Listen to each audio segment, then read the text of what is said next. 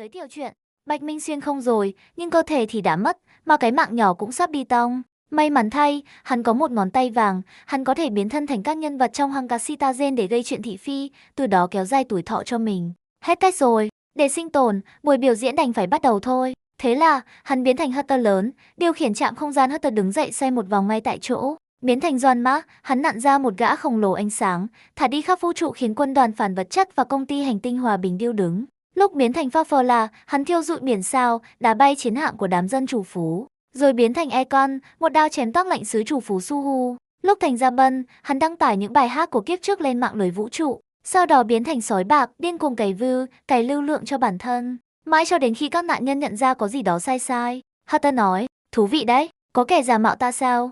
Đừng để ta tóm được là ngươi tới số với ta nhé. Doan mà nói, một sự khéo léo tuyệt vời. Tôi thật sự muốn nghiên cứu kỹ càng cái tôi khác này. Farfalla nói, thế giới này vẫn còn thành viên khác của kỵ sĩ đoàn Glamour sao? Tôi nhất định phải tìm được cô ấy. Econ nói, có người giống tôi đến vậy sao? Phải chăng người cũng còn nhớ về quá khứ? Cùng với số lượng nạn nhân ngày càng tăng, Bạch Minh, kẻ vốn đang định tìm cách ẩn mình chạy trốn để làm người vô hình, bỗng nhìn thấy Aha đột ngột xuất hiện và dẫn theo tất cả kẻ thù đến trước mặt mình, hắn lập tức câm nín. Hắn thốt lên, Aha, tên khốn này, ngươi gài ta sao? Mọi chuyện đã đến nước này, việc đầu tiên cần làm là nhốt Hutter ở ngoài cho cô tức chơi. Mở chuyện, Bạch Minh Xuyên không, nhưng không hoàn toàn. Linh hồn hắn đã qua được bên này, nhưng cơ thể thì bị hủy diệt giữa đường. Hắn thầm nghĩ, mẹ kiếp, thế này chẳng phải là toang rồi sao? Cảm giác như mình sắp chết vậy. Bạch Minh không cảm nhận được cơ thể, không nhìn thấy, cũng chẳng nghe thấy gì. Hắn không biết mình được đưa đến đâu, trạng thái hiện tại ra sao. Chỉ cảm thấy cái chết đang cận kề. Nhưng rất nhanh, theo một kịch bản vô cùng kinh điển. Đinh một tiếng, một âm thanh vang lên. Khi một màn hình ánh sáng hiện ra trước mắt, cảm giác tử vong đang từ từ đến gần bỗng dưng bị chặn lại. Hệ thống đóng vai nhân vật, tên Bạch Minh, tuổi thọ 3 phút 26 giây, đang tạm dừng. Nhân vật có thể biến thân chưa có. Số lần rút thẻ là 1. Hóa ra là kiểu hệ thống ít nói. Bạch Minh nhìn bảng thông báo đơn giản, thông tin chi tiết về hệ thống hiện lên trước mắt hắn. Hắn không chịu nổi áp lực khi xuyên qua thế giới, dẫn đến cơ thể vật lý bị hủy diệt hoàn toàn. Nếu không có hệ thống, chút tàn hồn còn lại của hắn chắc cũng tiêu tùng rồi. Hơn nữa, là linh hồn yếu ớt của người thường. Hắn không thể dùng cơ thể không tương thích quá lâu, mà sống dưới dạng linh hồn thì sẽ nhanh chóng hồn phi phách tán. Tuy nhiên, Bạch Minh có thể dựa vào việc đóng vai các nhân vật nổi tiếng, gây ra những sự kiện lớn ở thế giới này. Dựa vào sự chú ý và danh tiếng sinh ra từ những trò đùa đó, hắn có thể thu thập năng lượng cảm xúc để kéo dài sự sống. Nếu chính chủ bị đóng vai có phản ứng lại, thu hoạch sẽ càng tăng vọt. Về việc sau này có ngày nào đó hắn thoát khỏi giới hạn tuổi thọ hay không, hệ thống không nói, Bạch Minh cũng không đoán được. Nhưng nhìn sinh mệnh chỉ còn 3 phút rưỡi, Bạch Minh đành phải tin vào hệ thống thôi, không còn lựa chọn nào khác. Thôi kệ, rút thẻ trước đã. Nhìn vào dòng số lần rút thẻ ở dưới cùng, Bạch Minh chọn rút thẻ ngay. Hệ thống phát hiện ký chủ rút thẻ lần đầu, tự động khớp với thẻ nhân vật phù hợp nhất với môi trường hiện tại. Những dòng chữ giống như phúc lợi tân thủ lướt qua trước mắt. Và rồi, rất nhanh, màn hình nhảy tàu quen thuộc của Citazen hiện ra trước mắt hắn. Khi ánh sáng tím lóe lên, cửa toa tàu mở ra, một người phụ nữ xinh đẹp như phù thủy, đội chiếc mũ nhọn xuất hiện trước mặt Bạch Minh. Hutter lớn sao? Nhưng ngay lập tức, không để Bạch Minh kịp phản ứng, thẻ bài Hutter lớn tỏa ra một lực hút mạnh mẽ. Ý thức của Bạch Minh nhanh chóng bị hút vào đó. Rất nhanh, Bạch Minh cảm thấy như mình đã nắm quyền kiểm soát một cơ thể xa lạ. Không chỉ vậy, Bạch Minh còn cảm thấy mình thừa kế trí tuệ của Hutter, giống như được lắp thêm một siêu máy tính bên ngoài vậy. Tuy nhiên, Bạch Minh có thể cảm nhận được đây là trí tuệ của Hutter, không thuộc về hắn. Chỉ vì Bạch Minh đang điều khiển Hutter nên hắn mới mượn dùng được trí thông minh đó thôi.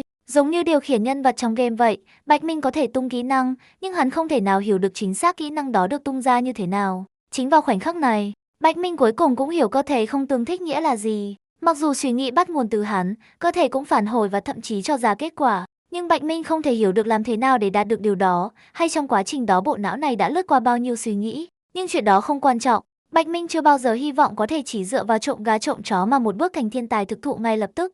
So với tất cả những chuyện đó, Bạch Minh cần xác định hoàn cảnh xung quanh hiện tại gấp hơn. Vì thế, hắn điều khiển đôi mắt của Hutter lớn từ từ mở ra. Đôi mắt xinh đẹp cuối cùng cũng giúp Bạch Minh nhìn rõ mọi thứ. Nằm trước mặt hắn là một khung cửa sổ sát đất khổng lồ, và bên ngoài cửa sổ đó là một tổ hợp phi thuyền cực lớn. Nếu trí nhớ của Bạch Minh không sai, thì thiết bị khổng lồ được các phi thuyền nâng đỡ kia gần như giống hệt trạm không gian Hutter trong game Citazen. Và từ tiếng loa phát thanh trong tòa nhà này, hắn biết được, hôm nay có vẻ là ngày trạm không gian Hutter bay vào quỹ đạo. Nhận ra điều này, Bạch Minh bỗng giật mình thon thót. Nếu hôm nay trạm không gian Hutter bay lên, chẳng phải Hutter thật cũng sẽ ở đây xem sao? Chẳng phải hắn sẽ bị chính chủ bắt tại trận ngay khi vừa đáp xuống hay sao? Mặc dù biểu diễn trước mặt chính chủ thì thu hoạch cao hơn, nhưng mới vào game đã bắt diễn tay đôi với bản gốc ngay từ đầu thì có phải hơi quá khó không? Không, khoan đã. Dựa vào tính cách của Hutter, một dự án như trạm không gian Hutter tốn cả mấy năm mới hoàn thành. Chắc sẽ chỉ thu hút được sự chú ý của bà nhiều nhất là lúc dự án mới bắt đầu thôi. Còn về một chi tiết còn con như việc bay lên quỹ đạo, Bạch Minh cảm thấy Hutter cử một con rối đến đã là coi trọng lắm rồi. Có khi bà còn chẳng thèm sắp xếp con rối nào ấy chứ. Bà sẽ chỉ đợi đến khi nó bay lên xong xuôi rồi mới gửi đống kỳ vật thu thập được đến để bảo quản theo đợt thôi. À, đúng rồi, chắc chắn phải là như vậy. Bạch Minh thở phào nhẹ nhõm một hơi và liếc nhìn bảng thông báo của mình. Hệ thống đóng vai nhân vật. Tên Bạch Minh đóng vai Hutter lớn. Tuổi thọ 3 phút 26 giây đang tạm dừng cộng thêm 30 ngày thời gian đóng vai nhân vật. Nhân vật có thể biến thân Hutter lớn. Số lần rút không. Tuổi thọ gốc của hắn không hề nhúc nhích, nhưng có thêm một bộ đếm ngược 30 ngày mới được thêm vào. Hơn nữa nó tách biệt rõ ràng với 3 phút dưới kia, chứng tỏ ý nghĩa của hai khoảng thời gian này là khác nhau. Có vẻ vấn đề linh hồn và cơ thể không tương thích mà hệ thống nhắc đến đã thể hiện ở đây. 3 phút rưỡi là thời gian cho đến khi linh hồn Bạch Minh tan biến và chết hẳn. Còn 1 tháng này là thời gian mà cơ thể Hutter lớn có thể bảo vệ linh hồn Bạch Minh. Sau 1 tháng, linh hồn hắn sẽ lại bắt đầu tan biến. Hắn chỉ không biết liệu sau 1 tháng, hắn có thể đổi sang cơ thể mới hay không, liệu thể nhân vật Hutter lớn hiện tại có cần phải rút lại hay không, hay là hắn có thể dùng lại nó sau thời gian hồi chiêu. Bảng thông báo hiện tại chưa cung cấp thông tin đó, nên hắn đành phải đợi đến lúc đó rồi xem sao. Tiếp theo là số lần rút thẻ. Sau khi reset về không, cột này có thêm một thanh tiến độ phần trăm. Hiện tại nó đang ở mức 0%, nhưng hắn không biết chính xác nó sẽ tăng lên như thế nào. Tuy nhiên, dựa trên phần giới thiệu của hệ thống, ít nhất thì việc tăng tuổi thọ có thể đạt được bằng cách gây rối. Vậy nên, hắn sẽ tạm gác ý định kiếm thẻ nhân vật thứ hai sang một bên. Hắn nên cố gắng tăng tuổi thọ của mình trước đã. Nhanh chóng kết thúc những suy nghĩ này, Bạch Minh giờ đang trong cơ thể Hutter lớn, ngẩng đầu lên. So với việc kiếm lượt rút mới, hắn nên gây chút chuyện để kiếm thêm tuổi thọ thì hơn. Hắn nhìn quanh vị trí của mình. Bạch Minh cuối cùng khóa mục tiêu vào trạm không gian Hutter. Nói đến gây rối, con gì có thể tạo ra tiếng vang lớn hơn việc đích thân bà Hutter xuất hiện tại lễ phóng và tự tay đưa trạm không gian vào quỹ đạo chứ? Nhưng làm thế thì đi ngược lại với tính cách của bà Hutter. Bởi vì tại sao Hutter thật lại phải tham dự cái lễ nghi nhàm chán này chứ? Vì vậy, hắn không thể cứ thế đi ra và gây chuyện như vậy được. Hắn phải làm gì đó tùy hứng và bốc đồng hơn, để màn đóng vai Hutter lớn của hắn phù hợp hơn với tính cách thực tế của Hutter. Hammer, mình chắc chắn không thể lên sân khấu dự lễ rồi, nhưng mình vẫn cần mọi người biết rằng bà Hutter đã đích thân đến dự nghi thức phóng trạm không gian. Bạch Minh cân nhắc một chút.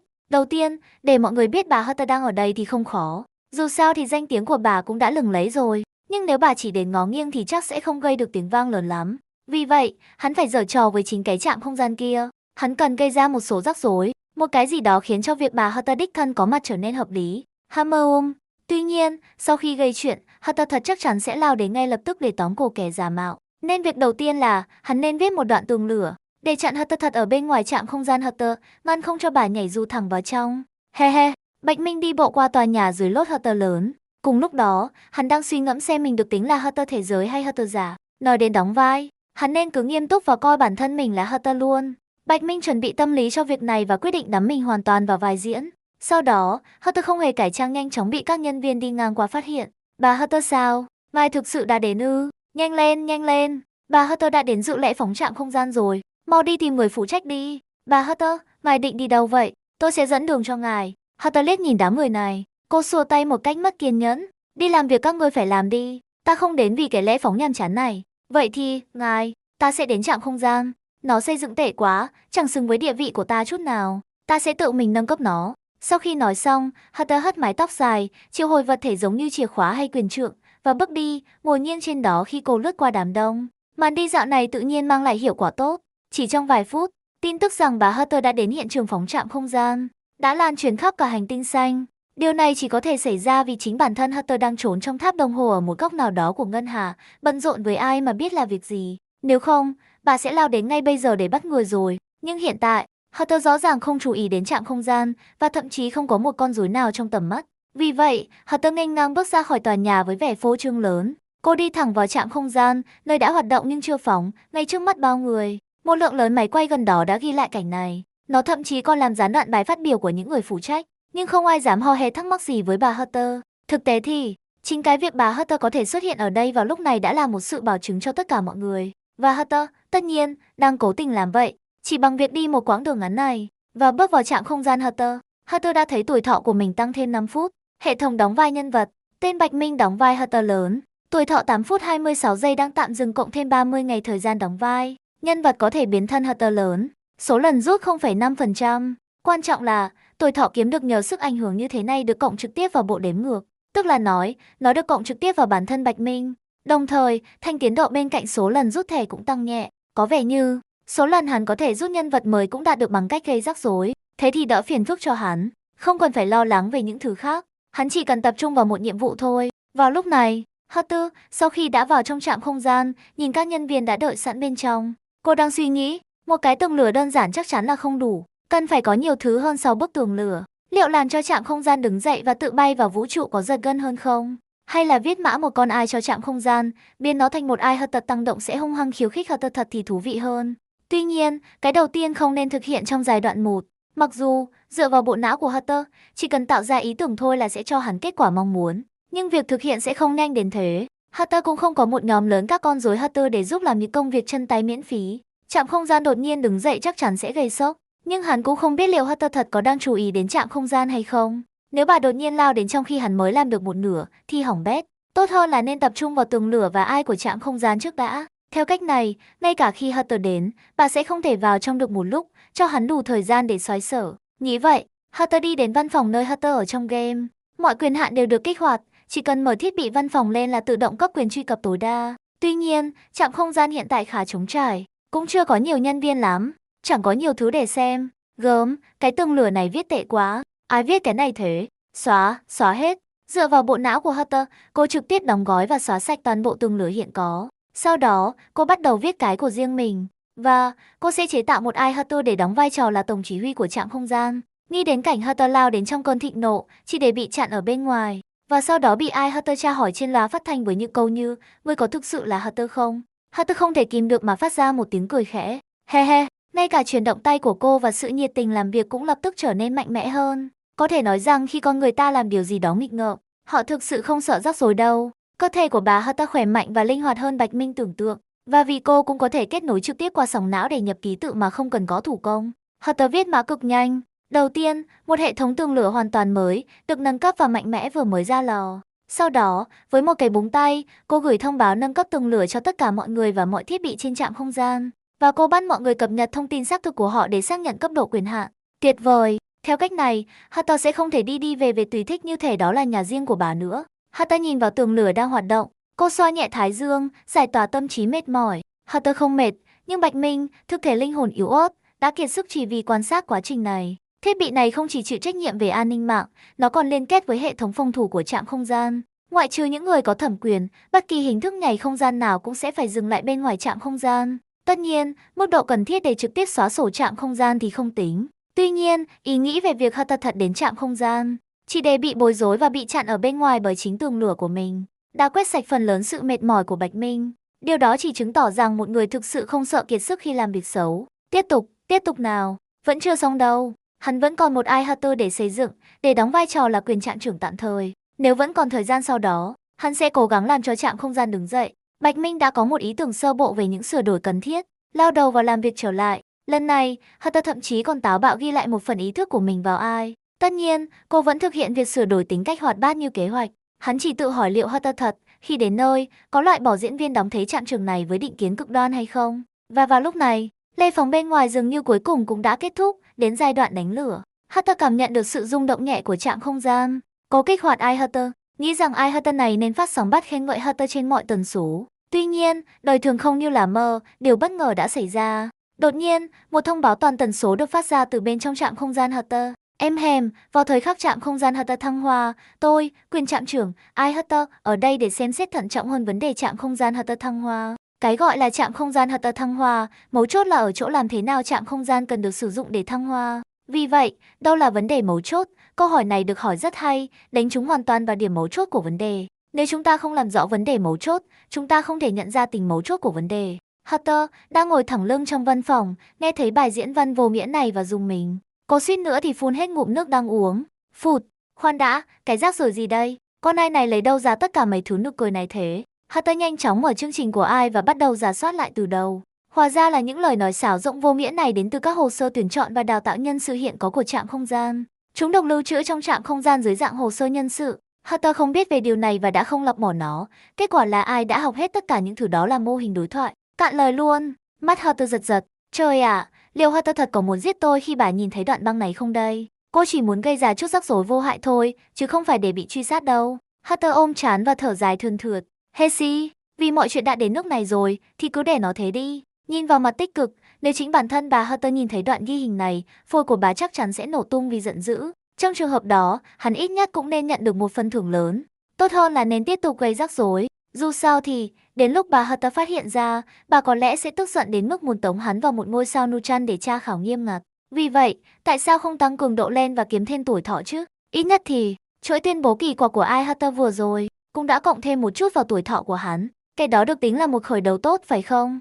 Tuy nhiên, trước khi gây thêm rắc rối, Hatter vẫn cần nghĩ ra một cách để trốn thoát. Nếu Hatter thực sự dồn hắn vào chân tường, ngay cả khi hắn có trí thông minh của Hatter thật, hắn cũng không có những năm tháng tích lũy các sáng tạo và bộ sưu tập kỳ vật mà Hatter sở hữu. Đó chắc chắn sẽ là một bất lợi lớn. Trong khi Hatter suy nghĩ về các kế hoạch trốn thoát, tay cô cũng không hề nhàn rỗi. Cô dễ dàng hoàn thành và tinh chỉnh các phòng ban và phân khu chức năng khác nhau của trạm không gian.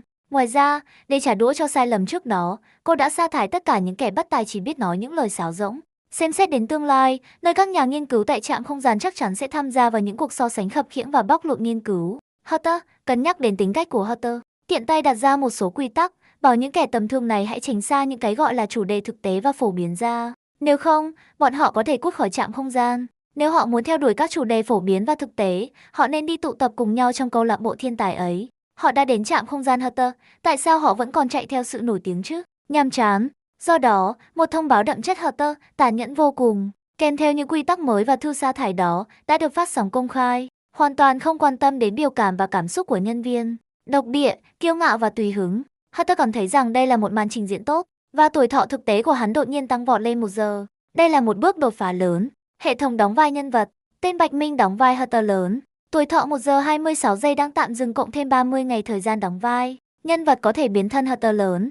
Số lần rút 1,1%. Sau khi giải quyết xong những việc này, các nhiệm vụ còn lại được giao cho Ai Hatter. Trong khi đó, Hatter bắt đầu nghiên cứu hiện tượng ngọn lửa giai đoạn, là tác phẩm tiêu biểu của thành viên câu lạc bộ thiên tài số 29 Seeker. Ngọn lửa giai đoạn sở hữu khả năng dịch chuyển pha. Nó sẽ đủ để Hatter trốn thoát trước khi Hatter có thể bắt được cô. Lý do nhắm vào cái này chủ yếu là bộ sưu tập kỳ vật của Hatter có bao gồm nó. Bà đã nghiên cứu nó trước đây, và so với các phương pháp di chuyển không gian được sử dụng bởi chính bà Hatter, nó đơn giản hơn để thực hiện. Nó cũng đòi hỏi ít vật liệu hơn. Hatter cần nhanh chóng sử dụng nguyên lý của ngọn lửa giai đoạn để tạo ra một thiết bị di chuyển không gian cầm tay. Có trời mới biết sẽ mất bao lâu để Hatter thật đến được chiến trường.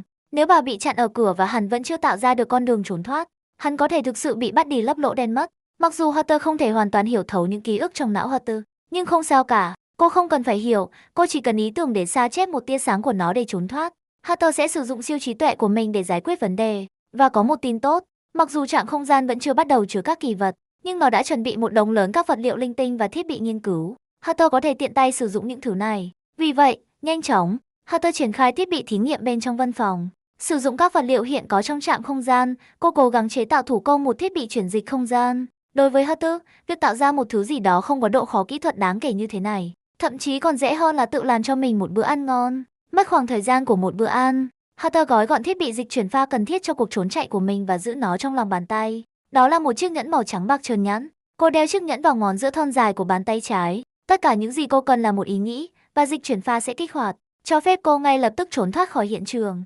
Ôm, nhưng Hatter vẫn chưa có động tĩnh gì. Có vẻ như bà hẳn đang bận rộn với việc gì khác rồi. Hatter vắt chéo chân, chiếc mũ nhọn của cô đã được tháo ra và treo sang một bên, ngả người ra sau ghế với mái tóc dài xõa trên vai. Đôi chân thẳng tắp, bọc trong tất đen vắt chéo nhau, và gấu váy rơi xuống nhẹ, phác họa một đường cong đùi gần như hoàn hảo. Nhưng Hatter không phải đang chiêm ngưỡng vẻ đẹp của cơ thể mình. Thay vào đó, cô nâng bàn tay trải trắng trẻo, thanh tú lên và ngắm nhìn chiếc nhẫn trên ngón tay. Ngay cả khi đã xem chiếc nhẫn được tạo ra, Hatter vẫn không thể hoàn toàn hiểu thấu loại suy nghĩ nào đã chạy qua tâm trí của Hatter.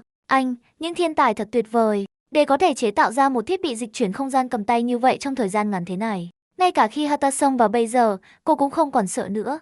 Với sự tự tin để trốn thoát, và với việc chính bản thân bà Hatter vẫn chưa phát hiện ra sự bất thường của trạm không gian, vậy thì hắn không nên bị trách cứ vì đã chơi tới bến đâu nhỉ? Cô đã không quên đâu. Nếu người đang bị đóng vai phản ứng càng mạnh mẽ, thì phản hồi thu được sẽ càng lớn hơn. Do đó, Hatter không có ý định dừng lại trong khoảng thời gian còn lại. Vì vậy, tiếp theo, đã đến lúc lên kế hoạch làm thế nào để khiến trạm không gian Hatter đứng dậy. Trong tương lai, khi quân đoàn phản vật chất đến, trạm không gian Hatter sẽ ngay lập tức biến hình, đấm bay quân đoàn và tát phả thú tận thế. Cứ nghĩ đến cảnh tượng đó xem, chẳng phải sẽ rất tuyệt sao? Tất nhiên, vì trạm không gian Hatter đã phóng rồi, rõ ràng là không thực tế khi sửa đổi mạnh cấu trúc chính bất động thành một cấu trúc có thể biến hình. Vì vậy, hắn cần phải nghĩ ra một phương pháp sửa đổi thuận tiện hơn. Hatter vô thức bỏ chân phải đang vắt chéo ra và vắt chân trái lên thay thế. Khi chiếc váy bồng bềnh chuyển động, cặp đùi thấp thoáng đầy quyến rũ của cô bị bỏ lại mà không ai thưởng thức. Hammer, quả nhiên, thiết kế hòa trùng tiện lợi hơn. Mình thậm chí có thể đặt nó trong trạm không gian sau này, như là kỳ vật số 001. Bản gốc chắc chắn sẽ điên tiết khi nhìn thấy nó, he he. Cô đã nghĩ đến hòa trùng oxy bắc từ Transformers trước đây. Nó có thể trực tiếp tiến hóa các sáng tạo cơ khí thông thường thành robot có nhận thức. Tất nhiên, phần nhận thức là không cần thiết, một ai thông minh cao cấp là đủ rồi. Chính là nó. Ta sẽ làm cho trạm không gian đứng dậy ngay trước mặt bà Hatter và cho bà ấy xem một màn trình diễn. Sau khi thiết lập kế hoạch, Hatter ngay lập tức lao vào thiết kế hòa trùng. Mặc dù không thể nhìn thấy vật thể vật lý để tham khảo, nhưng về cốt lõi, hòa trùng đại khái có hai chức năng. Một là sửa đổi các sáng tạo cơ khí hiện có, biến chúng thành các robot có thể biến hình và sở hữu các nguồn năng lượng độc lập. Thứ hai là ban cho robot này ý thức độc lập, hay đúng hơn là tính cách. Hatter không cần chức năng thứ hai. Sản xuất hàng loạt máy tự động bản thân nó không phải là vấn đề lớn. Nhưng việc tạo ra mã nguồn cho phép một ai tiến hóa thành một máy tự động thực sự mới là điều phức tạp. Và Hatter không chắc liệu bản gốc, một khi bà giết đường đến đây, có ngay lập tức reset lại trạm không gian Hatter hay không? Phô mắt lại ai Hatter, hay thậm chí xây dựng lại một trạm không gian mới. Với sự không chắc chắn này, việc tạo ra một dạng sống sẽ là hơi vô trách nhiệm. Tốt hơn là nên duy trì mức độ của một ai thông minh cao cấp. Nếu nó bị tháo rỡ, thì cũng sẽ không tệ lắm. Vì vậy, sau khi loại trừ chức năng thứ hai, chỉ nhìn vào chức năng thứ nhất, độ khó được giảm đi đáng kể. Hatter chỉ cần thiết kế một bộ cấu trúc cơ khí đủ tinh xảo và thêm một số chức năng tự lập lại. Nén không gian bên trong hòa trùng để hiện thực hóa một đơn vị tích hợp cho việc chuyển đổi tự động. Và sau đó, thiết kế một lớp vỏ ngoài đủ mạnh, khó phá hủy cho hòa trùng. Chức năng cơ bản của hòa trùng sau đó có thể được hiện thực hóa. Cô bắt đầu làm việc ngay khi ý tưởng vừa đến. Hatter nhanh chóng bắt đầu giai đoạn thiết kế ban đầu với khái niệm gốc này. Chỉ trong 2 ngày, một số lượng lớn các bản thiết kế đã được tạo ra trong tay Hatter. Từ cấu trúc cơ khí cơ bản nhất, đến các công thức cho hợp kim cường độ cao, các hệ thống vũ khí, và các nguồn năng lượng cùng siêu máy tính cần thiết để hỗ trợ việc biến hình vân vân. Mặc dù chức năng đơn giản, nhưng để đạt được tự động hóa hoàn toàn và các chức năng tự lập lại cơ bản, những thứ cần phải thêm vào là không ít. Sau khi chốt phương án thiết kế, bước tiếp theo đòi hỏi đủ vật liệu xây dựng. Các thiết bị và vật liệu được lưu trữ trong trạm không gian Hatter không thể hỗ trợ việc tạo ra hỏa trùng. Vì vậy, Hatter vung tay một cách hào phóng. Cô trực tiếp gửi danh sách các vật liệu cô cần đến hành tinh xanh dưới tên của Hatter. Phải nói là, cái tên Hatter thực sự có hiệu quả. Danh sách mà Hatter gửi đến hành tinh xanh thậm chí đã được công ty hành tinh hòa bình tiếp quản hoàn toàn. Họ thậm chí không để lại bất kỳ mẩu vụn nào cho hành tinh xanh. Công ty hoàn toàn độc quyền đơn đặt hàng. Tất cả chúng đều được giao đến trạm không gian trong vòng 2 ngày hệ thống. Hiệu suất thật đáng sợ. Và điều thú vị hơn nữa là, khi Hatter trắng trợn ăn trực một đợt vật liệu khổng lồ từ công ty như thế, không những công ty có vẻ vui mừng, mà tuổi thọ và thanh tiến độ rút thẻ của cô đều tăng lên. Hệ thống đóng vai nhân vật, tên Bạch Minh đóng vai Hatter lớn. Tuổi thọ 5 giờ 26 giây đang tạm dừng cộng thêm 27 ngày thời gian đóng vai. Số lần rút 5,1%. Mặc dù mức tăng không lớn, nhưng nó vẫn có hiệu quả. Hatter hài lòng ký nhận tất cả các nguyên liệu thô và thiết bị cần thiết. Cô ngay lập tức lao vào công việc sản xuất hỏa trùng. Trong quá trình này, cô đã thực hiện một số nâng cấp và lặp lại nhỏ. Kế hoạch hỏa trùng ban đầu chắc chắn có chỗ cho sự sửa đổi và tinh chỉnh. Nhưng Hatter phải cân nhắc một điều, quy trình sản xuất thực tế đòi hỏi một lượng thời gian đáng kể. Ngay cả khi không xem xét khả năng Hatter thật giết đường đến đây bất cứ lúc nào. Thời gian cô có thể mượn trí thông minh của Hatter chỉ là 30 ngày, tính cả những gì đã tiêu thụ, thực tế chỉ còn hơn 20 ngày. Vì vậy, thời gian thi công phải được nén xuống dưới 1 tháng. Dựa trên lý do này, Hatter đã không đẩy mọi khía cạnh đến giới hạn của nó. Cô chỉ thiết kế chức năng tự lặp lại và chức năng phòng thủ là tốt nhất, trong khi các chức năng khác được coi là tạm được và đã được phê duyệt. Và trong quá trình thực hành thực tế, Hatter cũng đang thực hiện các nâng cấp và lặp lại quy mô nhỏ trong khi ưu tiên tiến độ xây dựng. Thời gian trôi nhanh, so với giai đoạn thiết kế ngắn, thời gian sản xuất thực tế đã kéo dài đáng kể, nhưng không còn cách nào khác. Hatter không thể trực tiếp sửa đổi các định luật vật lý, quá trình xử lý và chế tạo các vật liệu đó phải tốn thời gian cần thiết. May mắn thay, sau tròn 25 ngày hệ thống, việc sản xuất hỏa trùng cuối cùng cũng đã hoàn thành. Hatter nhìn vào khối lập phương, được khắc với nhiều cổ ngữ phức tạp, trong tay cô. Một nụ cười hài lòng xuất hiện trên khuôn mặt cô. Cô chắc chắn không thể tạo ra một hỏa trùng khổng lồ, kích thước bằng lòng bàn tay là vừa vặn. Còn về việc thử nghiệm, Hatter đưa chiếc nhẫn trên ngón giữa tay trái của cô, thứ được sử dụng cho dịch chuyển pha và lưu trữ, lại gần khối lập phương. Sau đó, cô khẽ kích thích bức xạ của hỏa trùng. Rất nhanh, hỏa trùng bắt đầu rung rẩy nhẹ và một luồng năng lượng được tiêm vào chiếc nhẫn. Chiếc nhẫn trắng bạc cũng bắt đầu rung rẩy đồng điệu và nhanh chóng mở ra và biến hình. Chiếc nhẫn biến thành một con rắn máy màu trắng bạc, quấn quanh đầu ngón tay của Hatter và chào người tạo ra nó. Kính chào ngài, bà Hatter. Ghi lại dạng sống tinh thần của ta, đừng nhầm ta với người khác sau này nhé. Hatter đưa ra mệnh lệnh đầu tiên của mình, và con rắn máy đáp lại. Nó bò lên cánh tay cô đến trán Hatter, nơi cô mẩy ấm áp áp vào da cô và bắt đầu quét. Vài giây trôi qua, ngay khi Hatter đang cân nhắc việc tạm thời bỏ trạng thái đóng vai, con rắn máy cuối cùng cũng ghi xong bước sóng linh hồn của Bạch Minh. Ghi chép hoàn tất, thưa chủ nhân của tôi. Dịch chuyển pha có thể được khởi tạo bất cứ lúc nào, không gian lưu trữ cũng rất đầy đủ.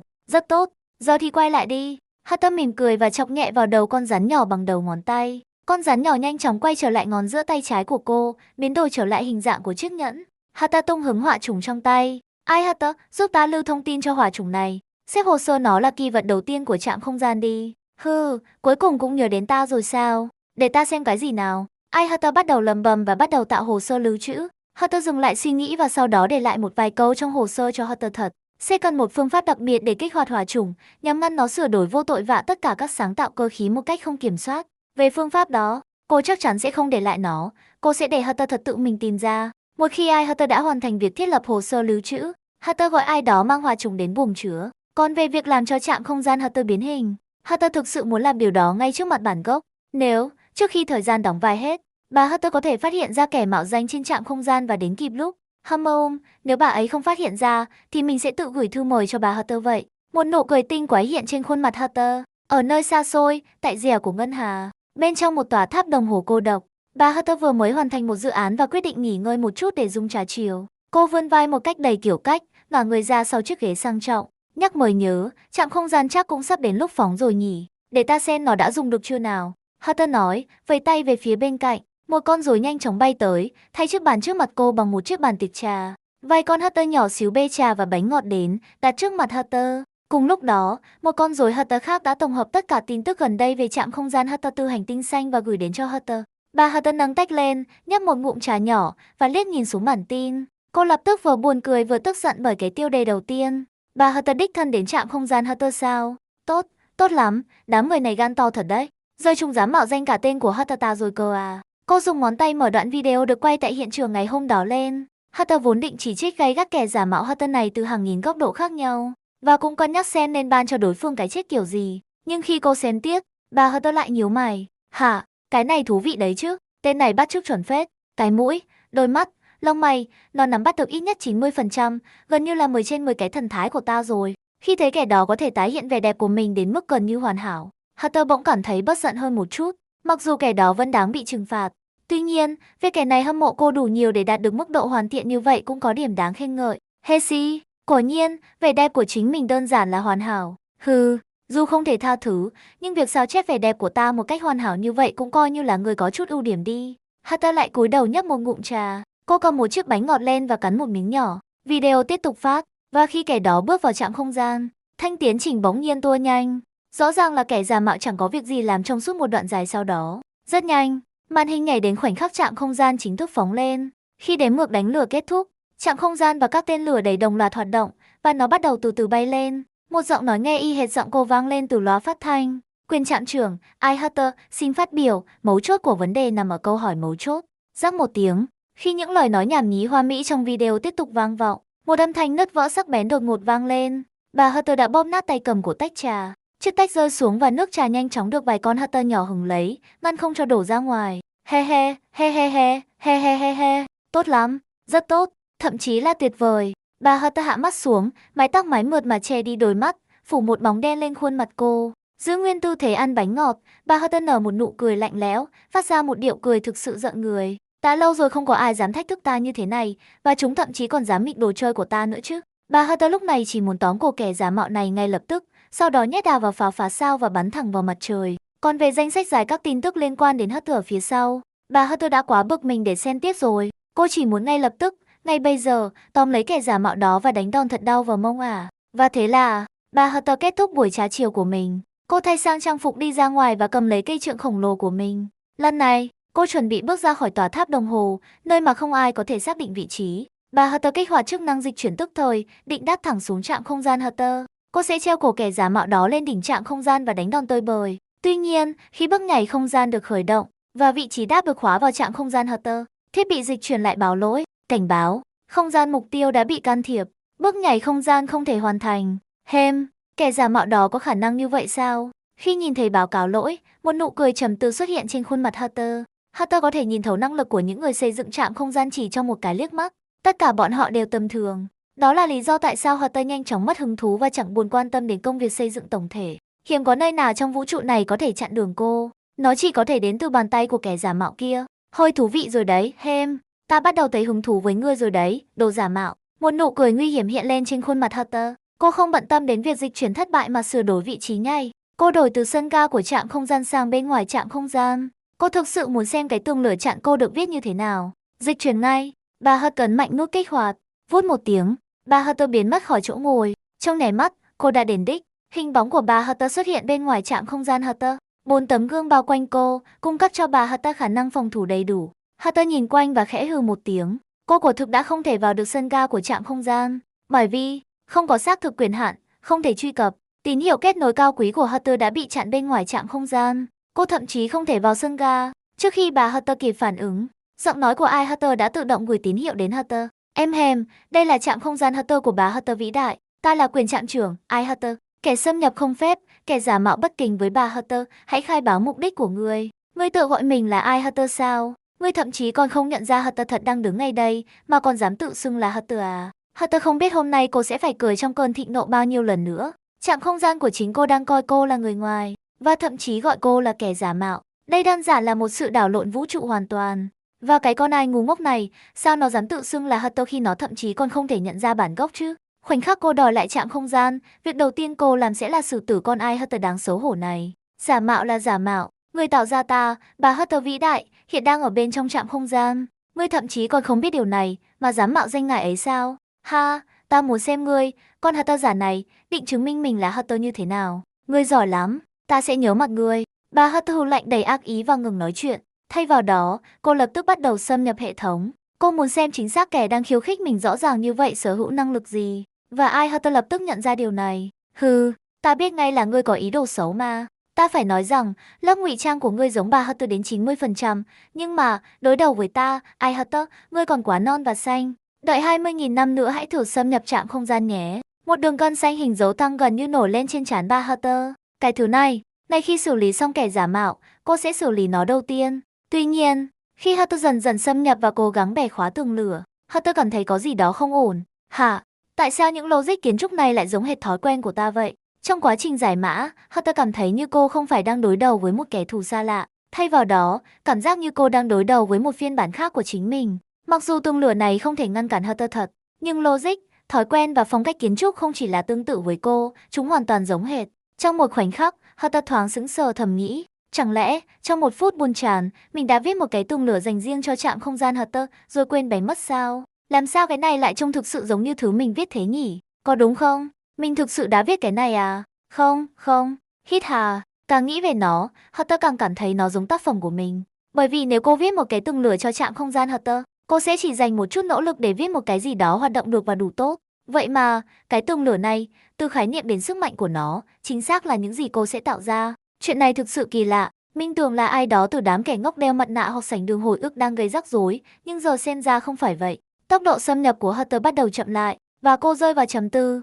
Ban đầu cô nghĩ là một kẻ ngốc đeo mặt nạ hoặc người lưu giữ ký ức đang gây chuyện, nhưng ngay cả khi họ có thể bắt chước hoàn hảo khuôn mặt cô, họ không thể nào bắt chước được bộ não của cô. Nếu dễ bắt chước như vậy, số lượng thiên tài trong vũ trụ sẽ không dừng lại ở con số 83. Chẳng lẽ, có một kỳ vật nào đó trên thế giới này có thể sao chép hoàn hảo một con người sao? Hay là một yên nào đó chỉ đang tìm niềm vui? Dù sao thì, thế giới bao la và đầy rẫy những điều kỳ diệu. Suy đoán đầu tiên của Hunter là đó có thể là chức năng của một kỳ vật kỳ lạ nào đó. Phản ứng thứ hai của cô là AHA đứng sau vụ này. Mặc dù trừu tượng, nhưng AHA đã từng làm những việc trừu tượng hơn thế. Mắt Hunter giật, và cô lộ vẻ ghê tởm. Nếu AHA thực sự đang nghịch ngợm với trạm không gian của cô, thì cái trạm không gian này có lẽ phải vứt đi thôi. Trong khi đó, Bạch Minh biết ngay khoảnh khắc bản gốc xuất hiện rằng bà Hunter đã phát hiện ra hắn. Hơn nữa, trên bảng thông báo của hắn, tuổi thọ của hắn vốn còn chưa đến 1 ngày và thanh tiến trình rút thẻ vốn chưa đến 10%, đã bắt đầu tăng vọt chỉ trong vài phút trước. Hệ thống đóng vai nhân vật, tên Bạch Minh đóng vai Hunter lớn, tuổi thọ 37 giờ 26 giây đang tạm dừng cộng thêm 2 ngày thời gian đóng vai. Số lần rút không, 33,2%. Tuổi thọ tích lũy trong hơn 20 ngày trước đó chỉ là hơn 10 giờ. Nó đã tăng gần gấp đôi sau khi bị Hunter phát hiện. Thanh tiến trình rút thẻ tích lũy bên dưới còn đáng kể hơn. Chỉ trong vài phút ngắn ngủi này, nó đã tăng vọt lên gần 33%. Phán đoán của hắn là chính xác. Sự dao động cảm xúc từ người chính chủ chắc chắn mang lại phần thưởng phong phú hơn nhiều. Chỉ còn khoảng 1 ngày rưỡi thời gian đóng vai. Thực sự đã gần đến lúc kết thúc rồi. Hắn vẫn cần khoảng một nửa thanh tiến trình để đạt được lần rút tiếp theo. Hamom, có vẻ như hắn cần phải nỗ lực nghiêm túc tiếp theo đây. Hunter nghĩ vậy. Ngón cái trái của cô nhẹ nhàng vuốt ve chiếc nhẫn trên ngón giữa. Sau đó, một ánh sáng xanh nhạt lóe lên. Một cánh cổng không gian lấp lánh ánh lửa hình thành trước mặt Hunter. Và đầu kia của cánh cửa là phòng chứa kỳ vật trống rỗng. Chỉ có khối kiến tạo ở ngay trung tâm, lơ lửng cô đơn giữa không trung. Hunter đứng yên, và thay vào đó, cánh cổng không gian chủ động di chuyển và nuốt chửng cô. Đến phòng chứa kỳ vật, Hunter vươn tay và xuyên qua rào chắn. Khoảnh khắc cô chạm vào khối kiến tạo, cô kích hoạt nó và đánh dấu toàn bộ trạm không gian là mục tiêu sửa đổi. Vu vu, khối kiến tạo bắt đầu rung chuyển dữ dội. Đây là dấu hiệu của việc rút năng lượng số ảo công suất cao. Thể tích của trạm không gian cực kỳ lớn. Dù sao thì, mục đích ban đầu của nó được thiết kế để chứa một lượng lớn kỳ vật. Năng lượng số ảo cần thiết để sửa đổi một tạo tác khổng lồ quy mô này là phi thường. Sau đó, rất nhanh, một chùm ánh sáng chói lòa phun trào từ khối kiến tạo, đánh mạnh vào nền kim loại bên dưới. Nhưng chùm tia không gây sát thương, thay vào đó, nó biến thành những đợt sóng năng lượng khổng lồ, nhanh chóng lan tỏa khắp toàn bộ trạm không gian. Hunter, tất nhiên, phát hiện ra sự tồn tại của sự kiện này ngay lập tức. Nhưng Hunter đã hỗ trợ khi Hunter tạo ra khối kiến tạo. Vì vậy, nó là kẻ biết rõ nhất điều gì sắp xảy ra. Do đó, Hunter một lần nữa phát sóng thông báo khẩn cấp trên mọi tần số. Chú ý tất cả nhân viên trạm không gian, vui lòng ngay lập tức vào cabin gần nhất, ngồi vững vào chiếc ghế gần nhất và thắt dây an toàn. Trạm không gian Hunter sắp trải qua cú va chạm đầu tiên. Thông báo, kèm theo những rung động của trạm không gian, đến tai mọi người. Và cảnh báo bắt đầu lặp lại liên tục. Đương nhiên, bà Hunter, người vừa phá vỡ tường lửa, cũng nhận được thông báo không mã hóa này. Điều này có nghĩa là gì hem? Phản ứng năng lượng số ảo đang tăng nhanh. Khoan đã nào, có phải cái tên giả mạo đầu nhọn đó đang định cho nổ tung trạm không gian không? Bà Hunter giật mình bởi phản ứng năng lượng số ảo được phát hiện bởi những tấm gương của mình. Cô không quan tâm đến bất cứ điều gì khác và ngay lập tức hack vào hệ thống phát thanh của trạm không gian, đưa ra một cảnh báo nghiêm khắc. Chết tiệt, nếu ngươi dám phá hủy trạm không gian trong khi đeo khuôn mặt của ta, Hunter, thầy sẽ nhấc ngươi vào lồng và hành hạ ngươi cho đến khi vũ trụ tận thế. Cô vừa dứt lời, toàn bộ trạm không gian Hunter đột nhiên rung chuyển dữ dội. Boom, kèm theo một gợn sóng năng lượng kỳ lạ lan tỏa trong chân không. Trạm không gian khổng lồ đang trôi nổi lặng lẽ trên quỹ đạo, đột nhiên bắt đầu tháo dỡ và lắp ráp lại nhanh chóng. Và các nhân viên bên trong trạm không gian tất nhiên đã được chăm sóc. Mọi người được những chiếc ghế bên dưới họ mang đi và chuyển vào một không gian mới được tái cấu trúc. Trạm không gian Hunter, ngay trước mắt bà Hunter, thay đổi hình dạng theo cách sáu phạm rõ ràng logic thiết kế của trạm không gian. Nó cuối cùng biến thành một con Hunter cơ khí khổng lồ, đầu to, cầm một chiếc búa cơ khí khổng lồ. Và sau đó, nó đứng dậy. Xin chào mọi người. Chúc mọi người một ngày vui vẻ. Đến giờ xoay vòng vòng rồi. Kuzu. Hunter sống động ngay lập tức bắt đầu vung búa và thực hiện một màn trình diễn xoay tròn. Cảnh tượng này khiến tất cả mọi người, cả trên hành tinh xanh và nhân viên trạm không gian, hoàn toàn chết lặng. Đặc biệt là các nhân viên kỹ thuật đã tham gia thiết kế trạm không gian, họ không hề biết từ khi nào trạm không gian trên bầu trời đã trở thành một con robot khổng lồ. Cùng lúc đó, Bạch Minh thấy những con số trên bảng thông báo của mình một lần nữa nhảy vọt đáng kể. Hệ thống đóng vai nhân vật, tên Bạch Minh đóng vai Hunter lớn. Tuổi thọ 53 giờ 26 giây đang tạm dừng cộng thêm 2 ngày thời gian đóng vai. Số lần rút không, 55,2%. Nó đang tăng nhanh đến khó tin. Hunter mỉm cười nhẹ, nhìn khối kiến tạo trước mặt, thứ đã kìm nén năng lượng và được chứa lại. Hắn có lẽ sẽ không cần phải đối mặt trực tiếp với bà Hunter tiếp theo. Những lợi ích còn lại này hẳn là đủ để xác đầy số lần rút thẻ của hắn. Hammer, đến lúc phải đi rồi. Hunter định kích hoạt chiếc nhẫn để trốn thoát.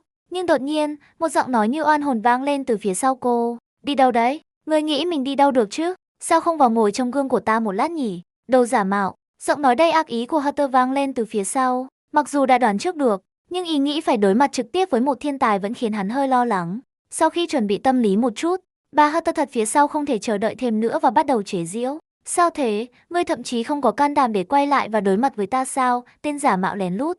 He he, Hunter cười khẽ trước nhận xét đó. Sau đó, cô từ từ quay lại, nhìn bà Hunter, người đang được bao quanh bởi 4 tấm gương trôi nổi. Cô mỉm cười và nói, cứ liên tục gọi người khác là kẻ giả mạo, sao quý cô đầu nhọn này dám chắc mình là hàng thật chứ? Đôi mắt của bà Hunter soi xét Hunter từ đầu đến chân. Giống thật đấy, và cũng có tài năng nữa. Mình có nên bắt giữ tên này và chăm sóc bà thật tốt không nhỉ?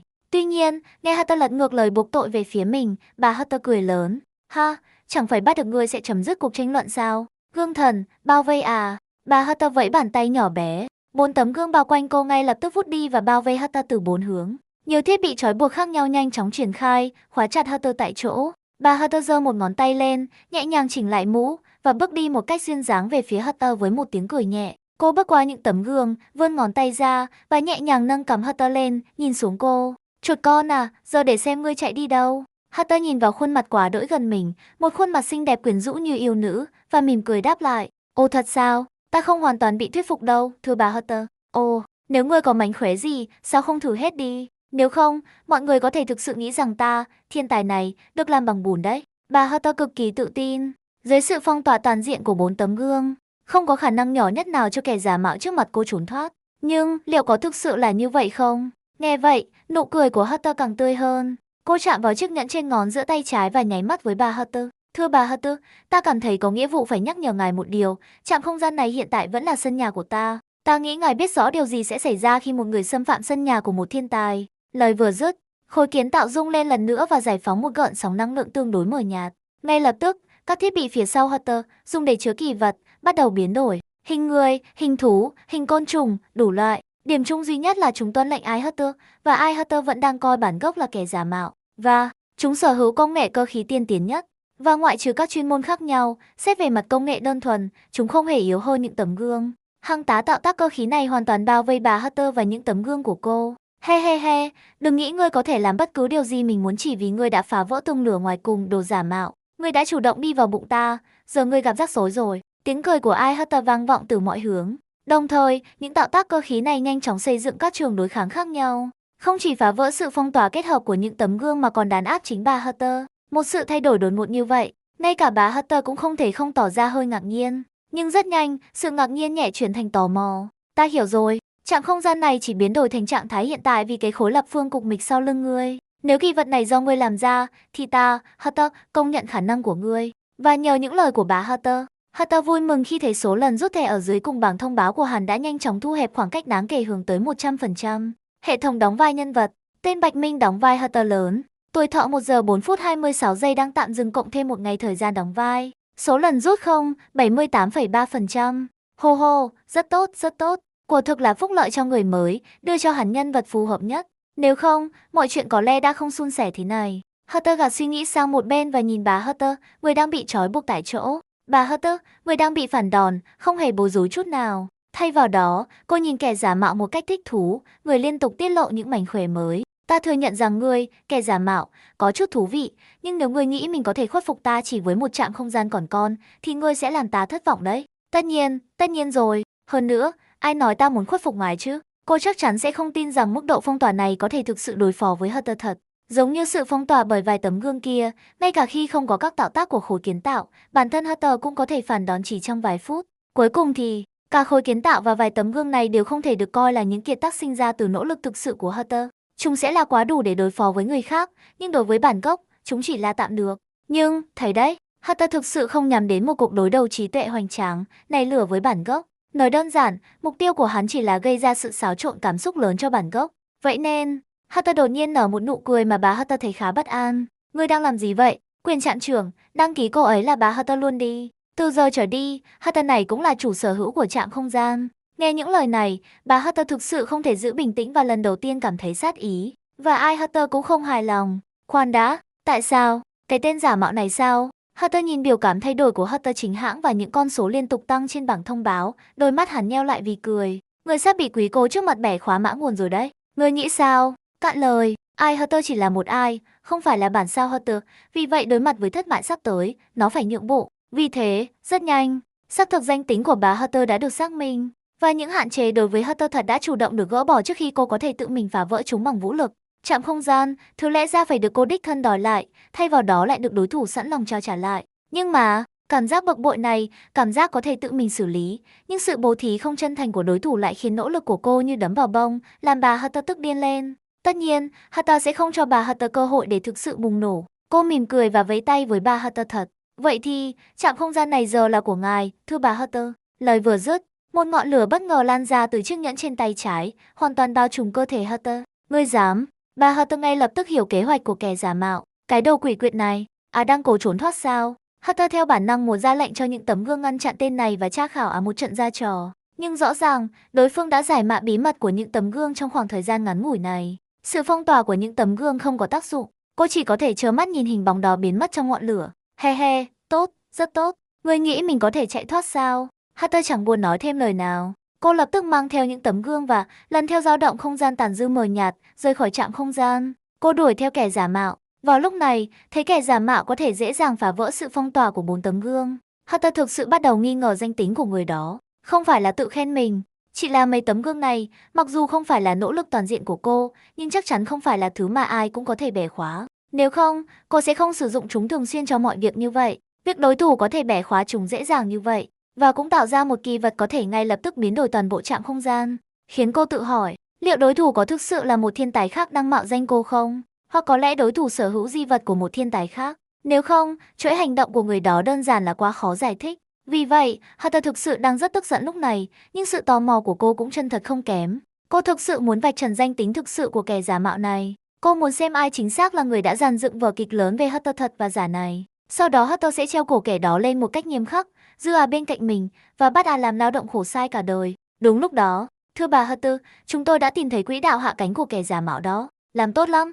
Đuổi theo à? Hatter cười khẩy. Nếu họ nghĩ cô, Hatter, là người dễ dàng bỏ cuộc như vậy, thì họ đã nhầm to rồi. Trong khi đó, Hatter đã trốn thoát khỏi trạm không gian Hatter và đến một nơi nào đó trên hành tinh xanh, liếc nhìn bảng thông báo của mình. Hệ thống đóng vai nhân vật, tên Bạch Minh đóng vai Hatter lớn. Tuổi thọ 78 giờ 26 giây đang tạm dừng cộng thêm một ngày thời gian đóng vai. Số lần rút 1,03%. Chỉ trong khoảng thời gian ngắn ngủi này, cảnh tượng trốn thoát của cô đã ngay lập tức đẩy số lần rút thẻ vượt quá 100%. Hatter thở phào nhẹ nhõm khi nhận được một lượt rút mới. Hắn phải thừa nhận, Hatter cung cấp những phần thưởng hào phóng. Nếu hắn tiếp tục dây dưa cả ngày, hắn cảm thấy mình có thể nhận được 2 lần rút. Nhưng nếu tiếp tục dây dưa, Bạch Minh không tự tin rằng mình sẽ không mắc sai lầm. Cô không phải là bản thân Hatter, mặc dù bộ não có năng lực, nhưng với tư cách là người điều khiển, hắn không dám nhận mình giỏi hơn Hatter. Tuy nhiên, Hatter không phải là người dễ dàng bỏ cuộc. Bây giờ, đối thủ chắc chắn sẽ tìm cách đuổi theo cô. Điều này nằm trong dự tính của cô. Vì vậy, cô cần tìm cách can thiệp một chút và sau đó tìm cơ hội để thực hiện kế ve sầu thoát xác. Cô vừa mới suy tính điều này, thì một gợn sóng không gian ập đến từ phía sau. Hatter quay lại nhìn, một tấm gương hiện thực hóa từ hư không, và sau đó bà Hatter bước qua mặt gương, xuất hiện trước mặt cô. Hừ, nếu ngươi nghĩ mình có thể thoát khỏi tay ta dễ dàng như vậy, thì ngươi đã nhầm to rồi. Lần này, bà Hatter không thúc giục những tấm gương tiến lên. Thay vào đó, cô đích thân cầm cây trượng giống như chìa khóa và ép sát lại gần Hatter. Nhưng Hatter cũng có một cái như thế. Với một cái vẫy tay, một cây trượng giống hệt xuất hiện trong tay cô. Tuy nhiên, Hatter không có ý định chiến đấu. Thay vào đó, cô cười khúc khích và ngồi lên nó. Nếu ngài cứ đi theo ta như thế này, ngài sẽ không bắt được ta đâu, thưa bà Hatter. Nói xong, một ngọn lửa khác ngay lập tức bao trùm Hatter. Cùng lúc đó, cây trượng bên dưới cô ngay lập tức tung ra một đòn tấn công. Nó giải phóng một pháo sụp đổ trọng lực ngay tại chỗ. Phương thức tấn công này ngay lập tức tạo ra một điểm kỳ dị trọng lực cao để phá hủy vật chất gần đó. Tất nhiên, Hatter không có ý định thực sự giết ai cả. Sức mạnh của đòn tấn công đã giảm đi đáng kể. Mục tiêu duy nhất của cô là làm rối loạn không gian ở đây, để làm chậm Hatter lại một chút trong cuộc truy đuổi, để cho mình thêm một chút thời gian chuẩn bị. Khoảnh khắc không gian trở nên mèo mó, bà Hatter đã thực hiện các biện pháp đối phó, nhanh chóng làm phẳng sự biến dạng không gian và giải phóng một lưới trọng lực, cố gắng bắt giữ kẻ giả mạo trước mặt cô. Tất nhiên, cô đã thất bại. Tốc độ trốn thoát của Hatter nhanh đến kinh ngạc, nhanh đến mức Hatter phải tặc lưỡi ngạc nhiên. Tên này, là thỏ à, sao mà chạy nhanh thế? Tại một địa điểm mới, Hatter giữ nguyên tư thế ngồi và nhìn bảng thông báo của mình. Hệ thống đóng vai nhân vật, tên Bạch Minh đóng vai Hatter lớn. Tuổi thọ 84 giờ 26 giây đang tạm dừng cộng thêm một ngày thời gian đóng vai. Số lần rút 12,3%. Mình sẽ rút thẻ ngay. Hatter nghĩ về bà Hatter, người hẳn sẽ sớm đuổi kịp. Cô quyết định rút thẻ trước. Rút thẻ, cô thầm hét lên trong lòng. Hình ảnh quen thuộc của đoàn tàu lao vút qua lóe lên. Lần này, ánh sáng vàng vẫn chiếu rọi khung cảnh. Ngay lập tức, một cánh hoa đỏ rực rỡ trôi qua trước mắt cô. Người phụ nữ mặc áo khoác dài, mang theo một thanh kiếm dài, hiện thực hóa trước mặt Bạch Minh. Vái trưởng, hàng khủng đến rồi. Bạch Minh nhìn vào hình ảnh thẻ bài, thuộc về Egan, và biểu cảm của hắn trở nên hơi kinh hãi. Làm ơn đừng cho tôi mấy thẻ gây áp lực lớn thế này được không? Sẽ tốt hơn nhiều nếu cô rút được những thẻ đơn giản như Hô Hô, Satsang hoặc King. Hắn có thể dễ dàng kiếm lại mạng sống chỉ bằng cách tìm bản gốc và vui đùa một chút. Lần đầu tiên làm Hatter lớn có thể đổ lỗi cho vị trí đáp có vấn đề, nhưng lần thứ hai lại là một nhân vật có độ khó như Egan. Thôi nào ông ơi, với cái linh hồn yếu ớt và dễ tổn thương của tôi, chẳng phải dung thế như Egan sẽ khiến tôi bị hư vô nuốt chửng sao? Vận may của mình bị lỗi à?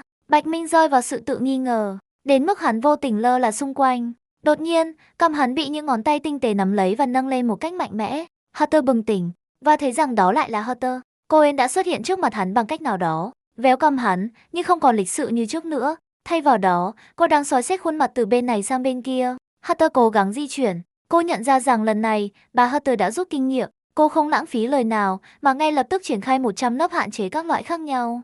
Giờ thì, cô thậm chí không thể cử động một ngón tay. Bà Hunter cẩn thận chiêm ngưỡng vẻ đẹp vô song của chính mình và thở dài. Một bản sao thực sự hoàn hảo. Ngươi, với khả năng tuyệt vời như vậy, lại dành thời gian mạo danh ta thay vì giải quyết các vấn đề. Thật sự khó hiểu. Cứ như thể cô đang đọc diễn văn nhận giải trước mặt Hunter vậy. Cứ như thể chiến thắng đã nằm trong tầm tay. Ngài bắt đầu diễn văn chiến thắng rồi đấy à. Mặt Hunter bị véo, nhưng đôi mắt cô không hề tỏ ra hoảng sợ. Hunter cũng hiểu rằng với khả năng của kẻ giả mạo, 100 nắp hạn chế này chỉ mua thêm được một chút thời gian. Để thực sự bắt được có thể biến thành một cuộc đấu trí kéo dài. Hunter, đổi lại, tỏ ra vô cùng hứng thú với viễn cảnh này. Bà Hunter véo má kẻ giả mạo, ngón tay cô lướt trên làn da mịn màng.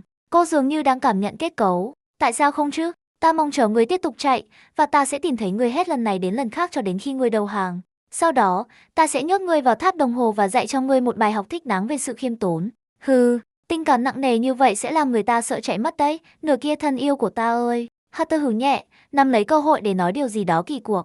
Sau đó, cô dữ dội phá vỡ hầu hết các hạn chế, và ngọn lửa dịch chuyển pha ngay lập tức lan ra. Nhưng lần này, ngọn lửa dịch chuyển pha không đáp xuống cơ thể cô. Hunter nháy mắt với bản gốc. Cưng à, ngài quên khóa bản thân trước khi chạm vào ta rồi. Bye bye, ngươi. Ngọn lửa đã bao trùm Hunter. Cô chỉ kịp thốt ra một từ trước khi bị ngọn lửa nuốt chửng. Ngọn lửa ném bà Hunter bay ngược trở lại trạm không gian.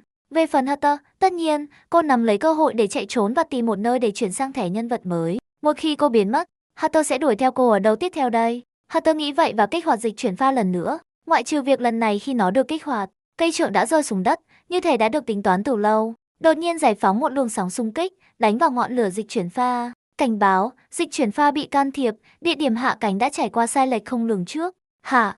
Hunter quay ngoắt đầu lại nhìn cây trượng trên mặt đất vẫn đang vò ve. Ngay trước khi rời đi, cô nở một nụ cười giải thoát. Sao cũng được, cứ để nó đưa cô đến bất cứ đâu nó muốn. Cô vẫn còn một ngày, chắc chắn là đủ để tự cứu mình. Trong khi đó, ở phía bên kia, bà Hunter đã trở lại trạm không gian, không đích thân đuổi theo cô nữa. Thay vào đó, cô triệu hồi một tấm gương và thu hồi cây trượng mà kẻ giả mạo đã cố tình để lại. Hừ, ngươi hẳn nghĩ rằng ta chỉ can thiệp vào điểm hạ cánh của ngươi, đồ giả mạo. Chạy đi, chạy đi. Ta thực sự mong chờ ngày ta bắt được ngươi. Bà Hunter nắm chặt cây trượng. Cô không chỉ đọc được địa điểm hạ cánh của kẻ giả mạo mà còn nắm bắt chính xác vị trí của Sau cuộc tiếp xúc ngắn ngủi này, bà Hunter nhận ra một điều, kẻ giả mạo chắc chắn không phải là người bình thường xét về kiến thức và khả năng, và thậm chí có thể thực sự sánh ngang với chính cô, nhưng chỉ giới hạn ở kiến thức và khả năng. Ở các khía cạnh khác, rõ ràng kém hơn bà Hunter, người đã sống rất nhiều năm. Con cá nhỏ giả mạo dường như không nhận ra ta đã định vị được nó nhỉ. Cái bẫy mà cô đã đặt trong lần tiếp xúc vật lý trước đó, kẻ giả mạo dường như hoàn toàn không hay biết gì về nó. Một nụ cười thành công thoáng hiện trên khuôn mặt bà Hunter. Kẻ giả mạo chắc chắn không nghĩ rằng bà Hunter, sẽ không nhận ra rằng mình sẽ bị đối thủ dịch chuyển đi. Đúng như bà Hunter đã nói trước đó, với bộ não của kẻ giả mạo này, ngay cả khi thiếu kinh nghiệm trong các lĩnh vực khác, sẽ không phải là chuyện một ngày để hoàn toàn bắt được Nhưng dù bà Hunter có hứng thú đến đâu, cô cũng không thể lãng phí quá nhiều thời gian vào trò chơi mèo vờn chuột. Vì cô không thể bắt được tên trơn tuột đó ngay lập tức, cô cũng có thể cố tình để lộ điểm yếu. Bà Hunter không ngại chơi một trò chơi câu cá kéo dài. Chạy đi, và để xem ngươi định làm gì, con cá nhỏ. Nhưng tiếp theo, đã đến lúc xử lý thích đáng cái thứ quyền trạm trưởng chẳng giống Hunter chút nào này rồi. Cô sẽ tạm thời lờ đi vấn đề của kẻ giả mạo. Bây giờ cô đã trở lại trạm không gian. Hunter sẽ dạy cho cái thứ tự gọi mình là ai Hunter này một bài học nghiêm túc. Cùng lúc đó, Hunter bước ra từ ngọn lửa. Cô thấy mình bị ném vào chân không, nhưng không thành vấn đề. Chế độ hỗ trợ sự sống tự động là đủ để duy trì các chức năng sinh lý khỏe mạnh. Hunter bĩu môi và chạm vào chiếc nhẫn trên ngón giữa. Rất nhanh, một con rắn bạc nhỏ bám vào đầu ngón tay cô và nói một cách ai oán. Thưa chủ nhân, chúng ta đã lệch khoảng 20.000 năm ánh sáng so với điểm đến ban đầu, nhưng các lần quét hệ thống sao gần đây đã phát hiện dấu vết của một bước nhảy tàu không gian quy mô lớn. Ta không trách ngươi, dù sao thì cũng là do Hunter can thiệp. Hunter dỗ dành con rắn nhỏ. Sau đó, cô nhìn vào bảng thông báo của mình. Hệ thống đóng vai nhân vật. Tên Bạch Minh đóng vai Hunter lớn. Tuổi thọ 85 giờ 26 giây đang tạm dừng cộng thêm một ngày thời gian đóng vai. Số lần rút không, 13,5%. Hả, có gì đó sai. Hành động cuối cùng chỉ thêm được từng này thôi sao? Không, chắc chắn có vấn đề. Nước bi cuối cùng của Hunter. Hunter ngay lập tức rơi vào nghi ngờ sau khi thấy sự thay đổi trong tuổi thọ và tiến trình rút thẻ của mình. So với những lần tăng trước đó, khoảng 20 mấy %, hoặc ít nhất là 10%. Lần này, nó chỉ tăng thêm 1 giờ và 1 điểm %. Rõ ràng có gì đó không ổn. Điều này có nghĩa là trong lần dịch chuyển cuối cùng đó, Hunter thật không trải qua nhiều thay đổi cảm xúc. Hammer Có phải Hatter đã để lại mánh khóe gì mà mình không nhận ra không? Nhưng bà không đuổi theo mình, chắc là chán trò đuổi bắt rồi. Hatter không quá hoảng loạn, bởi vì bà Hatter đã không ngay lập tức đuổi theo cô. Xem xét tính cách thất thường của Hatter, có lẽ bà đã chán việc liên tục chơi trò mèo vườn chuột. Ôm, đây là một trong những lý do Hatter nghĩ rằng mình có cơ hội trốn thoát. Và có vẻ như thực tế chính xác là như vậy, và bà đã mất kiên nhẫn thậm chí còn sớm hơn Hatter dự đoán. Hay, sao cũng được, ta không quan tâm đến bà nữa, ta sẽ tận hưởng ngày hôm nay khi còn có thể. Không có thời gian để nghiên cứu xem Hatter đã để lại mánh khóe gì. Chỉ còn một ngày trong thời gian mạo danh Hatter, cô vẫn cần tìm một sân khấu phù hợp để Ekon ra mắt. Và cô cần tạo ra một thiết bị có thể chống lại sự xói mòn của hư vô, chỉ để xem liệu nó có hoạt động không. Thật tiếc là cô không có cơ hội để tiết kiệm cho lần rút thứ hai. Trong tình huống hiện tại này, vấn đề không còn là làm thế nào để tích lũy số lần rút cho 30 ngày tiếp theo, mà là liệu cô có thể chịu đựng được sự xói mòn của hư vô hay không. Điều đáng sợ nhất là cô không có lựa chọn nào khác. Cô chỉ có thể biết ơn vì thời gian mạo danh của bà Hatter vẫn còn một ngày. Trôi nổi trong chân không như thế này, Hatter không lãng phí thời gian vào bất cứ điều gì khác. Thay vào đó, dựa vào trí óc của một thiên tài, cô tập trung hoàn toàn vào việc giải quyết vấn đề. Vài giờ hệ thống sau, Hatter, người đang thiền định với đôi mắt nhắm nghiền, đột nhiên mở bừng mắt, một nụ cười hài lòng trên khuôn mặt. Quả nhiên, thiên tài là đáng tin cậy nhất. Vấn đề xói mòn của hư vô vốn khiến Bạch Minh đau đầu thực sự đã có giải pháp. Chỉ có thể nói rằng thiên tài của thực là thiên tài. Thời gian gấp rút và nhiệm vụ nặng nề, ta cần phải nhanh lên. Hatter lẩm bẩm một mình, lôi thiết bị ra khỏi nhẫn và tạm thời dựng một phòng thí nghiệm nhỏ. Cô bắt đầu chế tạo thủ công loại thuốc cần thiết cho 30 ngày tới. Thêm vài giờ hệ thống nữa trôi qua, không còn nhiều thời gian trước khi màn mạo danh Hatter kết thúc. Nhưng may mắn thay, một lọ kẹo nhỏ vị trái cây đã xuất hiện trong tay Hatter. Tổng cộng 60 viên, một viên có khả năng ức chế sự xói mòn của hư vô trong cả một ngày. 30 viên thừa là để dự phòng khẩn cấp. Quan trọng hơn, mặc dù chúng trông giống kẹo, nhưng thực ra chúng là sản phẩm của năng lượng cô đặc. Chúng thậm chí có thể được ăn ở dạng linh hồn. Đã tạm thời giải quyết nỗi lo lớn trong lòng, Hatter bắt đầu cân nhắc xem phải làm gì tiếp theo. Tích lũy đủ số lần rút trong vòng 30 ngày không phải là một kỳ tích dễ dàng. Ngay cả sau tất cả những ồn ào trong trạm không gian trong nhiều ngày như vậy, sự tăng vọt lớn nhất chỉ xảy ra vào ngày cuối cùng khi cô đối đầu với Hatter. Nhưng lần này, đóng vai Ekon, cố gắng tìm người và chọc tức cô ấy. Bạch Minh không dám hy vọng nhiều. Không giống như Hatter, nếu bạn gây rắc rối tại trạm không gian, tên bạn chắc chắn sẽ lọt đến tai Hatter bằng cách nào đó. Nhưng Ekon, cô ấy thậm chí còn không có phương thức liên lạc. Ai biết cô ấy đang đi lạc ở góc hẻo lánh nào của ngân hàng ngay lúc này. Hơn nữa, cô ấy không hợp tác với các tổ chức khác, và trí nhớ của cô ấy rất kém. Ngay cả khi cô ấy nghe tin tức qua chương trình phát sóng của công ty Hành tinh Hòa Bình, có cơ hội gặp gỡ hay không sẽ phụ thuộc vào sự tùy hứng của chính Ekon. Sự không chắc chắn quá cao. Vậy nên, nếu không có cơ hội đối đầu trực tiếp, hắn chỉ có thể tìm cách tạo ra một cảnh tượng lớn hơn. Một cái gì đó có thể gây chấn động vũ trụ, lý tưởng nhất là vậy. Ví dụ như, tiêu diệt một lãnh chúa băng đảng hủy diệt. Nếu không, hắn có lẽ sẽ không sống sót qua chu kỳ 30 ngày thứ 3. Dù sao thì, hãy xem con rắn nhỏ đã xác nhận họ đang ở đâu chưa. Rắn nhỏ, tôi đây. Sau khi tìm kiếm, đã xác nhận rằng đây là vùng sao nơi Sonsu Lofu của Liên minh Sonsu đang neo đậu. Theo bản tin mới nhất, lệnh sứ chủ phú, Suhu, đang dẫn đầu các tín đồ chủ phú tấn công Lofu. Hô hô, kịch tính làm sao? Một nụ cười đầy ẩn ý xuất hiện trên khuôn mặt Hatter. Cái gì đây? Buồn ngủ gặp chiếu manh sao? Thôi được rồi, có vẻ như hắn phải cảm ơn sự can thiệp cuối cùng của bá Hatter vì điều này. Nếu không, cô sẽ không thể vượt qua 20.000 năm ánh sáng trong một lần để đến chiến trường Lofu. Bây giờ, vấn đề đã trở nên đơn giản ngay lập tức. Giết chết hoàn toàn một lệnh sứ chủ phú gây tai họa cho vũ trụ. Lượng năng lượng cảm xúc đóng góp bởi riêng Liên minh Sonsu tôi cũng đủ cho lần rút tiếp theo của hắn rồi. Vì vậy, Bạch Minh không trì hoãn thêm nữa. Hắn hủy bỏ thẻ nhân vật Hatter vì thời gian đã hết.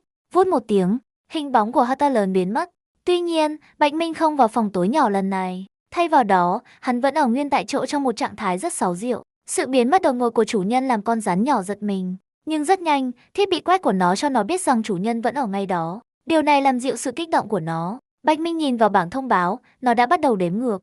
Hệ thống đóng vai nhân vật, tên Bạch Minh, tuổi thọ 85 giờ 24 giây. Nhân vật có thể biến thân Hatter lớn đang sạc 1,1% Ekon.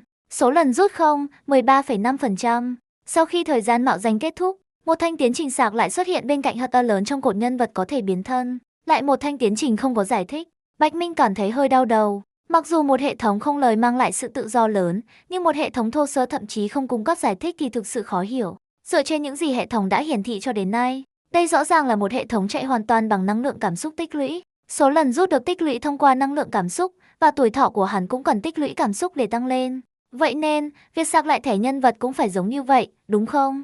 Nó không thể là một cơ chế hoàn toàn mới được. Bạch Minh lắc cái đầu không tồn tại của mình. Hắn sẽ gác những vấn đề này sang một bên. Ngay khi Bạch Minh chuẩn bị bắt đầu lần biến thân tiếp theo, đột nhiên, một hộp thoại mới bật lên. Thanh toán phần thưởng. Bằng cách mạo danh hật ơ lớn, bạn đã thu thập thành công một lượng lớn giá trị cảm xúc. Ký chủ có thể nhận được một tài năng 6 diệu từ bản gốc hật ơ lớn. Một tài năng 6 diệu từ hật ơ lớn nghĩa là sao cơ? Trong khi Bạch Minh vẫn còn bối rối, tâm trí hắn đột nhiên ong lên. Một sức mạnh kỳ lạ tràn vào linh hồn hắn, kèm theo một cảm giác sảng khoái và dễ chịu, một cảm giác biến đổi trỗi dậy, giống như chuyển quy trình suy nghĩ của hắn từ xe ngựa sang tàu cao tốc. Trí thông minh của hắn tiến hóa từ khỉ sang người hiện đại. Không chỉ vậy, tất cả kiến thức liên quan đến nhẫn dịch chuyển pha, khối kiến tạo và thuốc ức chế hư vô mà Bạch Minh đã tạo ra trong quá trình mạo danh hật ơ lớn, cũng tràn vào ký ức của Bạch Minh. Bây giờ, không cần phải mạo danh hật ơ lớn, Bạch Minh cũng có thể tự tay chế tạo một khối kiến tạo mới. Hít hà, trời đất ơi, cũng có phần thưởng nữa sao? Không, tại sao ngươi không nói với ta phần thưởng hệ thống này tốt như vậy sớm hơn chứ? Nếu ngươi nói với ta, chẳng phải ta đã chiến đấu với hất ơ thêm một ngày nữa sao? Trong khi vui mừng, Bạch Minh không thể không phàn nàn dữ dội về hệ thống không lời. Thôi nào ông ơi, sao ông không nói với tôi về một phần thưởng tốt như vậy sớm hơn? Nếu hắn biết có thanh toán phần thưởng, hắn đã bám trụ dưới mũi Hatter cho đến giây cuối cùng của màn mạo danh rồi. Chán thật, hệ thống này kém thông minh quá. Bạch Minh thầm lắc đầu, nhưng ngay lập tức, Bạch Minh lại trở nên lo lắng. Thể tiếp theo của hắn là Econ. Hắn hy vọng rằng sức mạnh của hư vô sẽ không bị thanh toán sang cho hắn luôn. Nếu không, đó thực sự sẽ là một tổn thất to lớn. À, thôi kệ, vì mọi chuyện đã đến nước này, không còn đường lui nữa. Mặc dù hắn có nhiều lo lắng, Bạch Minh không thể cứ chờ chết và bỏ cuộc. Sau khi nuốt một viên kẹo đường ở dạng linh hồn, Bạch Minh quyết tâm và bắt đầu màn mạo danh, sử dụng thẻ nhân vật Econ. Rất nhanh, người phụ nữ tóc dài quen thuộc xuất hiện trước mặt hắn.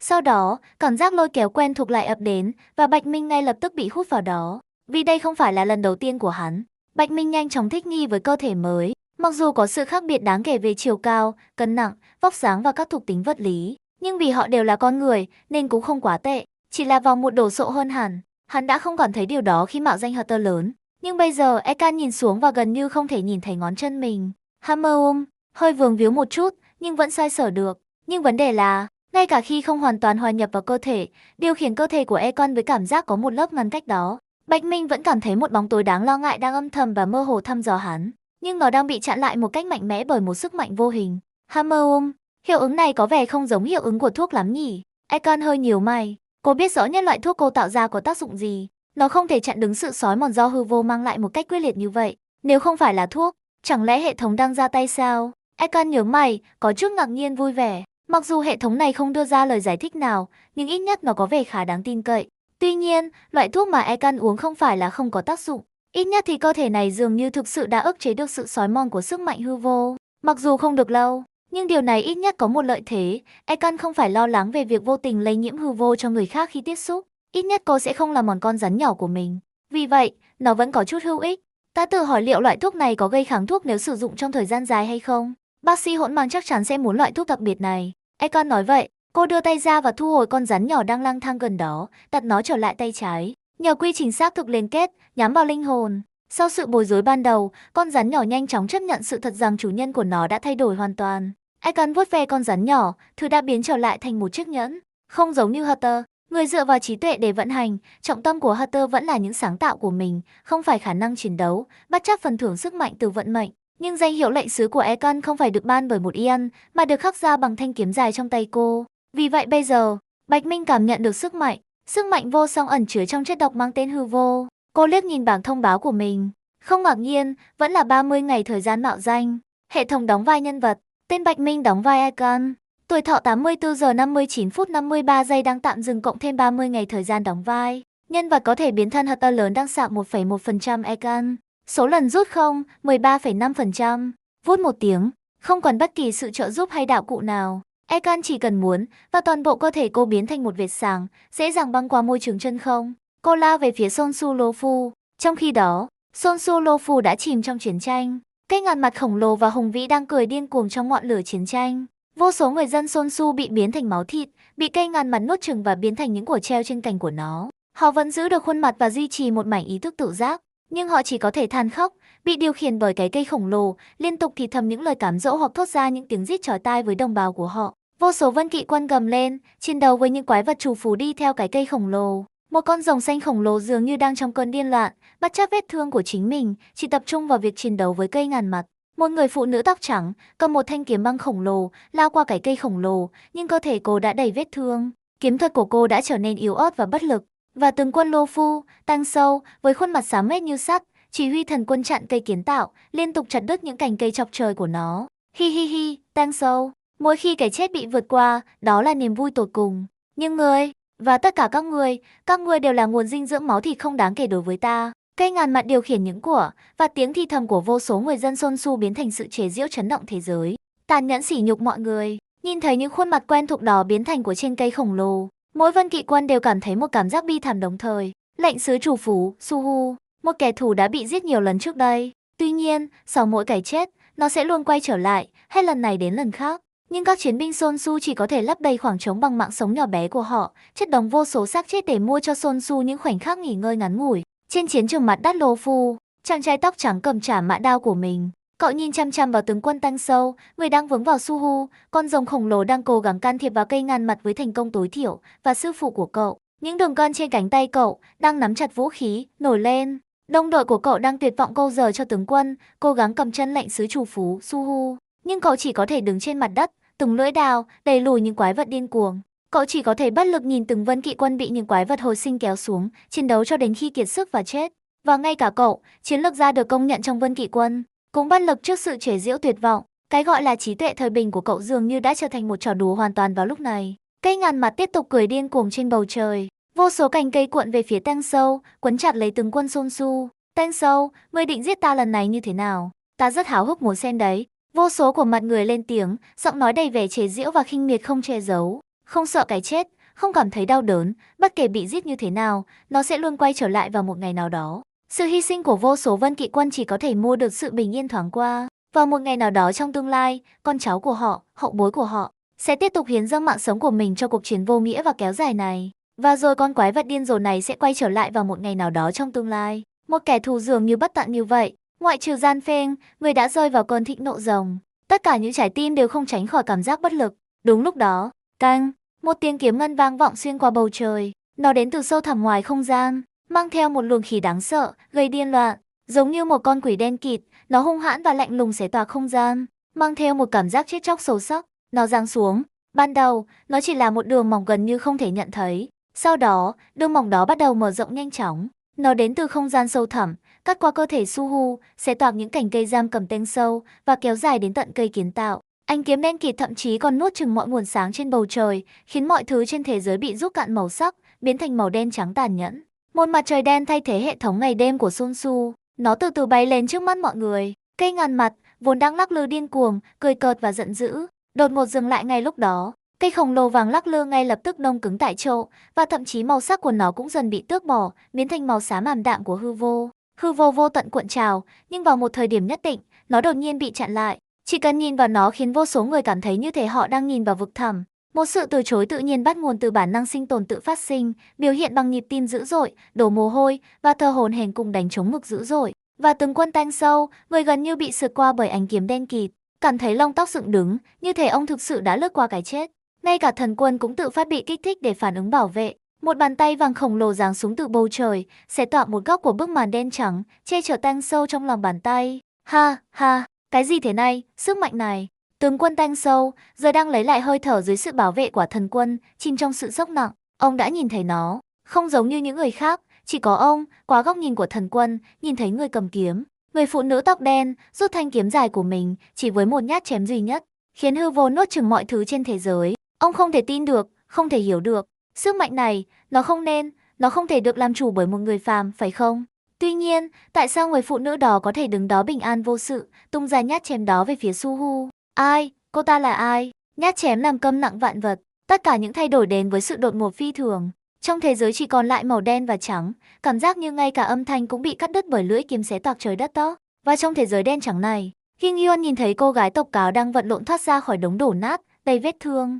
Cậu cũng nhìn thấy mặt trời đen kịt trong tay cô. Cái gì? Đồng tử Kim Yeon cò lại. Cậu theo bản năng nghĩ rằng của cầu đen trong tay Ba Heng là mặt trời đen kịt treo cao trên bầu trời. Nhưng cậu nhanh chóng nhận ra rằng một thứ như vậy không thể tồn tại trên Son Su. Mặt trời đen này là một thứ khác. Và Ba Heng đang giữ nó. Cô ấy có lẽ định sử dụng tàu sao để đưa mặt trời này vào cơ thể Suhu và kích nổ nó. Định giết Suhu và cứu Gian Pheng và Ginger Liu. Cạn lời, Kim Yeon mở miệng, muốn nói điều gì đó. Nhưng giọng nói của cậu dường như bị cắt đứt. Cậu phải nói gì đây? Nếu không có nhát chém xé toạc bầu trời này, Ba Heng có lẽ đã trèo lên tàu sao, bắt đầu cuộc tấn công cuối cùng của mình về phía cây ngàn mặt. Nếu không có thế giới mất màu này, Ging Yuan thậm chí có thể không nhận thấy quyết tâm và hành động của Ba Heng. Và ngay khi Ging Yuan vẫn còn chìm trong sự bối rối và suy nghĩ, thế giới không màu từ từ lấy lại màu sắc của nó. Thế giới im lặng trở nên ồn ào trở lại, và tiếng than khóc và tiếng cười điên cuồng của cây ngàn mặt cuối cùng cũng vang lên một lần nữa. Hi hi hi, đau quá, tại sao sức mạnh của các vị thần không hoạt động? Ngươi là ai? Hi hi hi, hiện thân đi.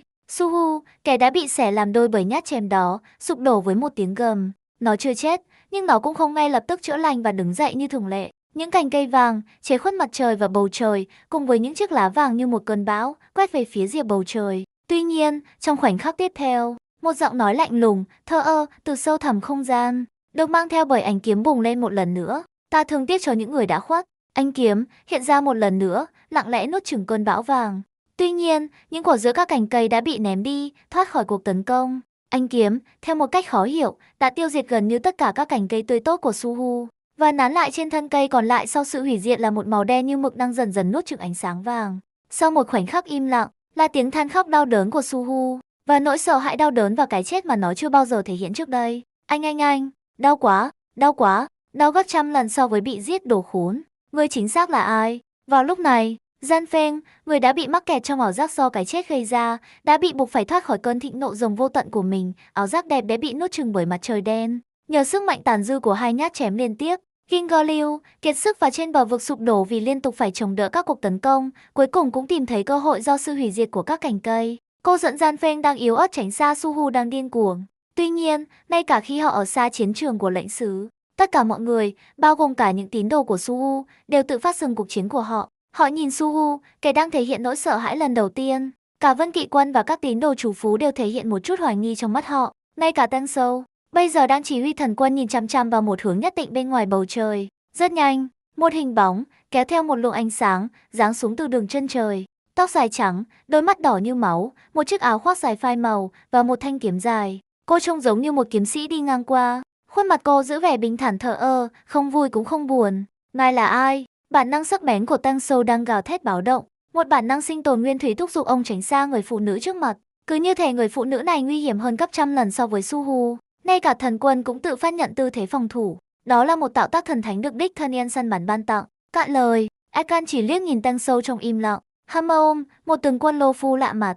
Cô lo lửng trên bầu trời, thu vào tầm mắt toàn bộ chiến trường bên dưới. Cô nhìn thấy Ging Yuan, Gingerliu không đeo bịt mắt, và Gian Pheng đang hấp hối. Thời gian vẫn còn sớm thế này sao? Ekan thoáng suy nghĩ trong lòng. Sau đó, cô cuối cùng cũng lên tiếng. Ekan, một cảnh binh ngân hà. Cạn lời, ngài đùa tôi chắc. Nghe vậy, Tăng Sâu không thể không kịch liệt phản nàn trong đầu. Một cảnh binh ngân hà sao? Ông sẽ thể đáng tin hơn nếu cô tự xưng là một lệnh sứ hủy diệt.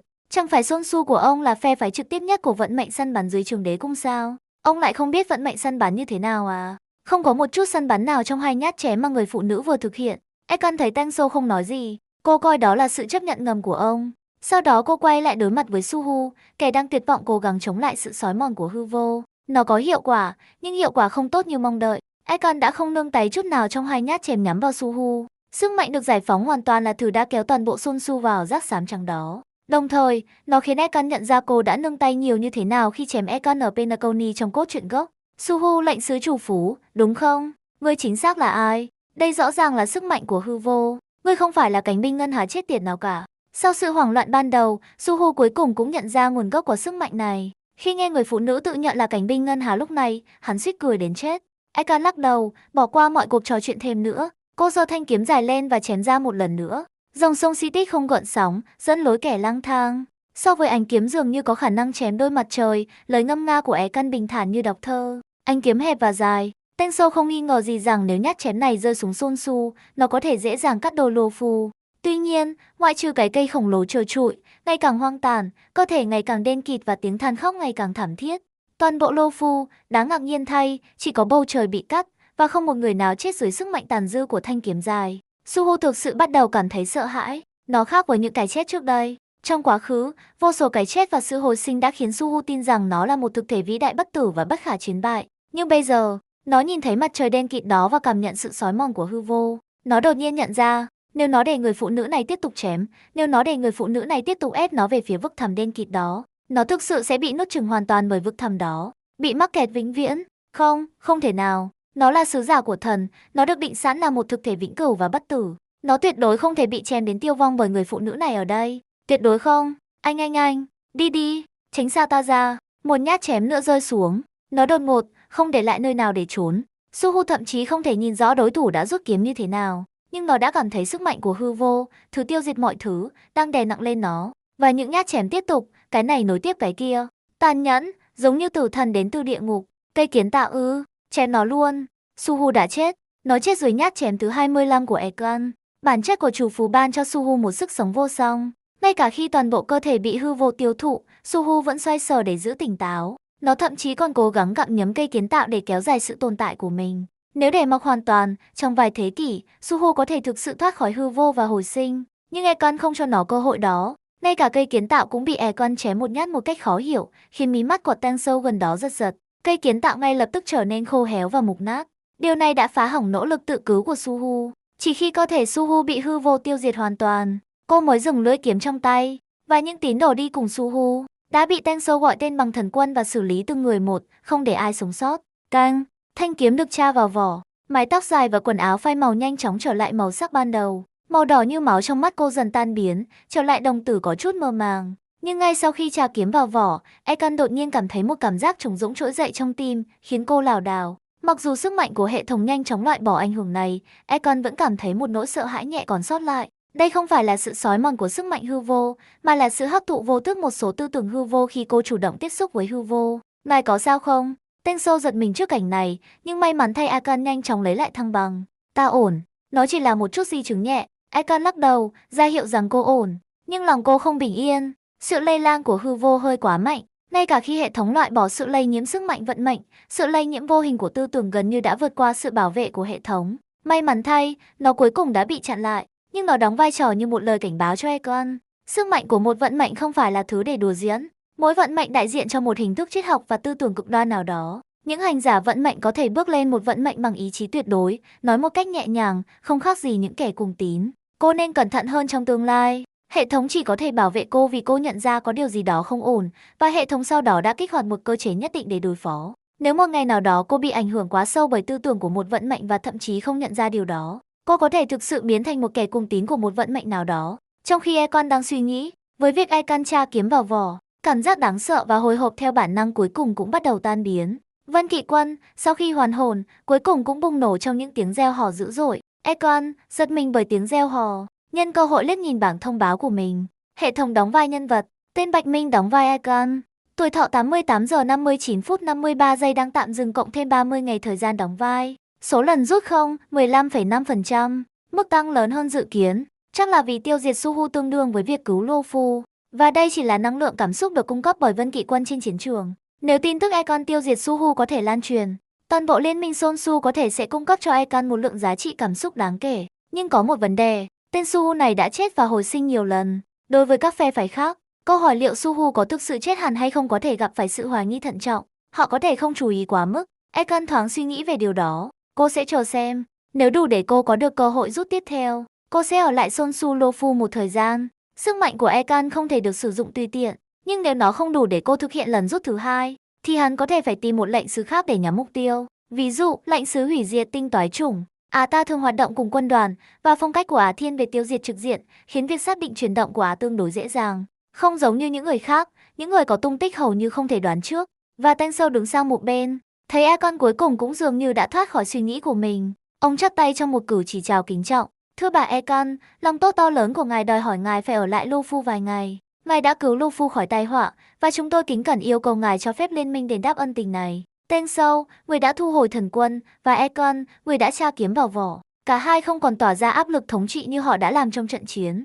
Nghỉ chân một chút cũng tốt. Ekon đương nhiên không phản đối. Cô đến đây chính xác là để tạo dựng tên tuổi cho Ekon. Cô chỉ cảm thấy hơi tệ cho Ekon thật.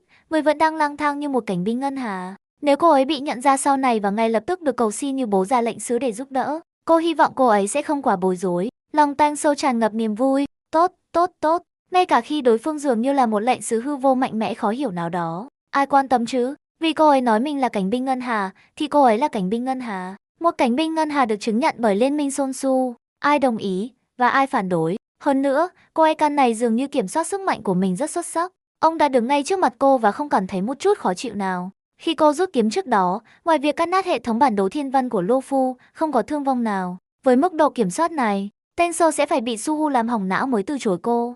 Không những ông không nên từ chối cô, mà ông nên chủ động lấy lòng cô và quảng bá dữ dội chiến thắng vĩ đại của Sun Tzu. Còn về Suhu, kẻ luôn hồi sinh sao? Tensou còn thấy rằng lần này đối thủ chắc chắn đã chết hẳn.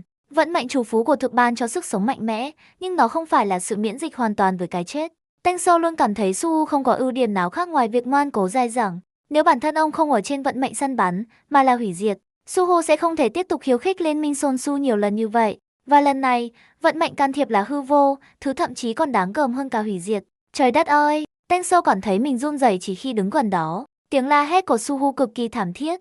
Nó không giống như những lần trước, nơi nó cười ngay cả khi sắp chết, thốt ra những lời vô nghĩa như cái chết là một phước lành.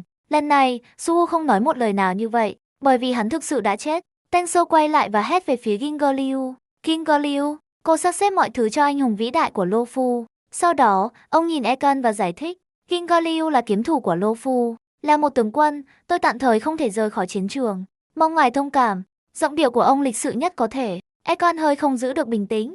Ngài, một tướng quân Lô Phu đường đường chính chính, cần phải lịch sự thế này sao? Và Ginger Liu vừa mới bị đánh gần chết cách đây một lúc. Người này chắc chắn biết cách bắt lính làm việc. Tướng quân, xin hãy lo nhiệm vụ của mình trước. Ta ổn với việc tự mình khám phá. Đúng lúc đó, Ginger Liu đã bước đến chỗ họ. Đôi mắt xinh đẹp của cô vẫn chưa bị sự điên loạn nuốt chửng, chúng kiên quyết và đáng yêu. Với khát vọng trong mắt, Ginger Liu cúi đầu thật sâu trước Ekan. Người Sonsu có khả năng phục hồi tuyệt vời. Ginger Liu vẫn ổn về thể chất.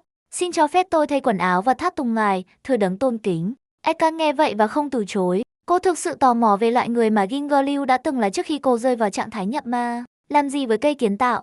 Hỏi Ekan thần kỳ. Ekan đợi một lát, nhưng không chỉ có Ginger Liu đến. Đi cùng cô là một cô gái tộc cáo tóc trắng khác. Xin chào, ân nhân vĩ đại. Tên tôi là Ba Heng, tôi là một phi công tàu sao. Ginger Liu quá ít nói, tôi đến để bầu bạn và trò chuyện với ngài. Nói xong, Ba Heng lén liếc nhìn tướng quân Tensou ở đằng xa, như thể sợ bị phát hiện. Ginger Liu thở dài nhẹ, cô không có gì để nói với Ba Heng, người đã khăng khăng đòi đi theo. Thưa bà Ekan, tôi sẽ đưa ngài đến nơi nghỉ ngơi trước. Sẽ có tiệc mừng vào ngày mai, và tôi hy vọng bà Ekan sẽ vinh danh chúng tôi bằng sự hiện diện của mình. Ginger Liu là một cử chỉ mời, định dẫn Ekan ra khỏi chiến trường hỗn độn. Về phần Ba Heng, Ginger Liu tạm thời phớt lờ cô ấy. Này, đừng lờ tớ chứ, cậu sẽ cần ai đó lái tàu sao để bay về, phải không? Ekan mỉm môi và mỉm cười nhẹ. Vậy thì ta sẽ làm phiền cả hai người. Ba người phụ nữ cùng nhau bước ra khỏi chiến trường bị chiến tranh tàn phá, bỏ lại cây kiến tạo, thứ đã được tỉa tót gọn gàng, và Tensou, người không biết phải xử lý cái cây như thế nào. Họ hướng về phía thần sách phủ vẫn còn nguyên vẹn. Tuy nhiên, cuộc nổi loạn của Suhu đã kết thúc theo một cách đột ngột như vậy. Điều này khơi dậy sự tò mò ở nhiều người. Hả? Cái cành cây khổng lồ tấn công Lô Phu đó đã bị chém chết sao? Chẳng phải đó là nơi kẻ giả mạo đã đến sao? Bà Hutter, trong khi dọn dẹp trạm không gian, cũng nhận được tin tức trực tiếp từ Sonsu Lô Phu. Bình thường, cô sẽ không quan tâm đến những chuyện như vậy. Nhưng tín hiệu cuối cùng của kẻ giả mạo đã biến mất gần Sonsu Lô Phu. Quả nhiên, đó không phải là một loại khả năng biến hình nào đó mà là hành động thay đổi cơ thể hoàn toàn. Vì vậy, thật thú vị khi cảnh binh ngân hà tên là Ekan này có sức mạnh to lớn như vậy. Một nụ cười xuất hiện trên khuôn mặt bà Hutter. Cô có thể chắc chắn rằng người tên Ekan này chắc chắn là tác phẩm của kẻ giả mạo đó. Thời gian, địa điểm, bao gồm cả khi tín hiệu biến mất, tất cả đều khớp. Hơn nữa, trong dữ liệu hình ảnh mờ nhạt, chiếc nhẫn bạc đeo trên ngón giữa tay trái, nó giống hệt chiếc nhẫn trên tay kẻ giả mạo. Nếu đây không phải là Hutter sẽ ăn sống khối kiến tạo. Tuy nhiên, mạo danh ngoại hình có thể được thực hiện bởi nhiều người trong vũ trụ, nhưng nếu sức mạnh của người đó cũng có thể được bắt chước cùng với ngoại hình, đó là một điều không thể bỏ qua, đặc biệt là với một vận mệnh nguy hiểm như hư vô. Thật là một khả năng kỳ lạ, sức mạnh võ thuật, trí thông minh, tất cả đều có thể bắt chước. Điều này khác gì so với việc tạo ra một bản gốc khác chứ? Hutter rơi vào trầm tư. Sức mạnh vũ phu thuần túy có thể đạt được từ bên ngoài, nhưng một bộ não như của cô, ngay cả khi sức mạnh của nó được mượn, sẽ phải thông qua một sáng tạo ở cấp độ sản phẩm của câu lạc bộ thiên tài. Nguồn gốc của kẻ giả mạo này rất đáng để suy ngẫm. Và mục tiêu của là gì? Mạo danh một cường giả, nhưng chưa làm bất cứ điều gì thực sự ác ý. Hutter trước đây đã nghĩ rằng kẻ giả mạo có ý định cho nổ tung trạm không gian.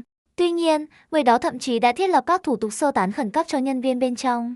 Thôi được, để ta tìm kiếm tung tích của cảnh binh ngân hà Ekan thật. Ta tưởng tượng bản gốc sẽ quan tâm đến kẻ giả mạo của mình. Bà Hutter tạm thời không có kế hoạch tự mình bắt người, nhưng cô không ngại gây cho kẻ giả mạo đó một chút rắc rối. He he he, Hutter cúi đầu, phát ra một điệu cười giận người. Về phía liên minh Sonsu, các tướng quân khác có phản ứng khác nhau sau khi nhận được báo cáo chiến đấu từ Tensou. Một người phụ nữ tự nhận là cảnh binh ngân hà nhưng thực sự thể hiện sức mạnh hư vô phi thường. Cô ấy đã sử dụng các đặc tính của hư vô để tiêu diệt Suhu theo nghĩa đen. Một số tướng quân cảm thấy rằng họ tuyệt đối phải cố gắng giành lấy cô ấy và đối xử với người phụ nữ này như một vị thần được tôn kính.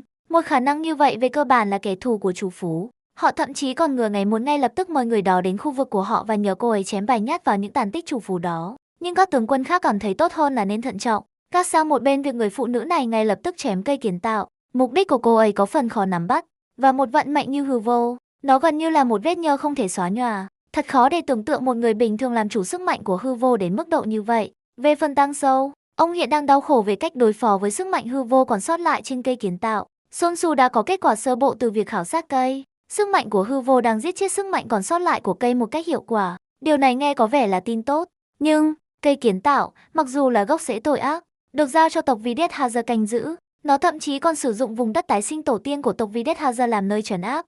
Và đây là điều kiện mà tộc Videt Hazer gia nhập liên minh Son Su. Rễ của cây hiện đang nằm bên dưới bề mặt của Lân Uyên Cảnh. Nếu sức mạnh của hư vô lan sang Lân Uyên Cảnh, chẳng phải tộc Videt Hazer sẽ hoàn toàn tiêu tùng sao? Nhưng đối phó với nó, cây kiến tạo cũng là một khu vực hạn chế lớn trên Lô Phu. Nói chung, không ai được phép tiếp cận nó. Và vì nhát chém đó, Tang Sâu thậm chí có thể cảm thấy rằng sức mạnh còn sót lại bên trong cây đang tự phát trở nên tích cực để chống lại sự xói mòn của hư vô. Trong tình huống này, người Son Su đang vội vã tránh xa nó, ai dám tiếp cận nó chứ? Họ không sợ trở thành nhập ma sao? Nếu họ cứ để mặc nó, ai biết kết quả cuối cùng sẽ ra sao? Nếu hư vô chiến thắng và thực sự lan sang Lân Uyên Cảnh, đó sẽ là thảm họa thực sự. Nếu tất cả được giao cho tộc Videt Hazer, trong trận chiến vừa kết thúc, tộc Videt Hazer chịu thương vong nặng nề. Điều này đã giáng một đòn đáng kể vào tộc Videt Hazer, những người gặp khó khăn trong việc sinh sản bình thường. Ngay cả Gian Phên cũng bị thương nặng và hôn mê. Yêu cầu tộc Videt Hazer cử người để đối phó với sức mạnh hư vô trên cây bây giờ. Các Long Tôn có thể sẽ phản đối một lần nữa.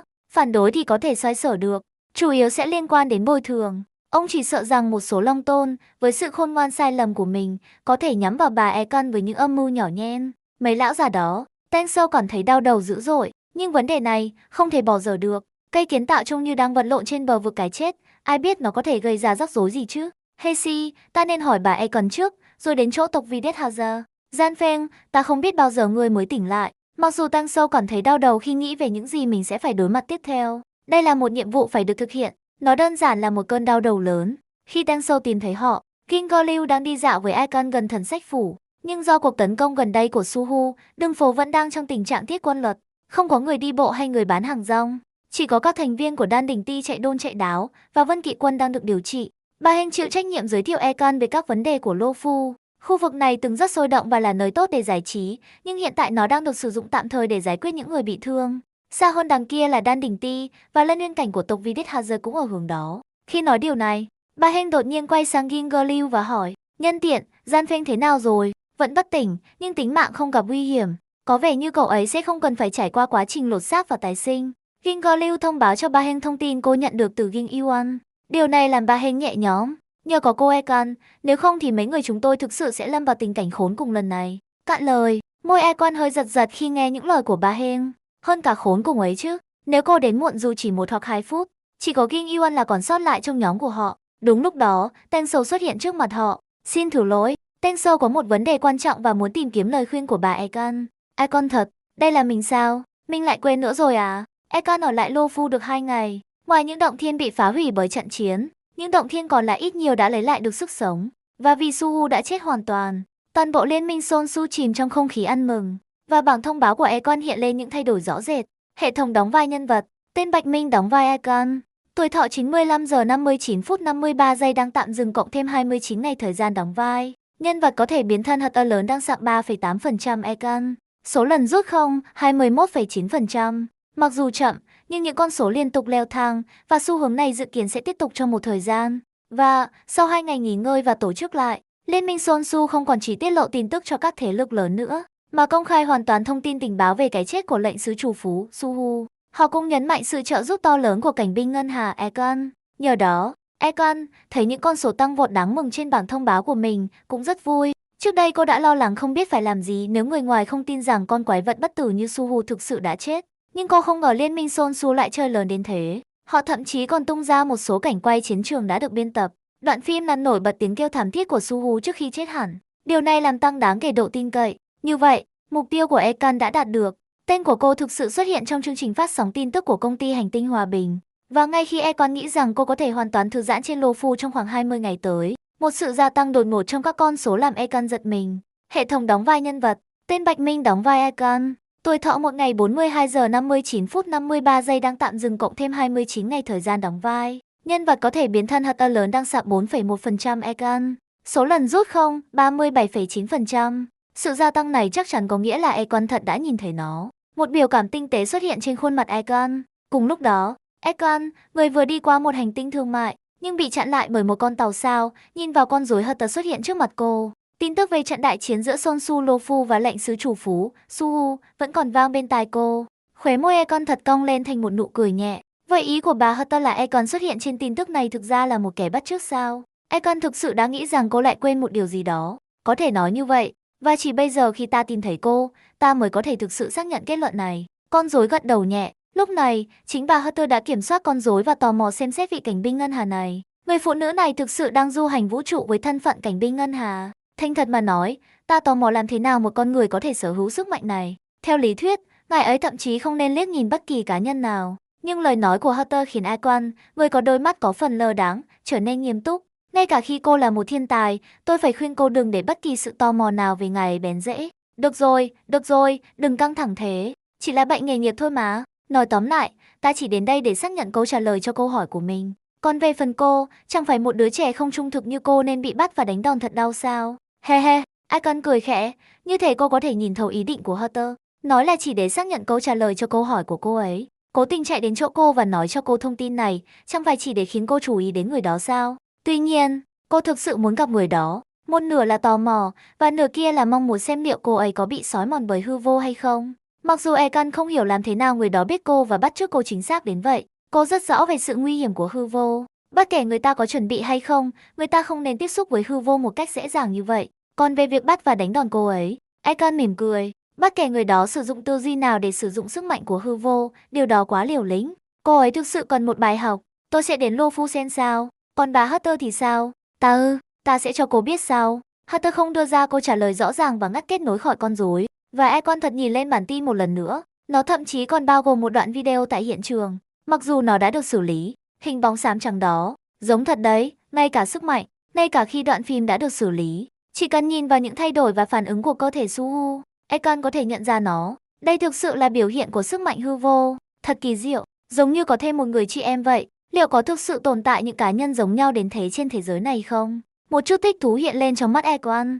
Sau đó, với một cái quay người, cô biến mất khỏi chỗ đó theo một cách kỳ lạ. Sonsu Luofu vẫn chưa mở cửa cho việc đi lại thông thường. Các công ty vận chuyển liên sao bình thường không thể đến Luofu. Cô sẽ phải tự mình thực hiện hành trình. May mắn thay, vị trí này không quá xa vùng sao nơi Luofu tọa lạc. Trong khi đó, Econ trên Luofu xa xôi. Sau khi nhận thấy thanh tiến trình trên bảng thông báo của mình nhảy vọt, đang chờ đợi cú nhảy tiếp theo. Tuy nhiên, ngay cả vài ngày sau, khi Tang Sou mang quyết định của Liên minh Sonsu về kế hoạch cây kiến tạo, bảng thông báo của cô không nhảy vọt đáng kể một lần nữa. Rõ ràng là cô Econ đã không chú ý nhiều thêm sau sự ngạc nhiên ban đầu trước tin tức. Ha, ta có thể nói gì đây? Ta có cảm giác chuyện này sẽ xảy ra mà. Econ đứng giữa chiến trường vẫn chưa được dọn dẹp, nói lên suy nghĩ của mình. Đứng trước mặt cô là Ginger Liu, kiếm trên tay, trong khi Ba Heng và Tang Sou quan sát cảnh tượng từ bên cạnh. Hôm nay, Ginger Liu đột nhiên xuất hiện, tìm kiếm sự chỉ dẫn. Nhưng cô tình cờ gặp Tang Sou, người mang kết quả cuộc thảo luận của Liên minh Sonsu. Mặc dù có những ý kiến trái chiều, Liên minh đã đồng ý với phương pháp xử lý đơn giản và tàn bạo mà Econ đề xuất. Đồng thời, Nguyên soái đích thân cảm ơn Econ, và họ đã liên hệ với Su Minh Sonsu, có ý định rèn một thanh kiếm sánh ngang với hư vô của Econ. Đây là một sự đồng thuận đáng ngạc nhiên với ý tưởng trước đó của Yin Gak-sing. Hai vấn đề, yêu cầu của Ginger Liu và quyết định của Tang Sou, trùng hợp. Nhưng đối với Econ, nó không phải là rắc rối lớn. Vì vậy Econ chấp nhận cả hai. Cô dự định giải quyết cả hai vấn đề cùng một lúc. Do đó, Econ và những người khác chọn địa điểm này. Toàn bộ Luofu hiện đang bị cuốn vào làn sóng ăn mừng. Mặc dù tổn thất nặng nề, nhưng Suhu cuối cùng cũng đã chết hoàn toàn. Điều này khiến nhiều người dân Sonsu thực sự hạnh phúc. Đến mức lễ hội này dự kiến sẽ kéo dài cả tháng. Cô không hiểu lắm về cảm giác thời gian của những loài trường sinh. Nhưng vì điều này, việc dọn dẹp chiến trường này đã hoàn tất, nhưng việc tái thiết vẫn chưa bắt đầu. Về cơ bản nó vẫn là một khu vực đổ nát. Điều này cho phép Ginger Liu vung kiếm thoải mái. Và nó cũng giúp Econ dễ dàng xử lý cành cây kiến tạo bị cắt đứt. Econ, đây thực sự là tôi mà. Về phần Econ, cô không thực sự có kế hoạch tham gia vào lễ hội kéo dài cả tháng. Ngoại trừ 2 ngày đầu tham gia, cô chủ yếu luyện tập kỹ năng kiếm thuật trong sân của mình những ngày qua. Lý do Akon sẵn sàng đồng ý đấu với Gingerliu trong khi xử lý cái cây là vì vấn đề phân thưởng thanh toán. Thẻ trước đó mang lại cho cô một số đặc điểm của bản gốc, cũng như mọi thứ cô tự tạo ra bằng thẻ nhân vật. Vì đã là như vậy, Bạch Minh không muốn bỏ lỡ những kỹ thuật kiếm thuật tinh tế của Akon, nhưng chỉ luyện tập chúng có thể là không đủ. Vì vậy Akon đang cố gắng hấp thụ các loại võ thuật khác nhau của Sun Tzu để tạo ra một sự tổng hợp và đổi mới nhỏ. Kỹ thuật kiếm mới không cần phải cực kỳ mạnh mẽ, tương tự như bản gốc, hoặc thậm chí yếu hơn một chút cũng được. Miễn là cô có thể hoàn thành nó trước thời hạn, cô sẽ có cơ hội biến nó thành của riêng mình. Vì vậy Akon thực sự khá mong chờ điều đó. Gingerliu nghe thấy cảm xúc của Akon hơi nghiêng đầu. Ý định xin chỉ giáo của tôi có rõ ràng như vậy vài ngày trước không? À, Hamaum, ánh mắt của cô rất trực tiếp. Thấy Gingerliu dường như đã hiểu lầm điều cô đang suy ngẫm. Nhưng nghĩ lại, lần đầu tiên chạm mắt với Gingerliu, Akon cảm thấy ý chí chiến đấu trong mắt cô ấy. Ý định thuần túy của một chiến binh muốn vung kiếm vào một đối thủ mạnh hơn. Vì vậy, có vẻ như Gingerliu không hoàn toàn sai. Bà Hem bật cười bên cạnh họ. Tớ đã bảo rồi mà. Gingerliu, cậu có thể trông lạnh lùng, nhưng đôi mắt cậu phản bội tất cả. Nếu cậu hỏi tớ, cậu nên chọn một chiếc bịt mắt xinh đẹp, nó sẽ rất đẹp đấy. Gingerliu liếc nhìn bà Hem, một chút bất lực trong mắt. Tên Sô không vội xử lý cái cây và làm một cử chỉ mời Gingerliu.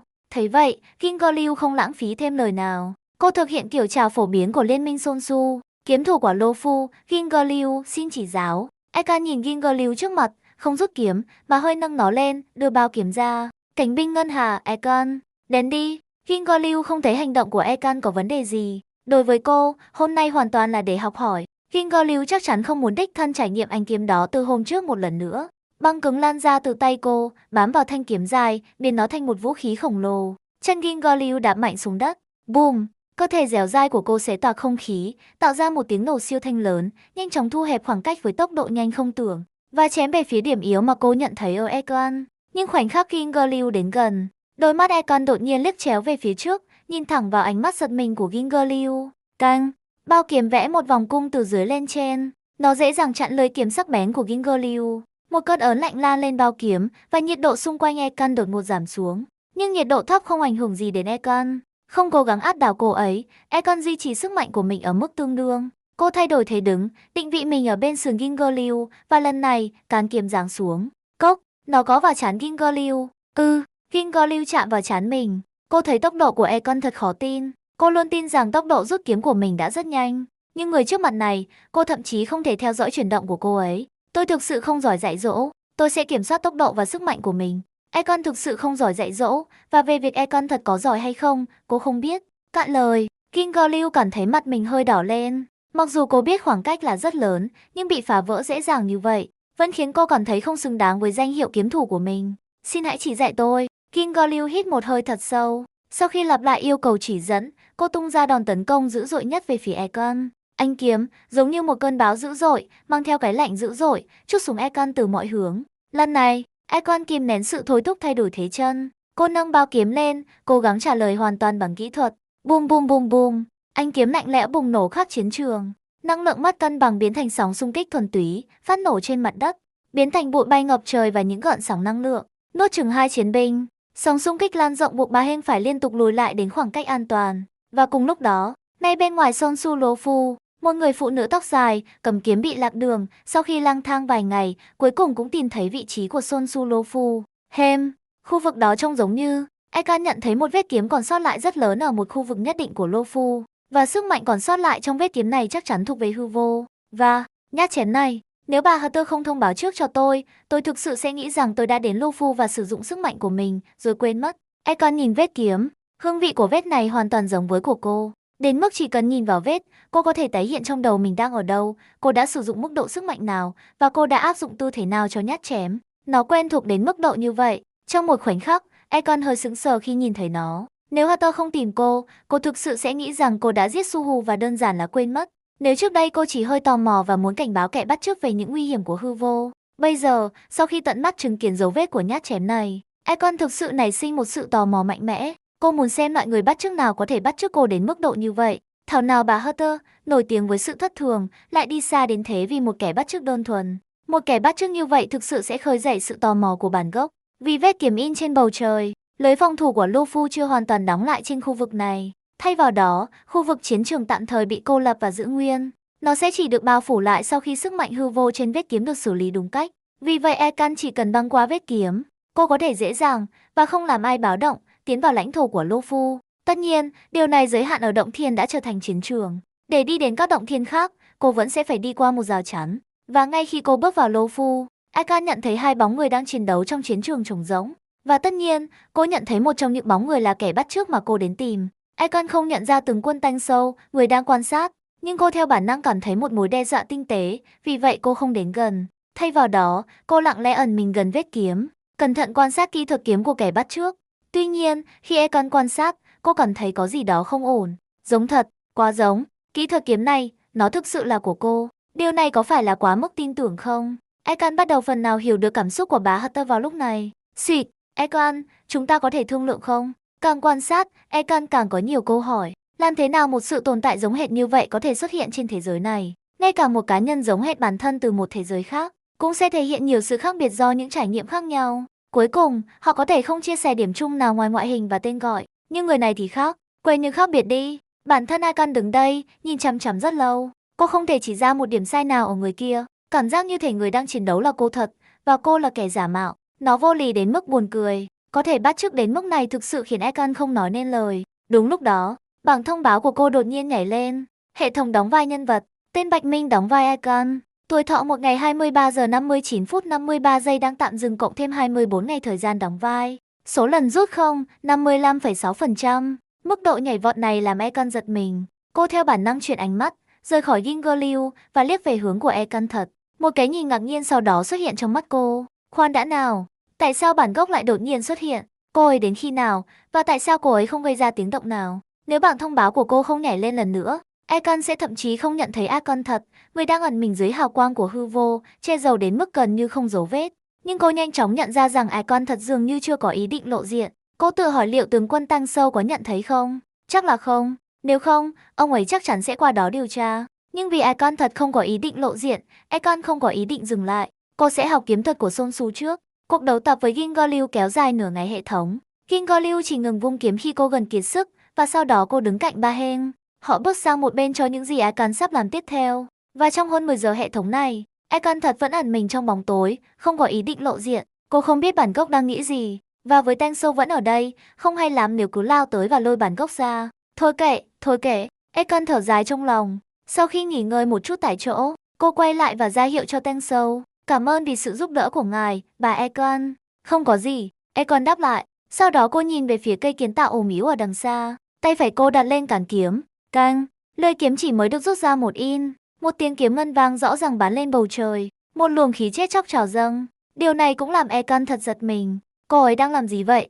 Từ một khoảng cách xa như vậy, Ekan thật không có thời gian can thiệp. Cô chỉ có thể bất lực nhìn người đang mạo danh mình. Rút thanh kiếm giải ra, màu sắc trên cơ thể cô bắt đầu phai nhạt, chỉ còn lại đôi mắt đỏ như máu phản chiếu thế giới hoang tàn. Ekan liếc nhìn lên vị trí của bản gốc. Sau đó, cô lùi lên và di chuyển lên trời cao. Cô chém ra, bùm, ánh kiếm chói lòa, mang theo luồng khí cảm giác như sẽ chém đôi toàn bộ Lô Phu, giáng xuống dữ dội. Kèm theo tiếng gầm chói tai và dữ dội cùng rung chuyển, cây kiến tạo cực kỳ cứng cáp bắt đầu bị xé toạc từng chút một bởi ánh kiếm. Toàn bộ Son Su Lô Phu bắt đầu rung chuyển vì nhát chém này. Vô số người dân Son Su dừng việc đang làm. Họ nhìn lên, kinh ngạc trước kỳ tích một người chém đôi cây kiến tạo. Trong số đó, tộc Videt Hazer, nhìn cái cây bị cắt đứt bởi sức mạnh con người, cảm xúc của họ trở nên đặc biệt phức tạp. Đặc biệt là các long tôn Videt Hazer. Họ tụ tập lại với nhau, đứng trong động thiên của Đan Đỉnh Ti, nhìn cái cây đang dần bị xé toạc. Suy nghĩ của họ khác nhau. Cây kiến tạo, thứ đòi hỏi tộc Videt Hazer sử dụng vùng đất tổ tiên quan trọng của họ để trấn áp, đã bị cắt đứt bởi một nhát chém duy nhất từ một người phụ nữ. Hơn nữa, vì nó đã bị chém, tại sao cô ta không nhổ tận gốc và tiêu diệt hoàn toàn cái cây? Tại sao cô ta lại khăng khăng bắt tộc Videt Hazer tiếp tục sử dụng vùng đất thiêng liêng của họ để trấn áp hệ thống rễ của cái cây? Tại sao? Với sức mạnh của người phụ nữ đó, cô ta có thể tiêu diệt hoàn toàn cái cây mà không cần phải vào Lân Nguyên cảnh. Ngay cả Ekan cũng không lường trước được điều này. Hành động giết Suhu và cứu Gian Phanh ngày hôm đó thực sự đã giúp cô giành được thiện cảm cao trong số các long tôn. Một số long tôn thậm chí còn tin rằng lưỡi kiếm của Ekan có thể tiêu diệt vạn vật. Đến mức, sau khi thấy Ekan chém cái cây hôm nay nhưng không phá hủy rễ của nó, sự oán giận của họ đối với Son Su càng trở nên mạnh mẽ hơn. Theo quan điểm của họ, làm sao Ekan, một người ngoài, có thể hiểu được sự phức tạp của Lô Phu? Đó chắc chắn là một quyết định do Liên minh Son Su đưa ra ngăn cản Ekan xóa sổ cái cây. Sau đó, họ cảm thấy một nỗi buồn nhói lòng. Nếu tộc Videthauser có thể sinh con cái bình thường, tại sao họ phải phụ thuộc vào người khác như vậy? Nhìn cái cây sắp bị chém, họ cảm thấy một sự pha trộn kỳ lạ của cảm xúc. Bum bum bum bum. Bất kể suy nghĩ của các Long Tôn là gì, sự sụp đổ của cây kiến tạo vẫn tiếp tục. Tác động của nhát chém đó vẫn đang lan rộng. Các vết nứt trên cái cây ngày càng lớn và sâu hơn. Cho đến một thời điểm nhất định, vết nứt khổng lồ cuối cùng khiến cái cây không thể đứng thẳng được nữa. Và như vậy, kèm theo tiếng gầm cực kỳ rõ ràng của cái cây bị gãy, cây kiến tạo khổng lồ bắt đầu đổ xuống. Rầm, sự sụp đổ tự nhiên thuần túy của cây kiến tạo khổng lồ sẽ tạo ra một tiếng gầm và sóng xung kích như một cơn thủy triều khổng lồ. Ngay khi vô số người dân Sonsu kinh hoàng nhìn cái cây sắp đâm sầm xuống Lô Phu, một ánh kiếm khác đột nhiên bùng lên. Lần này, cảm giác hồi hộp quen thuộc đó quay trở lại, kèm theo thế giới xám trắng đang giáng xuống. Tuy nhiên, thanh kiếm dài đã tiêu diệt Suhu lần trước, lần này nhắm vào cây kiến tạo của Lô Phu. Bùm, cái cây đang sụp đổ bị cưỡng ép chém và hất bay bởi nhát chém này, lao về phía bầu trời. Ngay cả trong thế giới xám trắng, nơi âm thanh bị nuốt chửng hoàn toàn, mọi người vẫn cảm thấy như thể họ nghe thấy tiếng gầm của ánh kiếm va chạm với cái cây. Cái cây, vốn đang lao xuống Lô Phu, bị hất tung lên dữ dội bởi nhát chém đó. Đồng thời, sức mạnh của hư vô không còn bị kìm hãm, bắt đầu lan rộng dọc theo ánh kiếm, bao phủ cây kiến tạo bị cắt đứt. Trước khi bất kỳ ai khác có thể phản ứng, lại một ánh kiếm khác bắn lên bầu trời. Boom! Lần này, ánh kiếm thậm chí còn đáng sợ hơn về sức mạnh, đâm sầm dữ dội vào cái cây. Nó hoàn toàn thổi bay cái cây ra khỏi phạm sáu của Sonsu Lô Phu và mang theo sức mạnh tàn dư của nó, đưa nó hoàn toàn ra khỏi lực hấp dẫn của Lô Phu. Nó rơi vào chân không vũ trụ. Ekan thấy vậy và lập tức lóe lên khỏi Lô Phu, nhưng cô không ngay lập tức bồi thêm nhát thứ tư. Thay vào đó, cô đáp xuống cành cây chưa bị xói mòn của cây kiến tạo. Nhìn Ekan thật, người cũng đã chấp lấy cơ hội để đáp xuống cành cây. Nhìn kẻ bắt chước với mái tóc trắng và những vệt nước mắt máu chảy ra từ mắt. Mặc dù Lee chỉ nói rõ với cô rằng người đó chỉ là một kẻ bắt chước và không phải là người đã chia sẻ những trải nghiệm giống như cô. Tuy nhiên, khi Ekan tận mắt nhìn thấy vẻ ngoài mất màu này, cô vẫn cảm thấy một nỗi buồn thực sự. Cô phải làm cho kẻ bắt chước này hiểu, sức mạnh của hư vô không phải để đùa giỡn. Và vì thế, căng, một tiếng kiếm ngân vang rõ ràng vang lên. Ekan thật rút thanh kiếm cá nhân của mình ra. Trời à, tại sao Ekan lại nóng tính hơn cả Hunter thế này? Ekan cầm kiếm, chân đứng trên cây kiến tạo khổng lồ, thứ đang dần bị xói mòn. Cô bước từng bước về phía Ekan trong im lặng. Cô chỉ dùng đôi mắt, chảy những dòng nước mắt máu, nhìn thẳng vào hình bóng của Ekan. Một sự pha trộn của suy ngẫm và thương hại. Cạn lời, hai người nhìn nhau chằm chằm. Đột nhiên, vút, một âm thanh xé gió vang lên. Ekan đột ngột rút kiếm, căng, kèm theo ánh kiếm hẹp, cây kiến tạo bên dưới cô bị xé nát từng in, lao về phía kẻ bắt trước. Ekan thấy vậy và không chịu thua kém, lật tay và chém ngược lên. Hai thanh kiếm dài đập vào nhau, không bên nào chiếm được lợi thế. Nhưng cuộc đụng độ của hư vô chống lại hư vô, biến thành một gợn sóng năng lượng nuốt chửng mọi thứ, tiêu diệt cái cây dưới chân họ từng in. Sau đó, hai người đồng thời lóe lên lùi lại, ngay lập tức tạo ra khoảng cách vài trăm kêm giữa họ. Ekan thật bước lên tán tích của cái cây, mắt dán chặt vào thanh kiếm trong tay kẻ bắt trước. Ánh mắt cô khó dò, ngay cả thanh kiếm cũng giống hệt. Cô quá quen thuộc với thanh kiếm cá nhân của mình. Chỉ từ một cú va chạm này, Ekan có thể nói, đây chắc chắn không phải là một thanh kiếm giả đơn thuần. Nó là một thanh kiếm thực sự, được sinh ra từ việc chịu đựng quá nhiều. Thật khó tin, không thể tin được. Và vì thế, Ekan tăng cường độ, không còn là ánh kiếm chậm rãi nhưng áp đảo về mặt thị giác nữa. Boom, vô số ánh kiếm bùng nổ. Những lưỡi kiếm sắc bén biến thành một cơn mưa phùn đen kịt, tạo thành một tấm màn không thể xuyên thủng trên bầu trời. Một cơn mưa chết người tấn công Ekan. Nó hoàn toàn không cho cô cơ hội để nói. Buộc cô, người đã định nói điều gì đó, cũng phải giải phóng toàn bộ sức mạnh của mình để phản công. Boom boom boom boom. Mỗi cú vung kiếm của Ekan đều gặp chính xác ánh kiếm của đối thủ. Sức mạnh được cân bằng hoàn hảo, khiến chúng tiêu diệt lẫn nhau khi va chạm. Duy trì sự tập trung 120%, Ekan thậm chí còn sử dụng phần trí thông minh của bá Hunter mà cô có được, phản công chính xác cuộc tấn công không thể tránh khỏi, và thấy đối thủ thực sự có thể chịu đựng được cuộc tấn công. Mắt Ekan thậm chí còn hiện lên một chút kinh ngạc. Sự chính xác như vậy trong chiến đấu, nó thực sự bất ngờ. Có vẻ như đối thủ không phải là không có những tài năng độc đáo của riêng mình, ngay cả khi đang bắt chước. Tuy nhiên, Ekan càng ngạc nhiên, lực và tốc độ trong tay cô càng trở nên lớn hơn và chết người hơn. Gác lại mọi ý định khác, chỉ đánh giá bằng kiếm thuật và sức mạnh, Ekan đã không có một trận chiến cân sức như vậy trong một thời gian rất dài. Một đối thủ ngang tài ngang sức cũng đi theo cùng một con đường như cô. Đối với một kiếm sĩ, đây là đối tác đấu tập trong mơ. Ekan vui mừng vì cuộc săn đuổi, thậm chí không quan tâm đến việc bắt giữ kẻ bắt chước và đánh đòn cô ấy nữa. Thay vào đó, tâm trí cô hoàn toàn tập trung vào việc chiến đấu hết mình. Vô tình, cô thậm chí bắt đầu đắm chìm vào cuộc trao đổi này. Nhưng Ekan, người đang bị Ekan thật nhìn với cường độ như vậy, cảm thấy ớn lạnh đột ngột. Cô, tất nhiên, nhìn thấy sự tập trung mãnh liệt trong mắt Ekan, tim cô chìm xuống. Thôi xong, mình thực sự sắp bị bản gốc đánh cho tơi bời rồi. Ngoài ra, Tại sao chị Ekan, người vốn là một người dịu dàng như vậy, lại đến đánh mình mà không nói một lời nào chứ? Ban đầu cô nghĩ mình sẽ có thể trò chuyện vui vẻ với Ekan, nhưng cô ấy muốn chém cô ngay khoảnh khắc họ gặp nhau. Chẳng phải cô ấy còn nóng tính hơn cả bà Hunter sao? Điều này có đúng không vậy? Tuy nhiên, Ekan hoàn toàn không có ý định nói chuyện. Sau khi nhận ra rằng các cuộc tấn công quy mô lớn không hiệu quả, Ekan ngay lập tức thay đổi chiến thuật. Lưỡi kiếm của cô không còn bị lãng phí nữa, bản năng chiến binh của cô đang được đánh thức. Những nhát chém của cô bắt đầu trở nên nặng nề hơn và nặng nề hơn.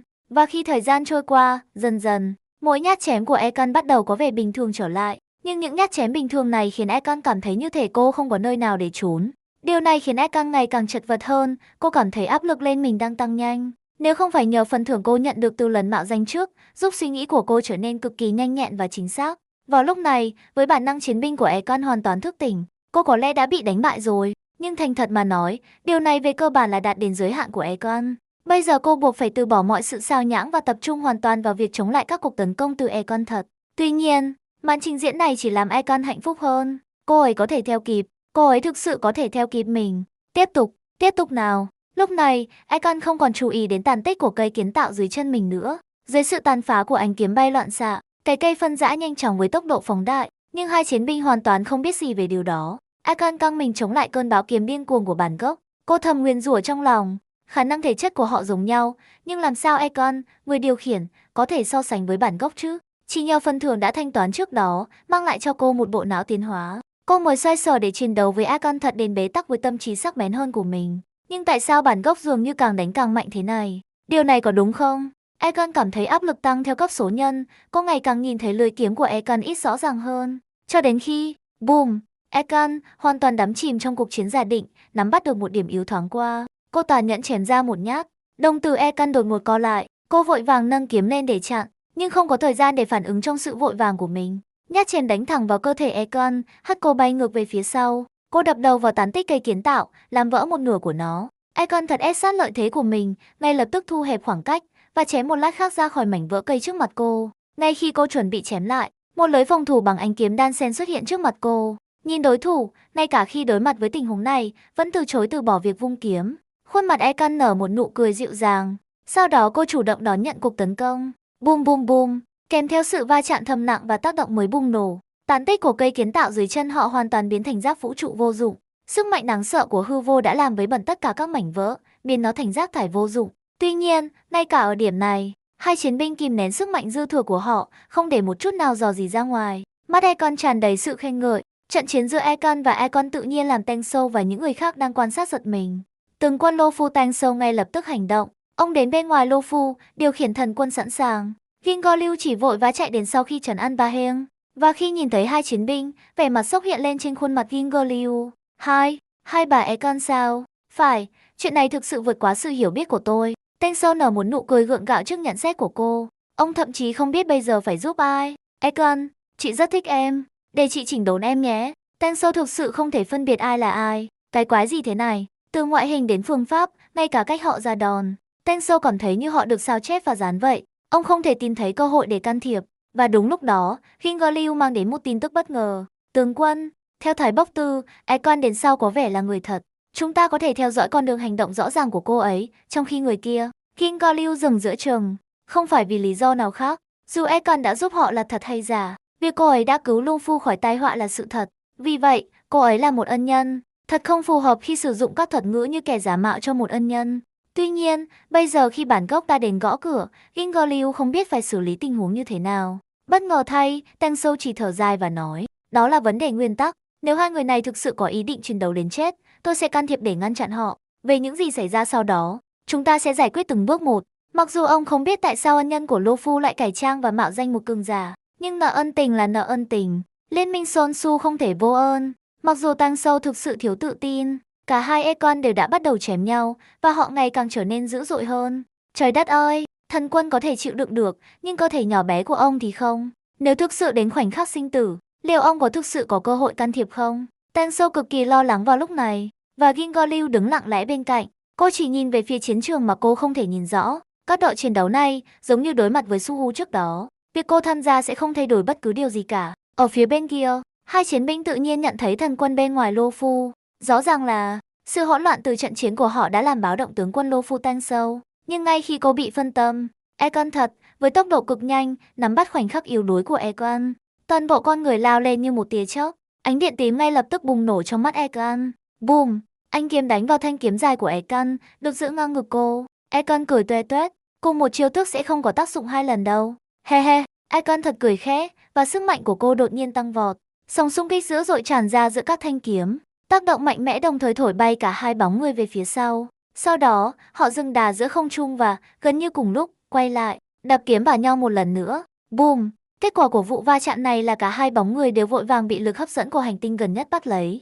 Họ lao xuống hành tinh không người ở, nhưng Egon không quan tâm chút nào. Thay vào đó, cô ngay lập tức tung ra một đòn tấn công bằng kiếm của mình, quyết tâm bắt bản gốc mất cảnh giác. Egon thật, người có ý định rút lui trước, buộc phải thay đổi kế hoạch khi thấy điều này. Cô cũng rút kiếm và trả đũa. Lực kiếm đáng sợ mang theo một tác động man dợ, giống như hai đầu đạn đâm sầm súng dữ dội. Sức mạnh tàn dư lan rộng ngay lập tức phá vỡ gần một nửa hành tinh. Các lớp đá dày biến thành bùn vũ trụ, nuốt chửng những bóng người nhỏ bé. Hít hà, Egon nghiến răng, trèo ra khỏi lõi hành tinh nóng bỏng.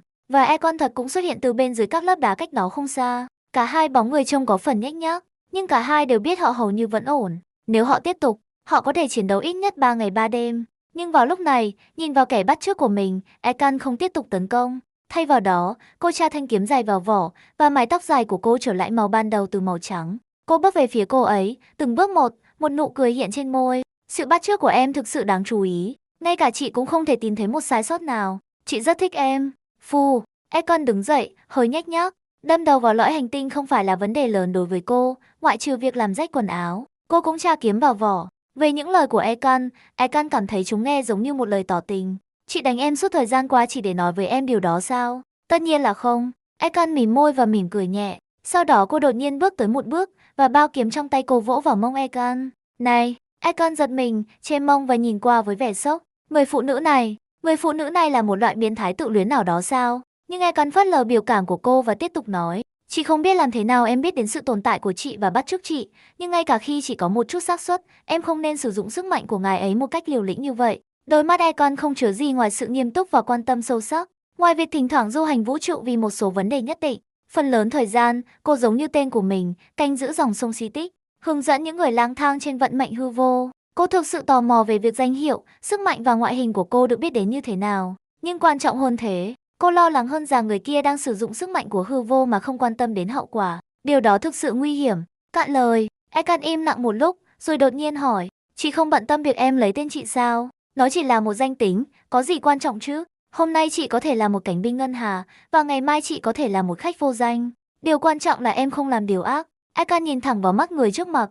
So với đôi mắt trống rỗng của chính mình, đôi mắt của người này đầy sự trong trẻo. Nó thậm chí khiến Egon thoáng tin rằng cô đang nhìn vào con người quá khứ của mình. Và, chị rất cô đơn. Chị là người duy nhất nhớ về quê hương. Nhưng bây giờ, có thêm một em nữa. Egon nói, đưa tay phẩy ra và áp vào má kẻ bắt chước. Một nụ cười sâu sắc xuất hiện trên khuôn mặt cô. Điều này có nghĩa là chị có thêm một cô em gái sao?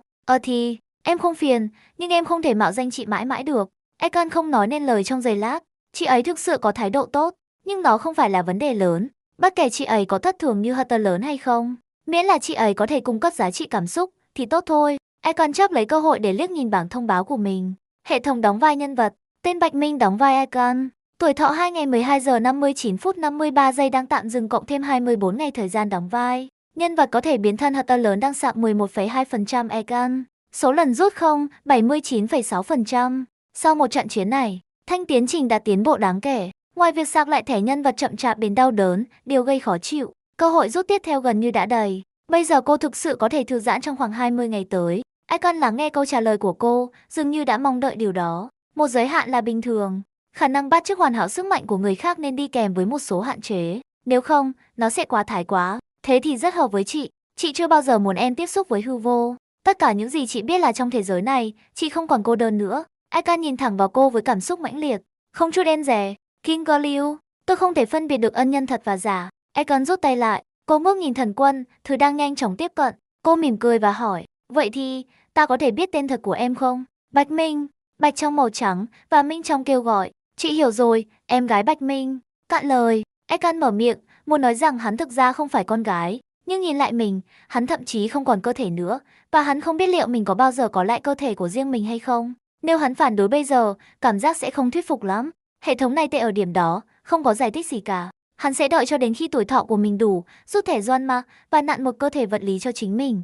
Thấy sự chấp nhận ngầm của Ekan cảm thấy một niềm vui hiếm hoi. Cô đã không quan tâm đến việc bị mạo danh ngay từ đầu. Nếu có thì, cô khá ấn tượng rằng ai đó có thể bắt chước cô đến mức độ như vậy. Hơn nữa, người đó đã làm việc tốt và để lại tên cô. Tất nhiên, từng việc một, sức mạnh của hư vô không nên bị lạm dụng.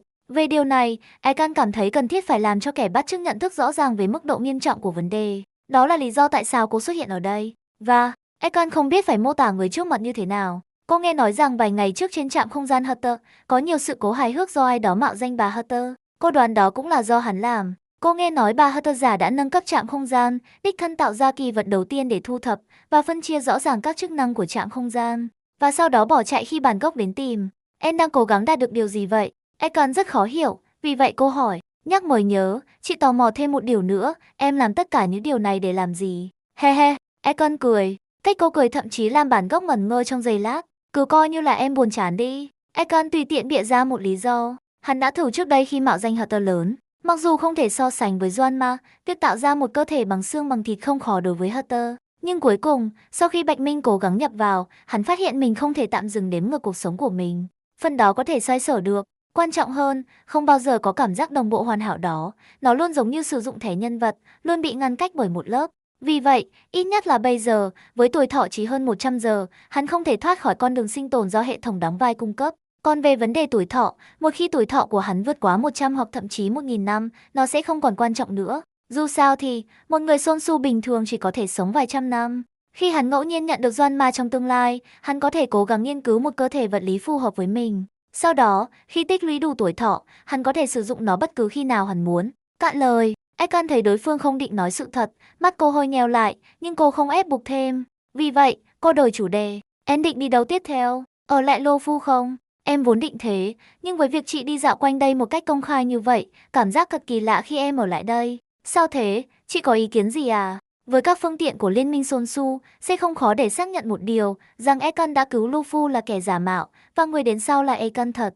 Điều này thực sự khá khó xử. Một mặt, Lufu chắc chắn sẽ thiên vị ân nhân của mình. Nhưng mặt khác, Liên minh Sonsu không thể công khai gọi Hyo là ngựa. Hơn nữa, Ekan thật mạnh đến mức đáng sợ. Vì vậy, tốt hơn là cứ rời đi. Nó cũng sẽ giúp Lufu đỡ rắc rối. Đây là suy nghĩ của riêng Ekan, nhưng cô không biết tại sao Ekan thật lại đột nhiên đề cập đến điều này. Cô nhìn bản gốc một cách bối rối, cảm thấy rằng cô ấy hẳn phải có ý tưởng nếu cô ấy hỏi. Ekan nghe vậy và cũng mỉm cười. Chị đã xem cuộc đấu tay đôi của em với người Sonsu đó. Em đang học các kiểu kiếm của Sonsu và cố gắng tạo ra một kỹ thuật kiếm mới, đúng không? Cô đã không ẩn mình và quan sát một cách vô ích. Những gì kẻ bắt chước này muốn làm không thể thoát khỏi mắt cô. Mặc dù cô không hiểu tại sao, cô không ngại giúp đỡ. Miễn là nó không liên quan đến hư vô, Ekan rất sẽ nói chuyện. Hơn nữa, đây là cô em gái mà cô vừa nhận qua lời kiếm của mình. Ekan gật đầu trước những lời của cô. Vâng, vì em không định ở lại lâu, tại sao không đi theo chị trong thời gian tới nhỉ? Chị cũng có thể dạy em. Ekan chủ động đưa ra lời mời. Cô tin rằng, một mặt, cần thiết phải dành chút thời gian để đảm bảo Bạch Minh thực sự ghi nhớ lời khuyên của cô. Mặt khác, cô cũng thực sự muốn nắm bắt cơ hội này để trao đổi kỹ thuật kiếm thuật đàng hoàng với cái tôi khác của mình. Tuy nhiên, Ekan theo bản năng cảm thấy một điềm báo không lành. Cô chỉ cảm thấy rằng nếu cô đi theo Ekan, cô sẽ bị đánh tơi bời. Bản năng đang nói với cô điều này. Cùng lúc đó, những con số trên bảng thông báo hệ thống cũng nhảy vọt. Hệ thống đóng vai nhân vật, tên Bạch Minh đóng vai Ekan. Tuổi thọ 136 giờ 59 phút 53 giây đang tạm dừng cộng thêm 24 ngày thời gian đóng vai. Nhân vật có thể biến thân Hutter lớn đang sạc 12,2% Ekan. Số lần rút không, 81,6%. Nhưng thanh tiến trình nhảy vọt khiến Ekan hơi miễn cưỡng từ chối. Ngay khi Ekan vẫn còn do dự, tướng quân Tang Sâu điều khiển thần quân và đi cùng Ginger Liu đến chiến trường giờ đã yên tĩnh. Ekan, ân nhân, ngài có sao không? Giọng nói của Ginger Liu vang lên trên hành tinh yên tĩnh. Sau đó, thần quân đưa họ về phía trước, xô tan khói bụi và mảnh vỡ, và thấy hai người đang đứng đối mặt nhau, bình an vô sự. Ginger Liu rất lo lắng, lao về phía hai người như một cơn gió. Tuy nhiên, ngay trước khi lao tới, Ginger Liu dừng lại. Chết tiệt, cô dường như cũng không thể phân biệt được họ. Ai là ân nhân đã cứu Lufu? Ngay khi Ginger Liu bị mắc kẹt trong tình thế tiến thoái lưỡng nan, Ekan mỉm cười và giơ tay trái lên. Ngón tay cô chỉ vào chiếc nhẫn bạc trên ngón giữa. Ginger Liu cẩn thận xem xét tay trái của cả hai người phụ nữ. Cuối cùng cô xác nhận sự khác biệt ở chiếc nhẫn trắng bạc trên tay trái của Ekan và nhận ra ân nhân của mình. Ngài có sao không? Ginger Liu nhanh chóng bước đến chỗ Ekan, kiểm tra vẻ ngoài nhếch nhác của cô. Đánh giá qua ánh mắt của cô ấy chỉ còn vài giây nữa là lột quần áo ra để kiểm tra. Và giọng nói của Tang Sâu vang lên từ phía sau. Cả hai vị, nếu có gì cần thảo luận, tại sao không đến phủ tướng quân để trò chuyện nhỉ? Hãy để Lô Phu hoàn thành nghĩa vụ chủ nhà. Nghe vậy, Icon quay lại nhìn bản gốc, người lắc đầu và nói, nếu cô ấy và tôi xuất hiện trên Lô Phu cùng nhau, tôi em rằng những tin đồn sẽ không bao giờ kết thúc. Những tin đồn như vậy là chuyện nhỏ, nhưng sẽ là một điều tốt nếu hai vị có thể ngồi xuống và nói chuyện thấu đáo để xua tan mọi hiểu lầm. Tang Sâu mỉm cười thân thiện, trong khi ngấm ngầm cố gắng đánh giá tình hình. Icon mỉm cười trước những lời của ông và giải thích dưới ánh mắt lo lắng của Ginger Liu. Cảm ơn sự quan tâm của ngài, tướng quân, nhưng không cần phải lo lắng. Tôi đã giải quyết một số hiểu lầm với chính cô Icon. Những gì vừa xảy ra chỉ đơn thuần là một cuộc đấu tập thân thiện. Cạn lời, mí mắt Tang Sâu giật giật khi nghe điều đó. Đó là một cuộc đấu tập thân thiện sao? Vậy thì một cuộc đấu tập không thân thiện sẽ trông như thế nào? Icon đang đưa tôi đi đâu thế này? Gác những lời phản nàn sang một bên, Tang Sâu vẫn giữ vẻ lịch sự. Thật tốt khi sự hiểu lầm đã được giải quyết. Ginger Liu lo lắng đến mức cô ấy chỉ còn vài giây nữa là lao vào trận chiến. Tướng quân, Ginger Liu trừng mắt nhìn Tang Sâu, hơi xấu hổ và khó chịu. Sau đó cô nhìn Icon thật. Cô Icon này, đã đi xa như vậy, sao không nghỉ ngơi trên lô phu vài ngày nhỉ? Tuy nhiên, Icon lắc đầu. Nếu tôi ở lại quá lâu, tôi sẽ luôn gây rắc rối cho các bạn. Hơn nữa, tôi đã đồng ý với cô ấy rằng cô ấy sẽ rời đi trong vài ngày tới. Tại sao? Ginger Liu nhìn ân nhân của mình. Cô dường như muốn biết liệu cô ấy có bị Icon kia ép buộc hay không. Icon mỉm cười, giơ tay lên và vỗ vai Ginger Liu, giải thích ngắn gọn lý do của mình.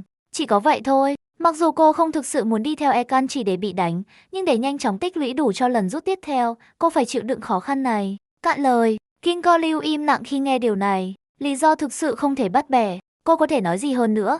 Và Icon, sau khi nhận được câu trả lời tích cực, gật đầu hài lòng. Chỉ khi đó cô mới quay sang Tang Sâu và nói, trong trường hợp đó, tôi sẽ ở lại Lô Phu trong một ngày ngắn ngủi và khởi hành cùng cô ấy vào ngày mai. Điều đó, cũng được. Tang Sâu nhìn Icon, xác nhận rằng cô không bị ép buộc hay bắt buộc, và không nói gì thêm. Tang Sâu sau đó bước sang một bên, là một cử chỉ mời. Ông và Icon đi trước. Tuy nhiên, Ginger Liu bám sát bên cạnh Icon. Sau khi do dự một lúc, cô đột nhiên thì thầm. Vậy thì, đó, chính xác ngài là ai? Tôi không muốn bị bỏ lại mà không biết tên thật của ân nhân. Ginger Liu lo lắng khi nghe tin Icon sắp rời đi. Cô đã lên kế hoạch từ từ hỏi thăm về danh tính thực sự của ân nhân. Nhưng ai biết người kia sẽ rời đi vào ngày mai chứ? Nếu cô ấy rời đi bây giờ mà không biết tên thật, họ có thể không bao giờ gặp lại nhau. Vì vậy, trong sự tuyệt vọng của mình, câu hỏi trong lòng Ginger Liu thốt ra. Tang Sâu và Icon đi phía trước. Cả hai đều giả vờ không nghe thấy. Họ ngay lập tức bay lên và bay về phía Lô Phu, bỏ lại hai người phía sau. Icon cười bất lực trước cảnh tượng đó, rồi vòng tay qua eo Ginger Liu và cũng bay lên. Nhìn xuống Ginger Liu, người đang bám chặt lấy cô trên không trung. Icon suy nghĩ một chút và thì thầm, cô có thể gọi tôi là Bạch Minh. Bạch trong màu trắng và Minh trong kêu gọi. Còn về ngoại hình của tôi xin lỗi, nhưng tôi chưa thể cho cô thấy được. Em Trâm, Ginger Liu khẳng định mạnh mẽ. Nhận được một cái tên đã là đủ đối với Ginger Liu. Không thể nào Lô Phu đột nhiên thay đổi tên của Icon. Vấn đề về Icon thật và giả cũng sẽ không thể nào được Liên minh Sonsu công khai tiết lộ. Thậm chí có lẽ sẽ khó khăn để ghi lại nó trong các văn bản lịch sử. Vì vậy Ginger Liu cần biết tên thật của cô ấy. Ít nhất cô sẽ biết ai là ân nhân thực sự đã cứu Lô Phu. Trở lại Lô Phu, Tang Sâu nhìn hai Icon, giống hệt nhau về ngoại hình, phong thái và thậm chí cả sức mạnh chiến đấu. Ngay cả Tang Sâu, người đã đi nhiều nơi, cũng không thể không ngạc nhiên. Nếu họ sinh ra đã như vậy, thì thật quá khó tin. Nhưng nếu là bắt chước, ngoại hình và phong thái có thể bắt chước, nhưng sức mạnh võ thuật và sức mạnh này đến từ đâu? Ngay cả những mảnh ký ức của sảnh đường hồi ức cũng không thể đạt được sự bắt chước sống động như vậy. Nhưng các sự ngạc nhiên sang một bên, Tang Sâu không tò mò về bí mật của họ. Sau khi chỉ đơn giản nói rằng sẽ không có ai làm phiền họ, ông rời đi cùng Ginger Liu. Icon nhìn quanh căn phòng, cô nhận thấy rằng ngoài việc cỏ trong sân bị lộn xộn, không có dấu hiệu của sự buông thả hay hưởng lạc. Vậy, chính xác thì người này đang nhắm đến điều gì? Icon vẫn không hiểu, nhưng điều đó không ngăn cản cô ngay lập tức ruồng cái tôi khác của mình vào chân tường. Hoàn hảo, chị nghĩ chị đã hiểu đại khái về kiểu kiếm của cô gái tóc trắng đó. Chị sẽ dạy em các chiêu thức, hãy tiếp tục hoàn thiện kỹ thuật kiếm của em nào. Cô gái tóc trắng, mắt Icon hơi giật giật. Cô gái mà cô ấy nói đến đã vài trăm tuổi rồi, và cô ấy vẫn gọi cô ấy là một cô gái. Icon thật rốt cuộc bao nhiêu tuổi vậy? Căng, bao kiếm, không báo trước, lại đánh vào mông Icon. Chị có cảm giác em đang nghĩ điều gì đó rất bất kính. Chị chỉ muốn tìm cớ để đánh em thôi. Icon ngay lập tức vung thanh kiếm dài của mình đánh trả. Bên trong Lô Phu, không ai sử dụng sức mạnh quá mức. Họ duy trì ở mức bình thường, chỉ va chạm bằng kỹ thuật kiếm. Tang Sâu và Ginger Liu, những người chưa đi xa, lại nghe thấy tiếng bao kiếm va chạm trong sân. Trong một khoảnh khắc, họ không biết phải phản ứng thế nào. Ginger Liu, thực tế, ngay lập tức quay lại và đi về phía sân tập. Cô trông như thể định luyện tập cho đến chết. Về phần Tang Sâu, ông tự nhiên thở dài và quay trở lại công việc của mình. Ngày hôm sau, không có nhiều người đến tiễn họ. Hai icon đơn giản là quá kỳ lạ. Vì vậy Sonsu quyết định giữ kín tin tức. Icon vẫy tay chào tạm biệt Gingerliu, Ba Heng và những người khác. Ingaxing, tuy nhiên, tiếp cận với một chiếc hộp lớn. Đây là một chút lòng thành để bày tỏ sự cảm kích của chúng tôi. Chúng tôi hy vọng mày thích nó. Icon mở hộp ra xem. Bên trong là một thanh kiếm dài có phần giống với vô tận luân hồi và một binh phù hổ phù. Tengso thấy ánh mắt cô rơi vào binh phù và mỉm cười, nói: Lô Phu không có cách nào để trả ơn này, nhưng chúng tôi đưa ra vật này như một lời hứa. Nếu ngài có nhu cầu trong tương lai, với vật này, tất cả vân kỵ quân của Lô Phu sẽ nghe theo lệnh ngài. Akan mỉm cười và nhận lấy binh phù. Tôi sẽ giữ nó cẩn thận. Tuy nhiên, cô cảm thấy có lẽ sẽ không bao giờ có lúc cần đến binh phù này. Về phần thanh kiếm, phong cách của nó thiên về hoa văn Sonsu, được chế tác tinh xảo. Cô đưa tay ra và nắm lấy cán kiếm, cảm nhận nó. Cảm giác tốt và đủ chắc chắn. Mặc dù không thể so sánh với vô tận luân hồi, nhưng nó vẫn là một thanh kiếm tốt. Akan mỉm cười. Cô đặt thanh kiếm dài, cùng với chiếc hộp, vào chiếc nhẫn bạc. Cảm ơn, tôi rất thích nó. Vậy thì, hẹn gặp lại. Sau cái nhìn cuối cùng về Tengso và những người khác đến tiễn họ, Akan nháy mắt với Gingerliu, sau đó quay người và rời khỏi Sonsu. Lô Phu cùng Akan đi bộ cạnh nhau trong khoảng không. Akan tò mò hỏi, chị đang đưa em đi đâu vậy? Em có nhớ những gì chị đã nói không? Sức mạnh của hư vô không nên dễ dàng tiếp xúc, bất kể lý do là gì. Giọng nói của Akan được truyền qua các phương tiện đặc biệt đến tai cô, nhưng điều này khiến Akan nhíu mày. Em nhớ, vâng. Thì sao? Chị sẽ đưa em đi tận mắt chứng kiến tại sao chị lại nói những lời đó. Nói xong, Akan liếc nhìn người bên cạnh. Nếu chị chỉ nói bằng lời, chị nghĩ sẽ khó để em nắm bắt được chiều sâu của nó. Vì vậy, chị sẽ để đôi mắt của em tự nhìn thấy. Akan đưa tay ra và nắm lấy lòng bàn tay Akan. Chứng kiến ư? Em sẽ chứng kiến nó như thế nào? Akan cảm thấy một cảm giác hoảng loạn kỳ lạ. Akan thật định đưa cô đi đâu thế này? Đây là lối vào vực thẳm hư vô. Sau khi dần dần rời xa vùng sao nơi Lô Phu tọa lạc, Akan dừng lại. Cô nắm tay Akan.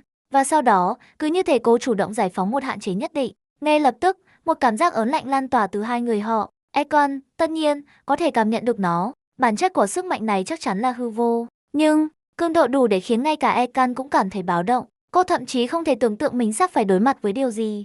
Tuy nhiên, thực tế không chiều theo ý muốn của cô. Cô có thể cảm thấy mình dần chìm vào một cái bóng nhất định. Khối nước đen kịt, im lặng, vô tận đó đang từ từ nuốt chửng mọi thứ về cô. Và ở cuối vùng nước đó, một mặt trời đen trôi nổi ở đó, hoàn toàn ở giữa. Đúng lúc đó, giọng nói của Akan đột nhiên vang lên bên tai cô. Tỉnh táo lên, duy trì ý thức về bản thân. Em có chịu được không? Vâng. Trong khoảnh khắc sốc ban đầu, Akan nhanh chóng lấy lại bình tĩnh. Cô không chắc đó là do trạng thái tuyệt vời của cơ thể vật chủ hay sự mạnh mẽ của sự bảo vệ từ hệ thống. Dù sao thì, Akan không bị ảnh hưởng bởi hư vô như trước đây. Akan nhìn Bạch Minh, người có đôi mắt trong trẻo và không bị ảnh hưởng, và gật đầu nhẹ. Điều này nằm trong dự tính của cô. Vì đối thủ có thể chịu đựng được toàn bộ sức mạnh giải phóng của cô, thì chỉ đơn thuần bước vào cái bóng của hư vô, theo lý thuyết, cũng không gây hại gì. Đây là đâu? Akan nhìn vào cảnh quan, đã hoàn toàn thay đổi. Mặc dù cô đã có một dự đoán, nhưng cô vẫn đặt câu hỏi, giữ một tia hy vọng. Chúng ta đang bước vào cái bóng của hư vô. Đi xa hơn một chút, và em sẽ thấy mọi thứ chị muốn em thấy. Được rồi. Akan nghe vậy, kìm nén những suy nghĩ đang khuấy động trong tâm trí. Cô làm theo sự hướng dẫn của Akan, chìm vào làn nước đen kịt gợn sóng nhẹ. Khi tầm nhìn của cô được phục hồi, Akan thấy mình đang ở trên một bờ biển hoang tàn. Mưa xối xả không dứt từ bầu trời, và cao trên bầu trời bị mây che phủ, mặt trời đen tỏ ra ánh sáng lạnh lẽo, thót tim. Một chất lỏng nhớt không rõ nguồn gốc, không thể phân biệt được, chảy vào biển đen kịt. Nó không tạo ra một gợn sóng nào. Tuy nhiên, điều thực sự làm Akan sốc là những cánh tay gầy guộc, gớm ghiếc, đáng sợ vươn ra khỏi biển, vươn về phía mặt trời đen, khao khát ánh sáng không ngừng nghỉ. Và những tiếng thì thầm và tiếng than khóc vô tận phát ra từ bên dưới mặt nước biển.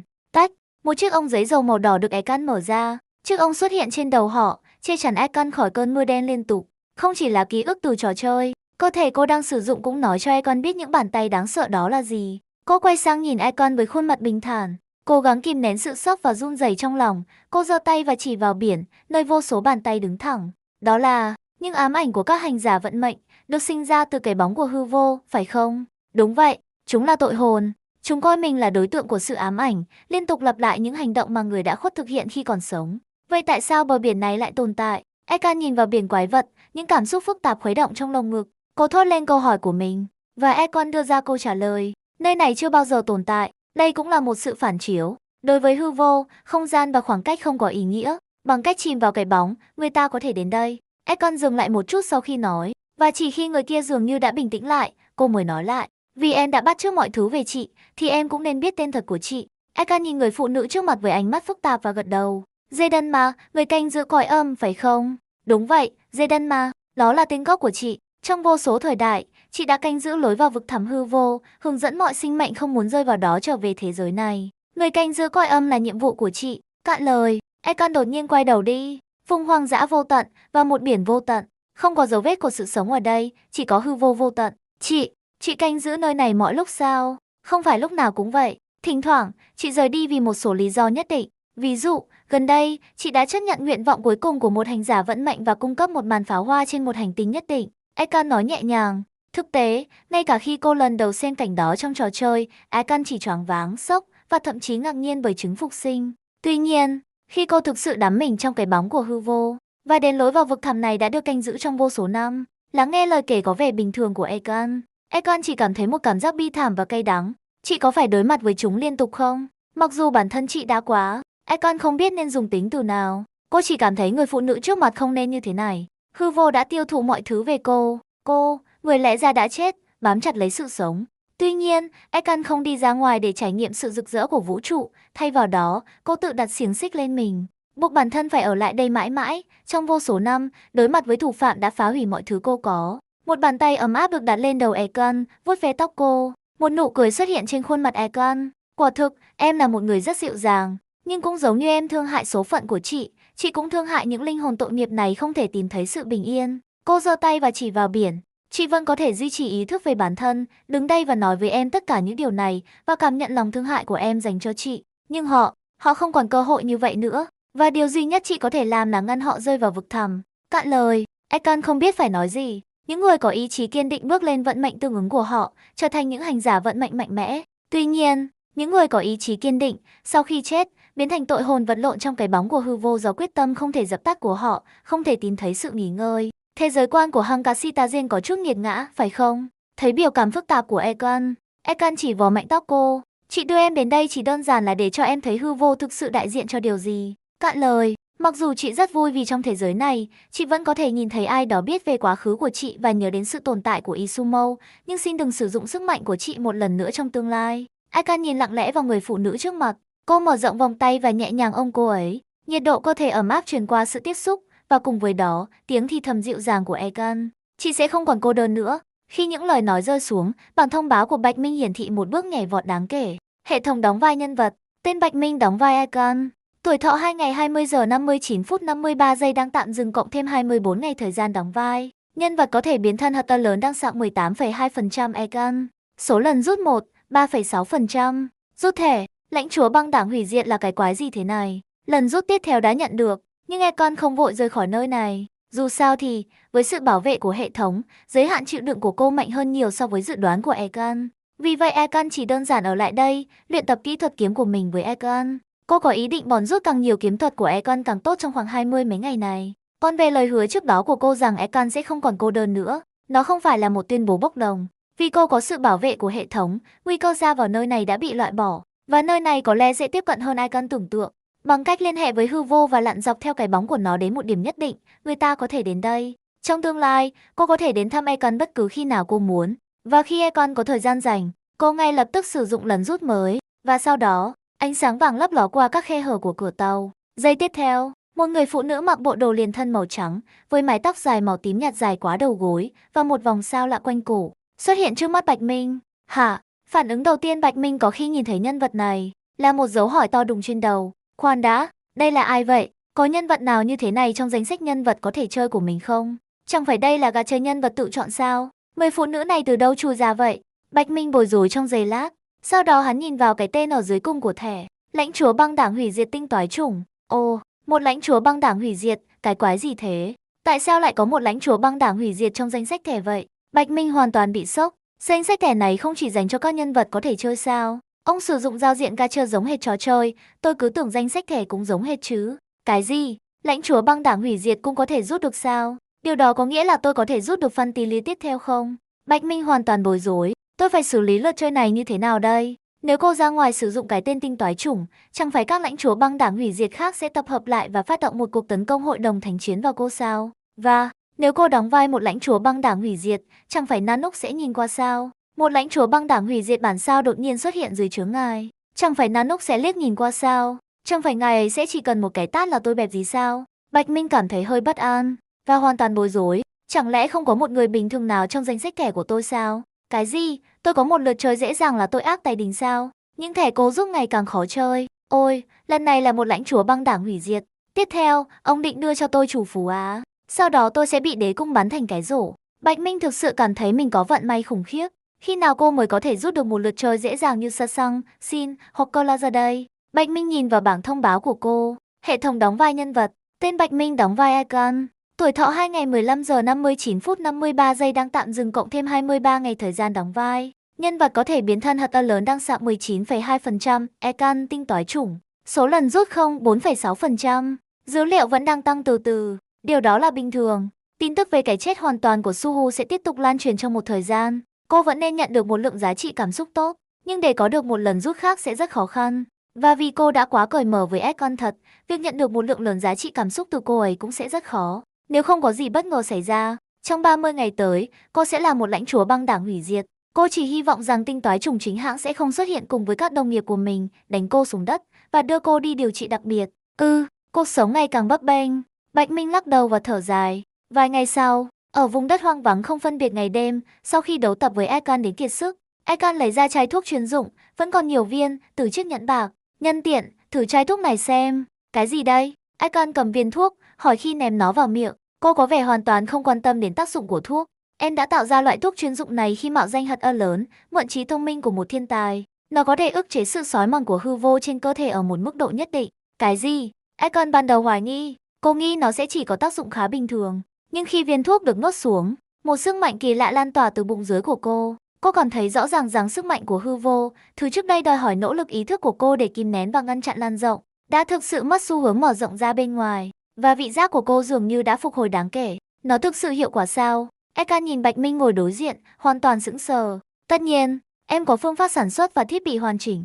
Chị không còn phải căng mình để kìm nén sức mạnh của mình nữa. Cảm ơn. Và, nếu chị gặp người khác loại thuốc này, tùy chị, em biết chị có một trái tim nhân hậu. Ekan mỉm cười và vẫy tay. Ekan biết rõ rằng người này, ngoài việc cực kỳ mạnh mẽ, còn là một người thực sự dịu dàng. Vì vậy, cô không ngại việc thuốc lan truyền. Hơn nữa, Ekan vui vẻ liếc nhìn bảng thông báo của mình.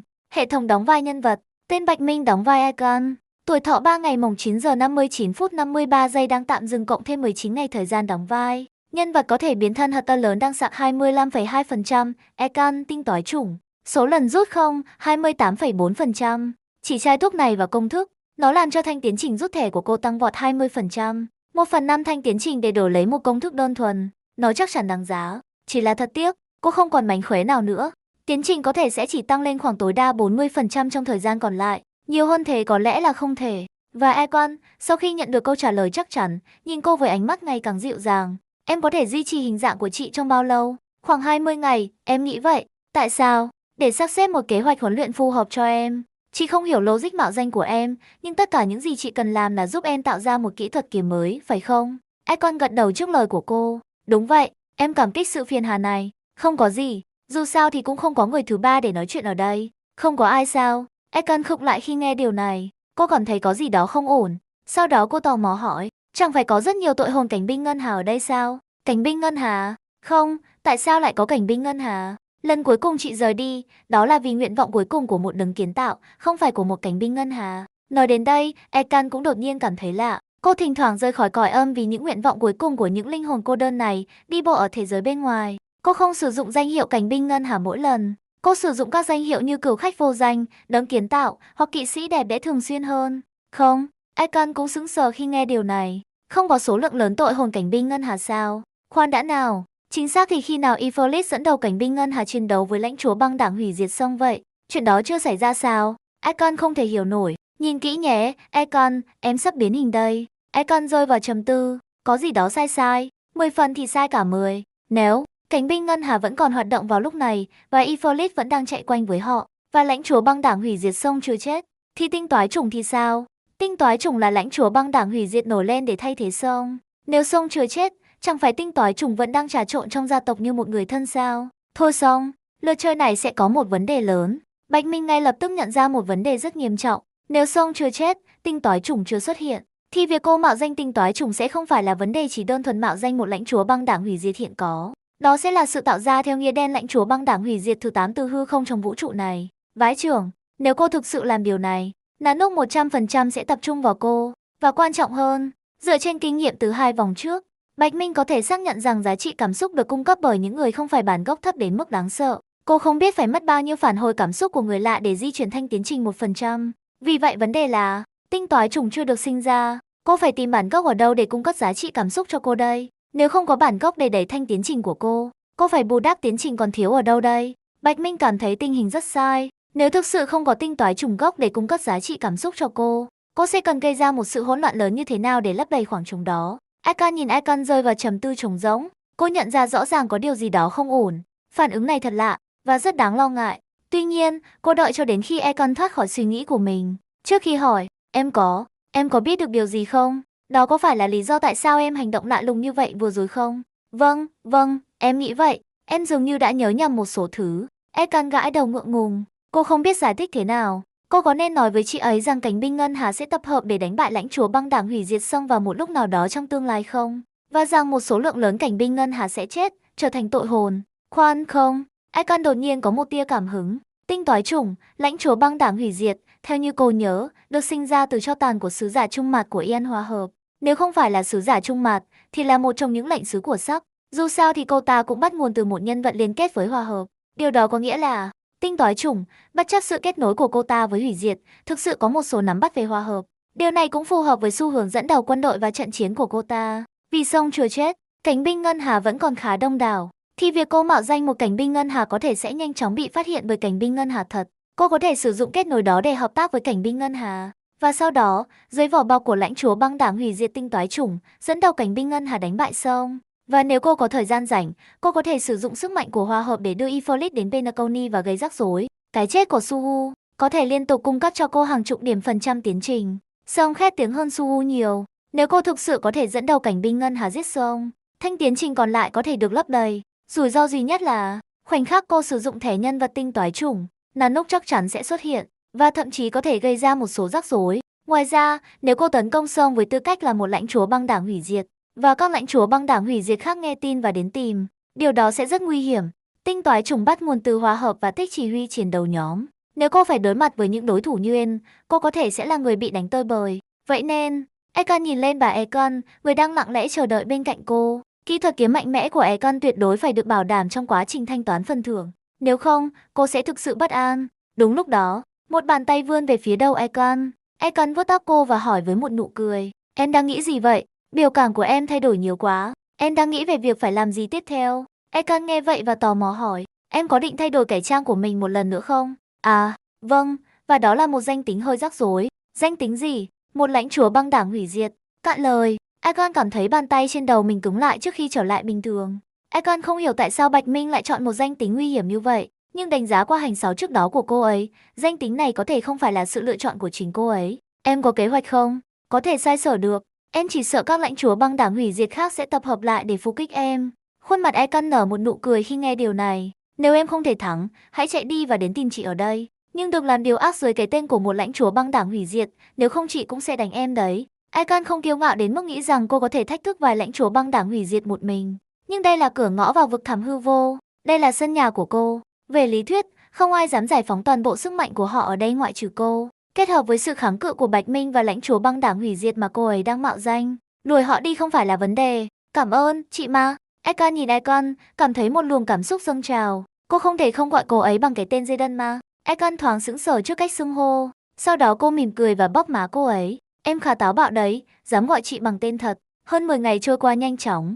Trong những ngày này, Econ dành phần lớn thời gian để nghiên cứu kỹ thuật kiếm. Cô không chỉ tạo ra thành công một bộ kỹ thuật kiếm hoàn toàn của riêng mình, mà ngay cả Econ thật, người được hưởng lợi từ những viên thuốc và có thể hoàn toàn đắm mình vào công việc kiếm thuật của mình, cũng tiến bộ hơn trong nửa tháng đấu tập này. Bạch Minh nhìn vào bảng thông báo của mình.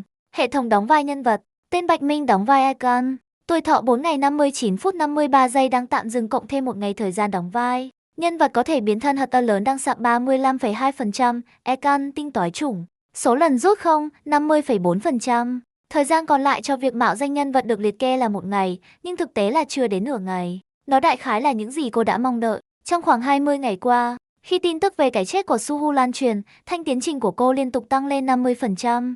Tuy nhiên, nó đã chậm lại trong vài ngày qua. Có khả năng vì tất cả những ai sẽ ngạc nhiên đều đã nhận được tin tức, và hầu hết những người khác không thực sự quan tâm đến cái chết của Suhu. Dù sao thì, sự sống còn hay cái chết của Suhu không liên quan đến họ. Ekan nhìn biểu cảm của Bạch Minh, đoán rằng thời gian đã gần kề. Đến lúc phải đi rồi sao? Vâng, nhưng với khả năng kháng hư vô của em sẽ quay lại thường xuyên.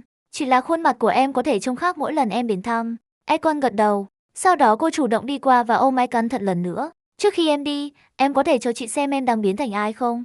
Chỉ để chị không nhầm em với người khác sau này. Ekan mỉm cười khi nhìn Bạch Minh. Cô thực sự vẫn tò mò về việc người kia quản lý sự mạo danh hoàn hảo như vậy như thế nào.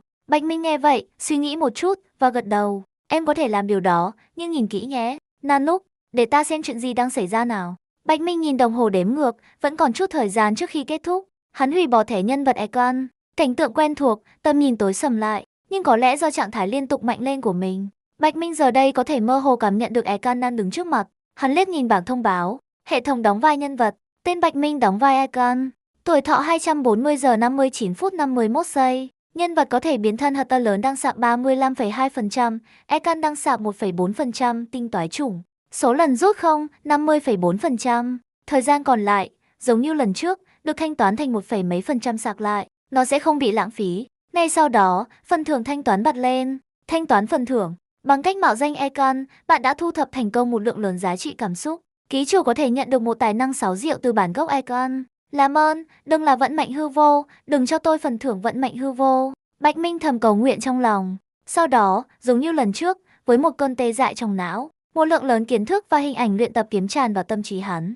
Không giống như sự gia tăng trí thông minh trực tiếp lần trước, Bạch Minh cảm thấy sự hiểu biết hiện tại của mình về kiếm đã được nâng lên một tầm cao mới. Có vẻ như, hắn đã nhận được tài năng chiến binh của Ekan, và không phải các khả năng liên quan đến hư vô của cô. Đồng thời, kiếm thuật Son Su mà hắn đã ghi nhớ trong 20 ngày qua, cùng với các kỹ thuật kiếm mà hắn đã tạo ra cùng Ekan, được giữ lại cụ thể trong tâm trí hắn. Tốt, dù sao thì đây cũng không phải là lãng phí thời gian. Bạch Minh thở phào nhẹ nhõm, thật tốt khi hệ thống không quá trừu tượng đến mức gán cho hắn một bùa hại hư vô. Có vẻ như nội dung phần thưởng giờ đã rõ ràng hơn. Bất cứ thứ gì hắn tạo ra trong khi mạo danh một nhân vật thực sự có thể được giữ lại. Bây giờ, ngay cả khi hắn phải mạo danh tinh toái chủng tiếp theo, hắn không sợ chiến đấu với các lãnh chúa băng đảng hủy diệt khác. Vậy nên, đã đến lúc bắt đầu màn mạo danh tiếp theo. Bạch Minh tập trung sự chú ý vào thẻ nhân vật duy nhất đang sáng lên. Rất nhanh, người phụ nữ cao lớn, gần như hoàn toàn mặc đồ trắng, xuất hiện trước mặt Bạch Minh. Lần này, không đợi cơ thể kéo mình vào, Bạch Minh chủ động lao vào cơ thể tinh toái chủng. Nhanh chóng, ý thức của Bạch Minh trở nên rõ ràng. Hắn cảm thấy bộ đồ bó sát bám vào cơ thể, cũng như những trang phục bồng bềnh treo trên người, mái tóc dài gần chạm sàn, và những cấu trúc giống như vòng sao trôi nổi trước mặt và quanh cẳng chân hắn. Đây là cơ thể mới của em sao? Ekan xem xét người phụ nữ đã biến đổi trước mặt cô với vẻ thích thú. Sau khi hình dạng trước đó biến mất, một hình bóng mờ nhạt vẫn còn tại chỗ, ngoại hình và giới tính không rõ ràng. Nhưng Ekan cảm thấy rằng đây hẳn là con người thật của Bạch Minh. Cô ấy liên tục mượn ngoại hình của người khác vì cô ấy thiếu một cơ thể của riêng mình sao? Ekan suy ngẫm về điều này, nhưng không hỏi trực tiếp. Thay vào đó, cô tò mò nghiên cứu lãnh chúa băng đảng hủy diệt xinh đẹp. Vâng, lãnh chúa băng đảng hủy diệt tinh toái chủng. Giọng nói của Bạch Minh cũng thay đổi, trở nên du dương như tiếng chim sơn ca. Nhưng giọng nói này chứa đựng một chút kiêu ngạo không thể phủ nhận. Nó khiến Ekan cảm thấy rằng tinh toái chủng này có vẻ như là người lãnh đạo của một tổ chức lớn. Và ngay khoảnh khắc Bạch Minh nói tên tinh toái chủng, boom, một tiếng gào mảo giác đột ngột bùng nổ bên tai họ. Không chỉ Bạch Minh, mà ngay cả Ekan cũng cảm thấy ý chí cực đoan của hủy diệt. Nanook, Bạch Minh nhìn Nanook, người có hình dạng đang nhỏ những giọt máu vàng, xuất hiện trước mặt cô. Cô thậm chí còn chưa có thời gian rời khỏi lối vào hư vô. Cô không ngờ Nanook sẽ tìm đến chỉ bằng cách nghe tên cô. Đôi mắt vàng đó trải dài không gian, thậm chí xé toạc hư vô đang len lỏi. Mắt ngài nhìn thẳng vào lệnh sứ hoàn toàn xa lạ, đột nhiên xuất hiện này. Lạ thật, đây không phải là một lệnh sứ do ngài tạo ra. Nanook chắc chắn về điều này, nhưng cơ thể đó lại khiến ngài cảm thấy rõ ràng rằng nó nên được rèn bởi chính tay ngài. Cô ta chưa bước đi theo ý chí hủy diệt, điều đó có thể hiểu được. Từ mọi góc độ, người này nên là một lệnh sứ mới sinh. Tuy nhiên Nanook cũng có thể nhận thấy rằng, kẻ điều khiển cơ thể này không đi trên vận mệnh hủy diệt. Linh hồn co cụm trong cơ thể tinh toái chủng không tương thích với thể chất. Nanook có thể thấy điều này. Ngươi, lãnh chúa băng đảng hủy diệt, tinh toái chủng sao? Nanook chất vấn, với một luồng khí hủy diệt dữ dội, đè nặng lên Bạch Minh. Ekan theo bản năng di chuyển để che chắn cho Bạch Minh, sẵn sàng quét sạch mối đe dọa. Ngay cả khi đối thủ là một Ian, cô cũng sẽ rút kiếm. Nhưng tinh toái chủng đặt một tay lên vai Ekan, che chắn cô ấy ở phía sau thay thế. Lãnh chúa băng đảng hủy diệt, tinh toái chủng, người sẽ được ngài đích thân nâng lên từ tro tàn của sứ giả Trung Mặt vào một thời điểm nào đó trong tương lai. Cạn lời, thú vị đấy. Nanook cảm thấy hứng thú. Mặc dù gần đây ngài đang xem xét sứ giả hòa hợp, nhưng Một lãnh chúa băng đảng hủy diệt tương lai, tinh toái chủng, sinh ra để tiêu diệt hòa hợp. Xuất hiện trong một thời đại và địa điểm mà cô ta không nên tồn tại. Tác phẩm của ai đây? Để ta xem kỹ hơn nào. Và thế là, ngài nhìn vào Bạch Minh. Nhìn xuyên qua vẻ ngoài của tinh toái chủng, ngài thấy Bạch Minh ẩn bên trong. Hào quang hủy diệt tràn về phía cô, nhưng không có ý định tiêu diệt Bạch Minh. Một giọt máu vàng rơi từ mắt Nanook. Nó du hành qua dòng sông sao xa xôi và đáp xuống trán tinh toái chủng. Nó nhanh chóng thấm vào, biến thành một vũng nước vàng bao bọc hoàn toàn linh hồn Bạch Minh. Sức mạnh lạnh lẽo của hủy diệt, nhưng nó ngoan ngoãn như một con cừu non. Bạch Minh thậm chí còn cảm thấy rằng cô có thể chỉ huy sức mạnh rộng lớn như đại dương này dễ dàng như cử động một chi. Sau đó, Nanook không nói thêm gì nữa. Ngài thu hồi ánh nhìn và rút lui khỏi khoảng không giữa hai thực tại. Sau đó, khi Bạch Minh theo bản năng liếc nhìn bảng thông báo của mình, cô cảm thấy tim mình lỡ một nhịp. Hệ thống đóng vai nhân vật. Tên Bạch Minh đóng vai tinh toái chủng. Tuổi thọ 100 năm đang tạm dừng cộng thêm 30 ngày thời gian đóng vai. Nhân vật có thể biến thân hạt to lớn đang sạp 45,2%, Ekan đang sạp 11,4%, tinh toái chủng. Số lần rút không, 60,4%. Tất cả các thanh tiến trình khác đều bình thường, chỉ tăng 10%. Theo lý thuyết, cô tuổi thọ cũng nên như vậy, nhưng nó đã ngay lập tức tăng vọt lên một thế kỷ. Bạch Minh có thể cảm nhận được sức mạnh vàng bao quanh mình. Nó mang tính hủy diệt, nhưng mềm mại. Gần đây cô đã hiểu ra một điều, tuổi thọ của một người bình thường bị giới hạn bởi sự lao hóa của cơ thể. Và tuổi thọ của hắn liên quan đến sự tiêu tan của linh hồn. Các kẻ nhân vật của hệ thống có thể khóa linh hồn hắn và ngăn chặn sự tiêu tan của nó, nhưng cơ thể hắn tự tạo ra lại thiếu một số yếu tố quan trọng. Nhưng giọt máu vàng đó dường như đã bổ sung thành công phần mà Bạch Minh trước đây đã bỏ qua. Mặc dù chỉ có 100 năm, cô không thể phàn nàn quá nhiều vì đó là vận mệnh hủy diệt, và ít nhất nó đã cho cô một hướng đi cho nghiên cứu trong tương lai. Nhưng tại sao Nanook không tát cô một cái? Bạch Minh cảm thấy điều đó khá kỳ diệu. Nói chung, các yan không hạ phàm để nhắm vào các cá nhân. Nhưng Bạch Minh, mà cơ thể của một lãnh chúa băng đảng hủy diệt tương lai, đã không bị đánh. Điều đó thực sự đáng kinh ngạc. Nanook đang nghĩ gì vậy? Bạch Minh suy nghĩ một lúc nhưng không thể tìm ra câu trả lời. Cô quyết định bỏ cuộc. Em vừa thực sự trở thành một lãnh chúa băng đảng hủy diệt sao? Ekan hơi tò mò. Em không nghĩ vậy. Sức mạnh này không mạnh đến thế. Tinh toái chủng dành một chút thời gian để đo lường sức mạnh. Nó yếu hơn đáng kể so với sức mạnh vốn có trong cơ thể tinh toái chủng. Và bây giờ khi cô cảm nhận kỹ lưỡng, giọt máu vàng giống như một dấu ấn đặt lên cô hơn. Thay vì là một sự nâng cấp thực sự lên cấp bậc lãnh chúa băng đảng hủy diệt. Tôi, lãnh chúa băng đảng hủy diệt tinh toái chủng. Dù thế nào đi nữa, đó vẫn là sức mạnh được ban bởi một Ian. Độ lớn của nó vượt xa một hành giả vận mệnh bình thường. Và khi kết hợp với thể chất của tinh toái chủng, vốn đã là của một lãnh chúa băng đảng hủy diệt tiêu chuẩn, cảm giác như một sự nâng cấp từ 1 lên 1,3 đến 1,5. Nó chắc chắn đã tăng cường sức mạnh của cô. Tinh toái chủng dành một chút thời gian để làm quen với cơ thể. Sau đó cô nhìn Ekan. Em cần phải đi ngay bây giờ. Cảm ơn chị, mà, vì đã đứng trước mặt em vừa rồi. Chuyện nhỏ thôi mà. Ekan mỉm cười với tinh toái chủng, ôm thanh kiếm trong tay. Tinh toái chủng gật đầu, chủ động chống lại sức mạnh của hư vô và hướng dẫn bản thân ra khỏi khoảng không này. Trở lại vũ trụ, tinh toái chủng ngay lập tức liên lạc với Tang Sâu, hỏi xem cảnh binh ngân hà thật có liên lạc với Luffy hay không. Tang Sâu, họ có, nhưng đừng lo, họ dường như không truy cứu cô. Khách vô danh, tôi cần làm phiền ngài một việc. Tôi có thể gặp đại diện của cảnh binh ngân hà không? Tang Sâu, tất nhiên. Khách vô danh, ồ, phải rồi, tôi đã thay đổi danh tính bây giờ. Chỉ cần bảo họ sử dụng binh phù để nhận ra tôi khi chúng tôi gặp nhau. Tang Sâu, được rồi. Tang Sâu ngồi trên ghế tướng quân, nhìn tin nhắn Bạch Minh gửi. Ông cười bất lực. Ông không biết tại sao cô Bạch Minh này lại khăng khăng thay đổi danh tính liên tục. Vì vậy, Tang Sâu mở kênh liên lạc cho các cảnh binh ngân hà đã ghé thăm Luffy gần đây. Thực ra khi các cảnh binh ngân hà đến Luffy vài ngày trước, họ định mời Ekan tham gia vào một công việc lớn. Các cảnh binh ngân hà đang tập hợp và chuẩn bị cho sự kiện này. Đương nhiên, Tang Sâu, người biết hoàn cảnh thực sự của Ekan, đã lịch sự từ chối, nói rằng ông không thể liên lạc với cô ấy nữa. Nhưng ông không ngờ Bạch Minh lại chủ động liên lạc với ông lần này. Cô ấy có biết cảnh binh ngân hà đang lên kế hoạch gì không? Tang Sâu không hiểu, nhưng ông không ngại giúp kết nối họ. Nửa ngày sau, trên một hành tinh nghỉ dưỡng nhộn nhịp, tinh toái chủng thu hồi những vòng sao lạ trên cơ thể mình, làm cho bản thân trông bớt nổi bật hơn. Nhưng cô đã đánh giá thấp ngoại hình và khí chất của chính mình một chút. May mắn thay, tinh toái chủng dù sao cũng là một lãnh chúa băng đảng hủy diệt. Ngay cả khi khí chất bị kìm nén, những người bình thường chỉ dám liếc trộm và sẽ không đến gần cô. Tinh toái chủng dần dần rời xa đám đông và tìm thấy con tàu sao của cảnh binh ngân hà đang đợi cô trên một bãi biển vắng vẻ. Cửa tàu mở ra, một người đàn ông trung niên với mái tóc nâu bước ra khỏi tàu. Ông ta ăn mặc theo phong cách phù hợp với thẩm mỹ của một biệt kích. Xin chào, cô tinh toái chủng. Tên tôi là Ifrit. Ifrit đưa tay về phía tinh toái chủng. Tinh toái chủng ngước nhìn ông ta. Đôi mắt vàng của cô nhìn thẳng vào ông ta, khiến tóc gáy Ifrit dựng đứng ngay lập tức. Ông ta siết rút súng. Xin chào tinh toái chủng.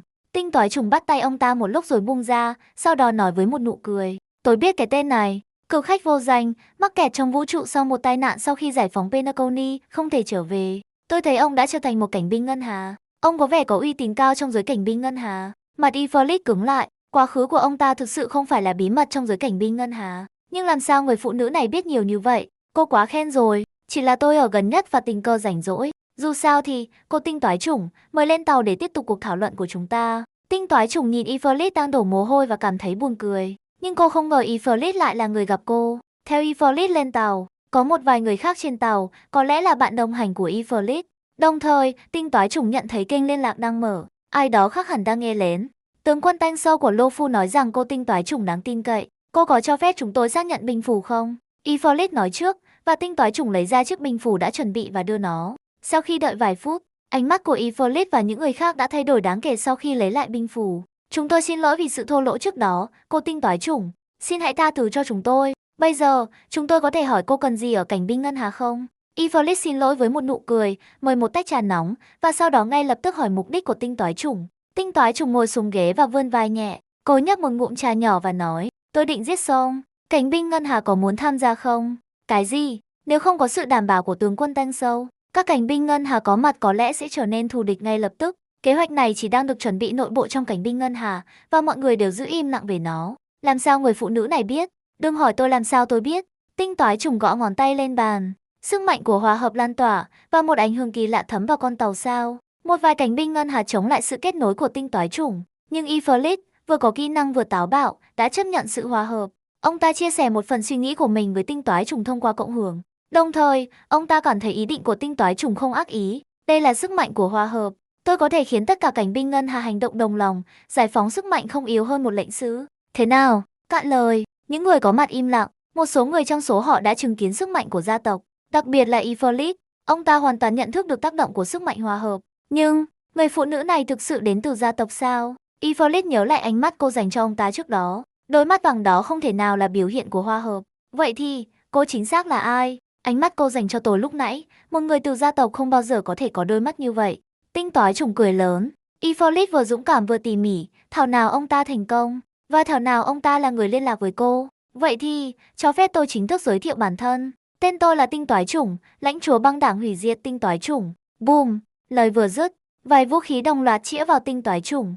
Không ai trong số cảnh binh ngân hà, ngoại trừ Ifrit, có thể ngồi yên. Họ thậm chí bắt đầu nghĩ đến những lời chăn chối của mình. Chỉ vài người trong số họ đối mặt với một lãnh chúa băng đảng hủy diệt. Liệu có kết quả nào khác ngoài cái chết không? Tinh Toái Chủng đưa tay ra. Cô nhẹ nhàng kẹp một lưỡi kiếm trong tầm tay. Người cầm kiếm là một phụ nữ trẻ cao lớn.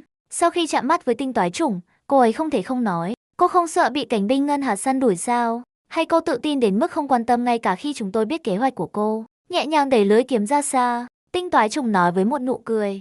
Không, tôi đơn giản tin rằng các bạn sẽ không tấn công tôi. Dựa vào đâu chứ? Dựa vào việc tôi chưa làm gì sai cả. Cảnh binh ngân hà tự hào về việc duy trì lòng tốt và công lý trong vũ trụ đúng không? Vậy thì, khi đối mặt với một người hoàn toàn không làm gì cả, các bạn sẽ xáo phạm lời thề của chính mình sao? Tinh Toái Chủng hoàn toàn không bối rối trước những phản ứng phòng thủ của những người này. Cảnh binh ngân hà nổi tiếng với tính khí nóng nảy. Nhưng bên dưới sự nóng nảy đó, liệu cảnh binh ngân hà, những người theo đuổi lòng tốt và công lý, có bóp cò súng vào một lãnh chúa băng đảng hủy diệt không phạm sai lầm nào không? Tinh Toái Chủng nhìn vài người từ từ trào vũ khí vào bao. Cô nhận được câu trả lời mà cô mong đợi. Không, hợp tác, trả thù Song. Tinh Toái Chủng mỉm cười. Liên minh Sonsu sẽ khó có thể dành bất kỳ lực lượng chiến đấu nào để hỗ trợ các bạn phải không? Ifrit gật đầu với một nụ cười cay đắng. Liên minh Sonsu liên tục bị các tín đồ chủ phú theo dõi. Lô Phu vừa mới kết thúc một cuộc chiến, thương vong rất nặng nề. Để đối phó với Song, Sonsu có lẽ không thể tham gia. Đúng vậy, nhưng đừng đánh giá thấp cảnh binh ngân hà. Nếu họ không có đủ sức mạnh và chỉ dựa vào số lượng tuyệt đối, làm sao cảnh binh ngân hà có thể nổi bật như vậy trong cuộc truy đuổi của họ khắp vũ trụ? Tất nhiên, thực tế là họ thiếu một lệnh sứ là đúng. Không, tôi không bao giờ đánh giá thấp cảnh binh ngân hà. Tôi thậm chí tin rằng các bạn có thể giết Song. Tuy nhiên, cá nhân tôi giỏi chiến đấu nhóm hơn, đó là lý do tại sao tôi đến đây. Một phần lớn sức mạnh của Tinh Toái Chủng được thể hiện trong chiến đấu nhóm. Hòa hợp là như vậy, nếu cô phải chiến đấu một mình, cô sẽ phải dựa vào hủy diệt để trao đổi chiêu thức. Không phải là cô không thể chiến đấu, nhưng lợi thế của cô sẽ hoàn toàn không được sử dụng. Nó không cần thiết. Vậy thì, làm sao chúng tôi có thể chắc chắn rằng cô sẽ đối phó với Song và không cản trở chúng tôi vào thời điểm quan trọng? Tinh Toái Chủng nghe vậy và lắc đầu nhẹ. Không phải là các bạn có tin tôi hay không, mà là sự thật rằng tôi đang đi đối phó với Song ngay bây giờ. Nếu các bạn không đi theo, các bạn sẽ bỏ lỡ cơ hội. Nếu các bạn đi theo, thì chúng ta là đối tác. Ifrit bối rối trước tuyên bố của cô.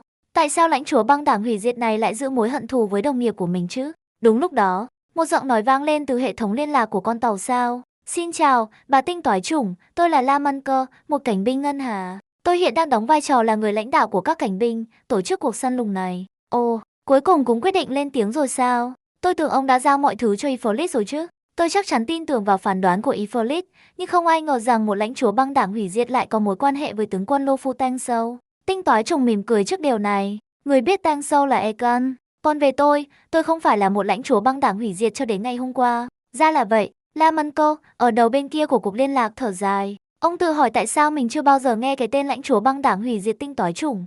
Hóa ra cô ta mới được sinh ra. Nhưng tại sao không có sự náo động nào khi lãnh chúa băng đảng hủy diệt này được sinh ra? Dựa trên sự ra đời của các lãnh chúa băng đảng hủy diệt trong quá khứ, nó luôn liên quan đến sự hủy diệt của cả một thế giới, hoặc một cái gì đó tương tự. Lẽ ra phải có một số tin tức. Vậy, ông La Mân Cơ, ông có muốn hợp tác không?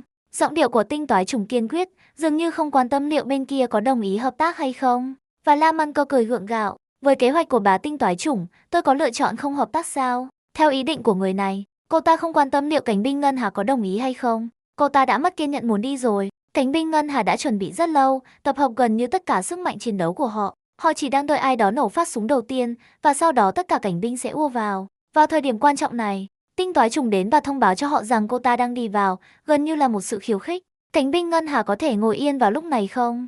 Với tính khí nóng này của họ, La Mân Cơ không thể đảm bảo rằng mọi người sẽ không hài lòng về kế hoạch này. Trên chiến trường, với trình độ kỹ năng của cô ta, nếu cô ta thực sự hòa hợp mọi người và dẫn họ tấn công sống cùng nhau, ai có thể cưỡng lại điều đó? Về khả năng hòa hợp, những người có ý chí kiên định chắc chắn có thể cưỡng lại. Nhưng vấn đề là mục tiêu của mọi người đều thống nhất, giết Song. Và điều này sẽ xảy ra trên chiến trường. Bản thân La Mân Cơ không dám đảm bảo mình có thể cưỡng lại. Người phụ nữ này không cho cảnh binh Ngân Hà sự lựa chọn nào. Nụ cười của Tinh Toái Chủng vẫn không thay đổi. Hòa hợp, bị ảnh hưởng bởi hủy diệt, chắc chắn sẽ không dịu dàng như vậy. Ngay cả khi cô không thể hòa hợp mọi người, cô có thể giải phóng sức mạnh đáng kể chỉ bằng cách kiểm soát một phần của cảnh binh Ngân Hà. Vậy tôi sẽ coi đó là sự đồng ý của ông. Vâng, tôi đại diện cho cảnh binh Ngân Hà đồng ý hợp tác với bà Tinh Toái Chủng, nhưng cá nhân tôi có một yêu cầu nhỏ. Cứ nói đi. Trước khi trận chiến bắt đầu, tôi muốn gặp cô Tinh Toái Chủng. Giọng nói của La Mân Cơ vang lên qua thiết bị liên lạc. Tinh Toái Chủng nhướng mày, hơi ngạc nhiên. Ông không lo lắng tôi sẽ làm hại ông sao? Nếu người lãnh đạo của cảnh binh chết, tác động lên cảnh binh Ngân Hà sẽ rất đáng kể. Ha ha ha, bà Tinh Toái Chủng đang lo xa rồi. Những ngôi sao băng của cảnh binh Ngân Hà sẽ không vĩ đại vì tôi, cũng sẽ không rơi xuống vì tôi. Và tôi tin rằng bà Tinh Toái Chủng hiện tại sẽ không làm điều như vậy. La Mân Cơ khá táo bạo và Tinh Toái Chủng không biết phải mô tả nó như thế nào. Có lẽ đó là sức hút lãnh đạo. Thành thật mà nói, cô cảm thấy người tên La Mân Cơ này có phần đáng gờm. Khoan đã, cảnh binh Ngân Hà có một người như vậy sao? Tại sao tôi không nhớ ông ta? Tinh Toái Chủng vuốt cằm mịn màng của mình, suy nghĩ một chút và nhận ra cô chưa từng gặp cái tên này trong ký ức trò chơi của mình. Ông ta có lẽ ẩn mình ở một góc hẻo lánh nào đó, hoặc đơn giản là không được nhắc đến. Được thôi, nhưng hãy gặp trực tiếp tại vị trí của Song. Tôi quá lười để đi lại. Bà Tinh Toái Chủng thực sự hợp với tôi, ha ha. Tôi hiện đang ở thế giới gần nhất với Song, chờ đợi sự xuất hiện của bà Tinh Toái Chủng. Liên lạc bị cắt, Tinh Toái Chủng từ từ đứng dậy, chuẩn bị rời đi. Điều đó khiến cô dễ tìm. Song, giống như Tinh Toái Chủng tương lai, là một chỉ huy quân sự. Cô có thể dễ dàng tìm thấy thông tin tình báo về thế giới nào Song hiện đang xâm lược bằng một tìm kiếm nhanh. Thấy vậy, Ifrit nhanh chóng nói. Khoan đã, bà Tinh Toái Chủng, chúng tôi sẽ đưa bà đến địa điểm mục tiêu tiếp theo. Tại sao? Nếu bà đi một mình, khả năng cao Song sẽ phát hiện ra bà, phải không? Song và quân đoàn của hắn hiện đang đợi chúng tôi tập hợp, vì vậy nhóm nhỏ của chúng tôi sẽ không thu hút sự chú ý. Ifrit cảm thấy rằng vì sự hợp tác ban đầu đã được thiết lập, họ cần thảo luận về kế hoạch chiến đấu. Nếu không, nếu bà Tinh Toái Chủng đi một mình, có khả năng bà ấy sẽ ngay lập tức bắt đầu chiến đấu với Song. Điều đó sẽ làm gián đoạn kế hoạch của cảnh binh Ngân Hà. Điều quan trọng cần nhớ là một nhóm cảnh binh Ngân Hà hiện đang tìm kiếm các thực thể bọ gai gần đó, lên kế hoạch dụ chúng vào trận chiến. Họ không thể cứ thế từ bỏ kế hoạch đó. Ngay cả khi họ phải hủy bỏ phần đó của kế hoạch, họ cần gọi những người đó quay lại. Ifrit giải thích ngắn gọn một số kế hoạch nội bộ của cảnh binh Ngân Hà. Song rõ ràng tràn đầy tự tin, hoàn toàn không quan tâm đến những chuyển động nhỏ của cảnh binh Ngân Hà. Hắn chỉ đang đợi cảnh binh tập hợp đầy đủ để hắn có thể quét sạch họ trong một lần. Tinh Toái Chủng lắng nghe lời giải thích của Ifrit.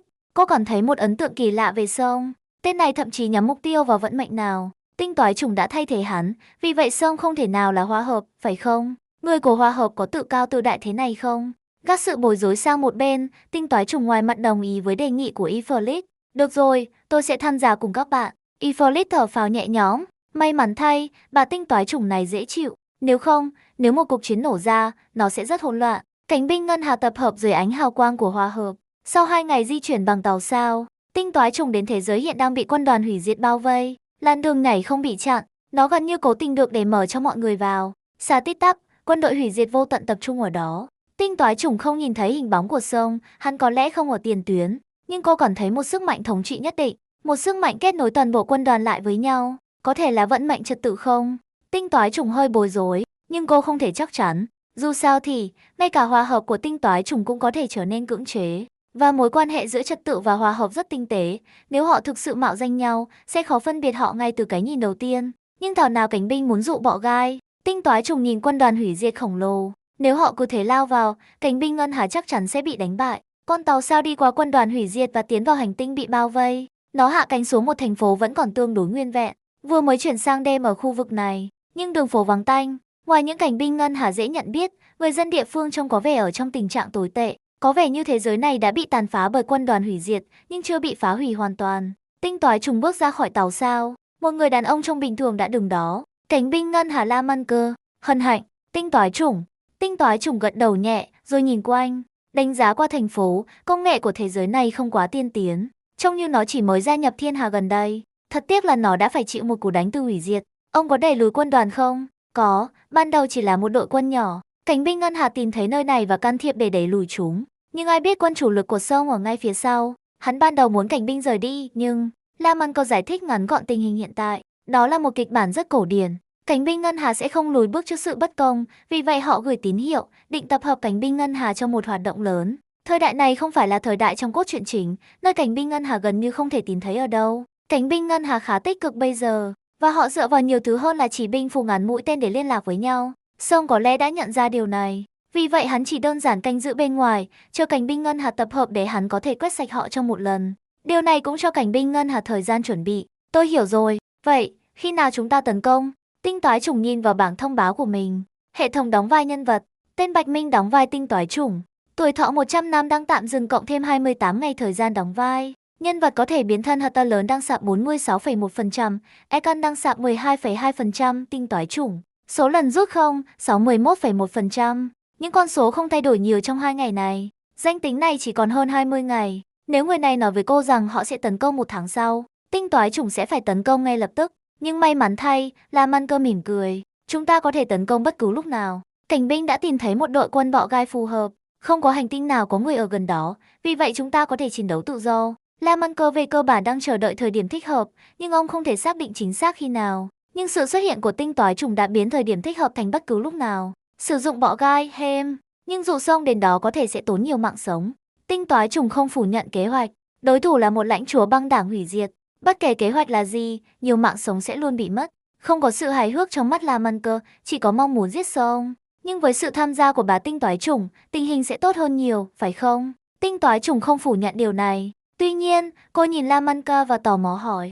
Tôi cứ tưởng ông sẽ nói chuyện với tôi vài ngày trước khi quyết định bắt đầu trận chiến, nhưng có vẻ như ông đã mất kiên nhẫn. Đối với một cảnh binh ngân hà, đứng trên vùng đất bị tàn phá này, không ai có thể chịu đựng việc không di chuyển để tìm kiếm sự trả thù. Nếu không phải vì bà tinh toái chủng, tôi đã bắn minh phù ngàn mũi tên ngày hôm qua rồi. Cũng đúng, tinh toái chủng gật đầu. Cô có ấn tượng mới về tính cách của cảnh binh ngân hà. Vậy thì, hãy bắt đầu cuộc săn lùng sâu ngay bây giờ. Một nụ cười xuất hiện trên khuôn mặt tinh toái chủng. Những vòng sao, vốn đã bị ẩn đi, xuất hiện trở lại trên cơ thể cô, và cô từ từ bay lên không trung. Sức mạnh của hòa hợp nhanh chóng mở rộng, bao trùm toàn bộ hành tinh. Mọi người trên hành tinh vẫn còn nuôi dưỡng ý chí chống lại quân đoàn hủy diệt, đều bị kéo vào sự hòa hợp của cô. La Man Cơ cảm thấy cảm giác về mục đích thống nhất. Nụ cười trên môi ông càng rộng hơn và không kiềm chế hơn. Ha ha ha, tốt, tốt, Song, hôm nay là ngày chết của người. Boom, La Man Cơ cười điên cuồng, giơ cao cây thương dài của mình. Một viên đạn biến thành một ngôi sao băng, nở rộ trên bầu trời đen tối tăm. Ý chí của săn bắn, trong khoảnh khắc đó, dường như biến thành một quân cờ bắn lên thiên đường. Vào lúc này, tinh toái chủng, liên kết với cảnh binh ngân hà, cũng cảm thấy ý chí của cảnh binh ngân hà được sinh ra từ sự hội tụ của vô số người, biến thành một ngọn hải đăng cực kỳ rực rỡ trên vận mệnh săn bắn. Đồng thời, cảnh binh ngân hà rải rác khắp vũ trụ, bất kể họ đang làm gì hay ở đâu, họ đều nhìn thấy nó. Ngôi sao băng đang bay lên đều đặn đó, và cơn thịnh nộ sẽ xé nát mọi bất công. Vào lúc này, dù cảnh binh ngân hà có được liên lạc trước hay không, họ đều đặt xuống những gì đang làm. Họ cầm lấy vũ khí, đi theo hướng của ngôi sao băng và dấn thân vào sự hướng dẫn của săn bắn. Họ biến thành những vệt sáng xé toạc màn đêm, băng qua biển sao và hội tụ về phía hệ sao vô danh này. Chỉ sau vài phút, vô số vệt sáng xé toạc bầu trời, thắp sáng bóng tối. Thấy vậy, sức mạnh hòa hợp của tinh toái trùng lại dâng trào điên cuồng. Cô đưa tất cả những ngôi sao băng đó vào sự hòa hợp của hòa hợp. Những cảnh binh ngân hà này, đoàn kết bởi một mục tiêu duy nhất, tham gia tích cực hơn cả những gì tinh toái trùng tưởng tượng. Ý chí của hàng chục triệu người hội tụ, biến thành một sức mạnh tuyệt đối. Tinh toái trùng duy trì tư thế đứng của mình, ngay lập tức phá vỡ bầu khí quyển và đi vào vũ trụ. Cô nhìn vào đội quân hủy diệt đang bạo loạn, vô số ánh sáng bùng lên trong đội quân khổng lồ. Ngay sau đó, hàng chục triệu chùm sáng hội tụ, tạo thành một dòng chảy có khả năng phá hủy ngay lập tức một ngôi sao và giáng xuống hành tinh này. Tinh toái trùng cười khẽ, cơ thể cô đột nhiên bắt đầu lớn lên, ngay lập tức biến thành một nữ khổng lồ cao chót vót. Cô giơ tay phải lên và đập mạnh xuống dòng chảy ánh sáng. Trên những móng vuốt sắc nhọn của ngón tay cô là ý chí thống nhất của vô số thợ săn, biến thành một vết móng vuốt xé toạc bầu trời, nó cưỡng ép xé toạc cuộc tấn công kết hợp của quân đoàn hủy diệt. Ánh sáng và nhiệt ngay lập tức biến thành một cơn thủy triều không kiểm soát, lan rộng ra ngoài, nhưng nó bị xé toạc một cách cưỡng ép bởi sức mạnh tàn dư của vết móng vuốt, không làm hỏng hành tinh bên dưới dù chỉ một chút. Sắp, ta ở đây để chứng kiến. Cô lắc tay, hơi không quen với cảm giác này. Tinh toái trùng không hiểu tại sao Song không xuất hiện ngay lập tức, nhưng điều đó không ngăn cản cô bắt đầu kế hoạch của mình. Hình bóng cao chót vót di chuyển về phía vị trí tìm thấy bọ gai. Cô mang theo tất cả cảnh binh ngân hà như một dòng chảy trong vũ trụ, cuộn về phía trước với sức mạnh to lớn, nghiền nát đội hình của quân đoàn. Tinh toái trùng giơ tay lên và bóp mạnh, các tiểu hành tinh, thiên thạch, vân vân rải rác, được tập hợp bởi sức mạnh của hủy diệt và bắt đầu sụp đổ nhanh chóng. Tinh toái trùng búng ngón tay, thiên thể khổng lồ sụp đổ nhanh chóng trong khi duy trì động lượng to lớn của nó, bị ném về phía quân đoàn hủy diệt. Nó sụp đổ thành một điểm đen nhỏ ngay khi nó đáp thẳng vào đội hình của quân đoàn. Mặc dù nó không đạt đến cấp độ của một lỗ đen, lực hấp dẫn đáng sợ vẫn đủ để xé toạc một khoảng chân không rộng lớn ngay lập tức. Và, được thúc đẩy bởi tốc độ tiến về phía trước, nó cưỡng ép xé toạc một khoảng trống lớn trong vòng vây của quân đoàn. Tinh toái trùng nắm bắt cơ hội, dẫn đầu cảnh binh ngân hà lao ra khỏi hành tinh, lao về phía sự hỗn loạn. Họ thoát khỏi sự bao vây của quân đoàn hủy diệt và hội ngộ thành công với các cảnh binh khác.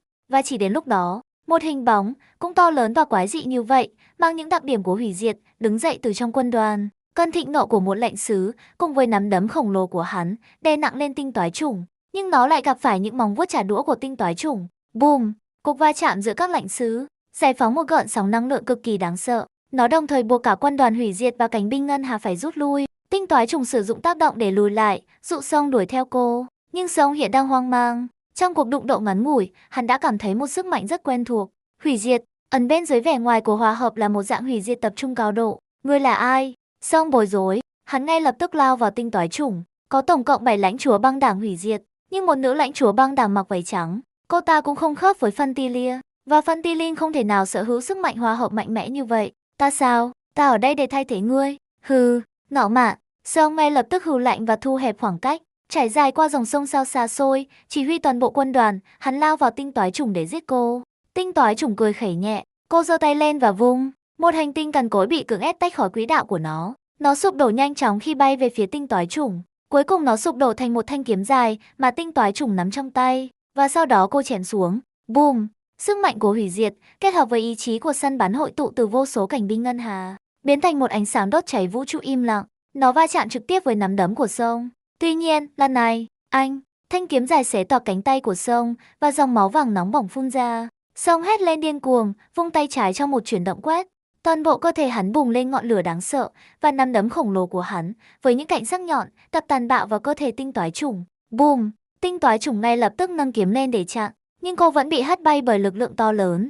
Ngọn lửa bao trùm cơ thể tinh toái trùng, nhưng chúng nhanh chóng bị tiêu thụ bởi thanh kiếm dài, thứ làm mèo mỏ ánh sáng trong tay cô. Tinh toái trùng tặc lưỡi, tên này toàn là sức mạnh cơ bắp, và sau 2 cuộc đụng độ liên tiếp, tinh toái trùng nói chung đã hiểu ra, mặc dù chưa có bằng chứng cụ thể, song này rất có thể đại diện cho vận mệnh trật tự. Cô chọn không tiếp tục tham gia vào cuộc đối đầu trực tiếp. Tinh toái trùng tiếp tục chiến đấu và rút lui cùng cảnh binh ngân hà, di chuyển đến gần khu vực có bọ gai. Song dường như hoàn toàn không bối rối trước điều này, cánh tay bị thương của hắn nhanh chóng lành lại. Hắn cười điên cuồng, hét vào vũ trụ. Giọng nói của hắn mang theo sức mạnh cực độ của hủy diệt, gần như chạm đến toàn bộ vũ trụ. Cố gắng dựa vào bọ gai sao? Vô dụng. Và ngươi, đồ phản loạn chết tiệt, sinh vật kinh tởm, ta sẽ đích thân xé đầu ngươi và biến ngươi thành con rối của ta. Cũng giống như tinh toái trùng cảm nhận đại khái vận mệnh của Song. Song cũng cảm thấy sức mạnh dữ dội, buồn nôn của hòa hợp. Vào lúc này, mục tiêu của hắn đã thay đổi, Hơn cả những cảnh binh ngân hà không liên quan, điều hắn muốn nhất bây giờ là cái chết của người phụ nữ ngay tại đây. Hắn sẽ vặn đầu người phụ nữ này và biến hài cốt của cô ta thành con rối cho quân đoàn của hắn. Hắn sẽ sử dụng trật tự để thống trị hòa hợp. Tinh toái trùng vẫn không lay chuyển. Cô cười khẩy trước lời đe dọa của Song. Đồ ngốc kiêu ngạo. Khoảnh khắc ngươi quen với sự thống trị và sự kiêu ngạo mù quáng, ngươi đã được định sẵn sẽ bị thời đại bỏ rơi. Hắn thực sự kiêu ngạo đến mức mù quáng hoàn toàn. Tên này, hắn nghĩ mình là tối cao vì hắn quen với sự thống trị sao? Vào lúc này, cô đột nhiên hiểu tại sao Nanook lại ban cho cô sức mạnh. Vận mệnh trật tự bị hòa hợp nuốt chửng, nhưng nó để lại dấu vết của sự bất hòa. Và mục tiêu của Nanook là tiêu diệt các vận mệnh. Vì vậy ngài liên tục nâng các sinh vật từ các vận mệnh khác nhau lên để phục vụ như lệnh sứ của mình. Sự ra đời của Song, tất nhiên, xảy ra rất lâu sau khi hòa hợp nuốt chửng trật tự. Nanook của thời điểm đó có thể đã có ý định khai thác sự bất hòa của trật tự, cố gắng sử dụng tàn dư của trật tự để giải thể hòa hợp. Về lý thuyết, điều này là có thể, nhưng ai biết tinh toái chủng sẽ đột nhiên xuất hiện chứ? Tinh toái trùng phỏng đoán rằng, Nanook muốn xem liệu tinh toái trùng của hòa hợp có thể xử tử Song, hay Song của trật tự có thể lật đổ tinh toái trùng. Kết quả nào cũng sẽ phục vụ để hướng dẫn sự lựa chọn của Nanook. Ngài thậm chí không lo lắng rằng tinh toái trùng sẽ không đối phó với Song, bởi vì trong danh tính hiện tại của tinh toái trùng, Song sẽ chủ động tìm cô để đối đầu một khi hắn biết. Trong chớp mắt, tinh toái trùng đã tính toán nhiều khả năng, nhưng cô không quá quan tâm đến bất kỳ điều gì trong số đó. Giá trị cảm xúc và cuộc sống của cô là những ưu tiên thực sự duy nhất. Nanook đã gia hạn tuổi thọ của cô thêm 100 năm, tại sao cô lại không giúp ngài một tay chứ? Boom! Nhát chém này đến nhát chém khác được tung ra. Tinh toái trùng lùi lại một lần nữa, dường như bị thổi bay về phía sau, liên tục dụ Song về phía địa điểm đã định trước. Cô liên tục giả vờ yếu đuối, khiến Song tin rằng hắn đang chiếm ưu thế. Nhưng thực tế, cho đến thời điểm này, quân đoàn của hắn đã mất nhiều sứ giả hư không hơn. Nhưng Song thực sự có vẻ quen với việc chiếm ưu thế. Hắn không quan tâm bao nhiêu quân của mình chết. Hắn chỉ biết rằng mục tiêu hắn cần nghiền nát đang ở ngay trước mắt, và đối thủ đang chờ bị hắn xé xác. Cùng lúc đó, cảnh binh ngân hà đang trải nghiệm loại trận chiến này lần đầu tiên. Mặc dù tiền tuyến dữ dội nhất rõ ràng là giữa Song và bà tinh toái chủng, tất cả họ đều cảm thấy như thể chính họ đang đứng trước Song, biến thành người phụ nữ khổng lồ, cầm thanh kiếm dài và chiến đấu không ngừng nghỉ với Song. Và khi cảm giác này lan rộng, nó khiến cảnh binh ngân hà ngày càng phấn khích, đến mức mọi suy nghĩ không cần thiết nhanh chóng bị gạt sang một bên. Tâm trí họ chỉ tập trung vào một điều duy nhất: tiêu diệt quân đoàn, giết Song. Vô số cảnh binh ngân hà, rất khác nhau về tính cách và đặc điểm. Vào lúc này, tìm thấy sự thống nhất chưa từng có trong suy nghĩ, theo cùng một mục tiêu săn bắn. Một trở thành tất cả, và tất cả trở thành một. Niềm tin vào mục tiêu cực đoan. Dưới sự chỉ huy của tinh toái chủng, đã đạt được lý tưởng của hòa hợp một cách hoàn hảo. Tập thể ban đầu có phần vụng về ngay lập tức trở nên thống nhất liền mạch. Và trong khoảnh khắc này, vu vu, từ phía bên kia của dòng sông sao xa xôi, sắc của hòa hợp ném xuống một cái nhìn. Ngay cả dưới cái bóng của hủy diệt, tranh chấp giữa trật tự và hòa hợp vẫn sẽ được chứng kiến bởi ngài. Trận chiến này sẽ là một chiến thắng vĩ đại. Ánh nhìn của Sắp làm báo động vô số người, và nhận thức của cảnh binh ngân hà là rõ ràng nhất. Dù sao thì, vào lúc này, mỗi người trong số họ đều tạm thời ôm lấy hòa hợp.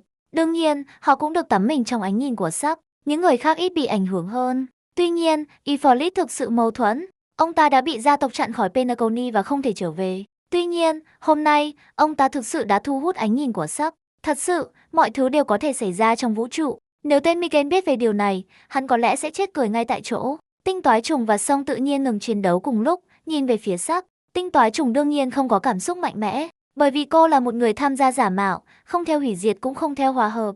Nhưng Song thì khác, hắn đang tức giận, vô cùng tức giận. Hắn cảm thấy bị coi thường. Kể từ khi sinh ra, hắn đã được định sẵn để tiêu diệt vận mệnh hòa hợp. Tuy nhiên, bây giờ sắc của hòa hợp đang nhìn xuống cuộc đấu tranh nội bộ trong vận mệnh hủy diệt, áp dụng lập trường bề trên, như thể để chứng kiến trận chiến. Điều này tự nhiên hoàn toàn thổi bùng cơn thịnh nộ trong lồng ngực của Song kiêu ngạo. Ngươi đã bao giờ tôn trọng ta, kẻ hủy diệt hòa hợp, đủ để đến và chứng kiến điều này chưa? Và sau đó, hắn trước cơn thịnh nộ về phía tinh toái chủng. Ngọn lửa vàng, mang theo động lực thiêu dụi vũ trụ, tràn về phía tinh toái chủng để giết cô. Tinh toái chủng cảm thấy sự tức giận tỏa ra từ Song, nhưng cô không thể không chửi thề thành tiếng. Hắn bị bệnh à? Chẳng phải đây chỉ là giận cá chém thớt thuần túy sao? Thảo nào Nanook dễ dàng đặt ngươi lên bàn cân như vậy. Nếu ngươi đấm Sắp trên bầu trời, bà ta có thể đã đánh giá cao ngươi. Tên này, tinh toái trùng bị buộc phải cười trong sự bực tức. Thanh kiếm dài trong tay cô sụp đổ một lần nữa, và sau đó cô ném mạnh nó về phía Song. Boom! Lô đen mới hình thành bùng nổ với sức mạnh hủy diệt đáng sợ. Song lao vào đó, và ngọn lửa vàng biến thành một bánh xe gào thét, cố gắng xé toạc lỗ đen. Và tinh toái trùng, tận dụng thời gian Song dành gần lỗ đen, nhanh chóng thu hẹp khoảng cách đến vùng sao che giấu bọ gai. La Măn Cơ nhìn lỗ đen bị thiêu rụi bởi ngọn lửa vàng. Ông biết, đã đến lúc cảnh binh ngân hà biểu diễn. Anh em, trong trạng thái hòa hợp, La Măn Cơ không cần thiết bị đặc biệt nào. Tiếng gọi của ông ngay lập tức được hàng ngàn người vang vọng. Cảnh binh ngân hà nhanh chóng hiểu họ cần làm gì và tất cả rút lui về phía xa hơn. Họ chỉ để lại một nhóm nhỏ vốn đóng quân ở đây và vừa mới gia nhập tập thể, cùng với tinh toái chủng, chờ đợi sự xuất hiện của Song.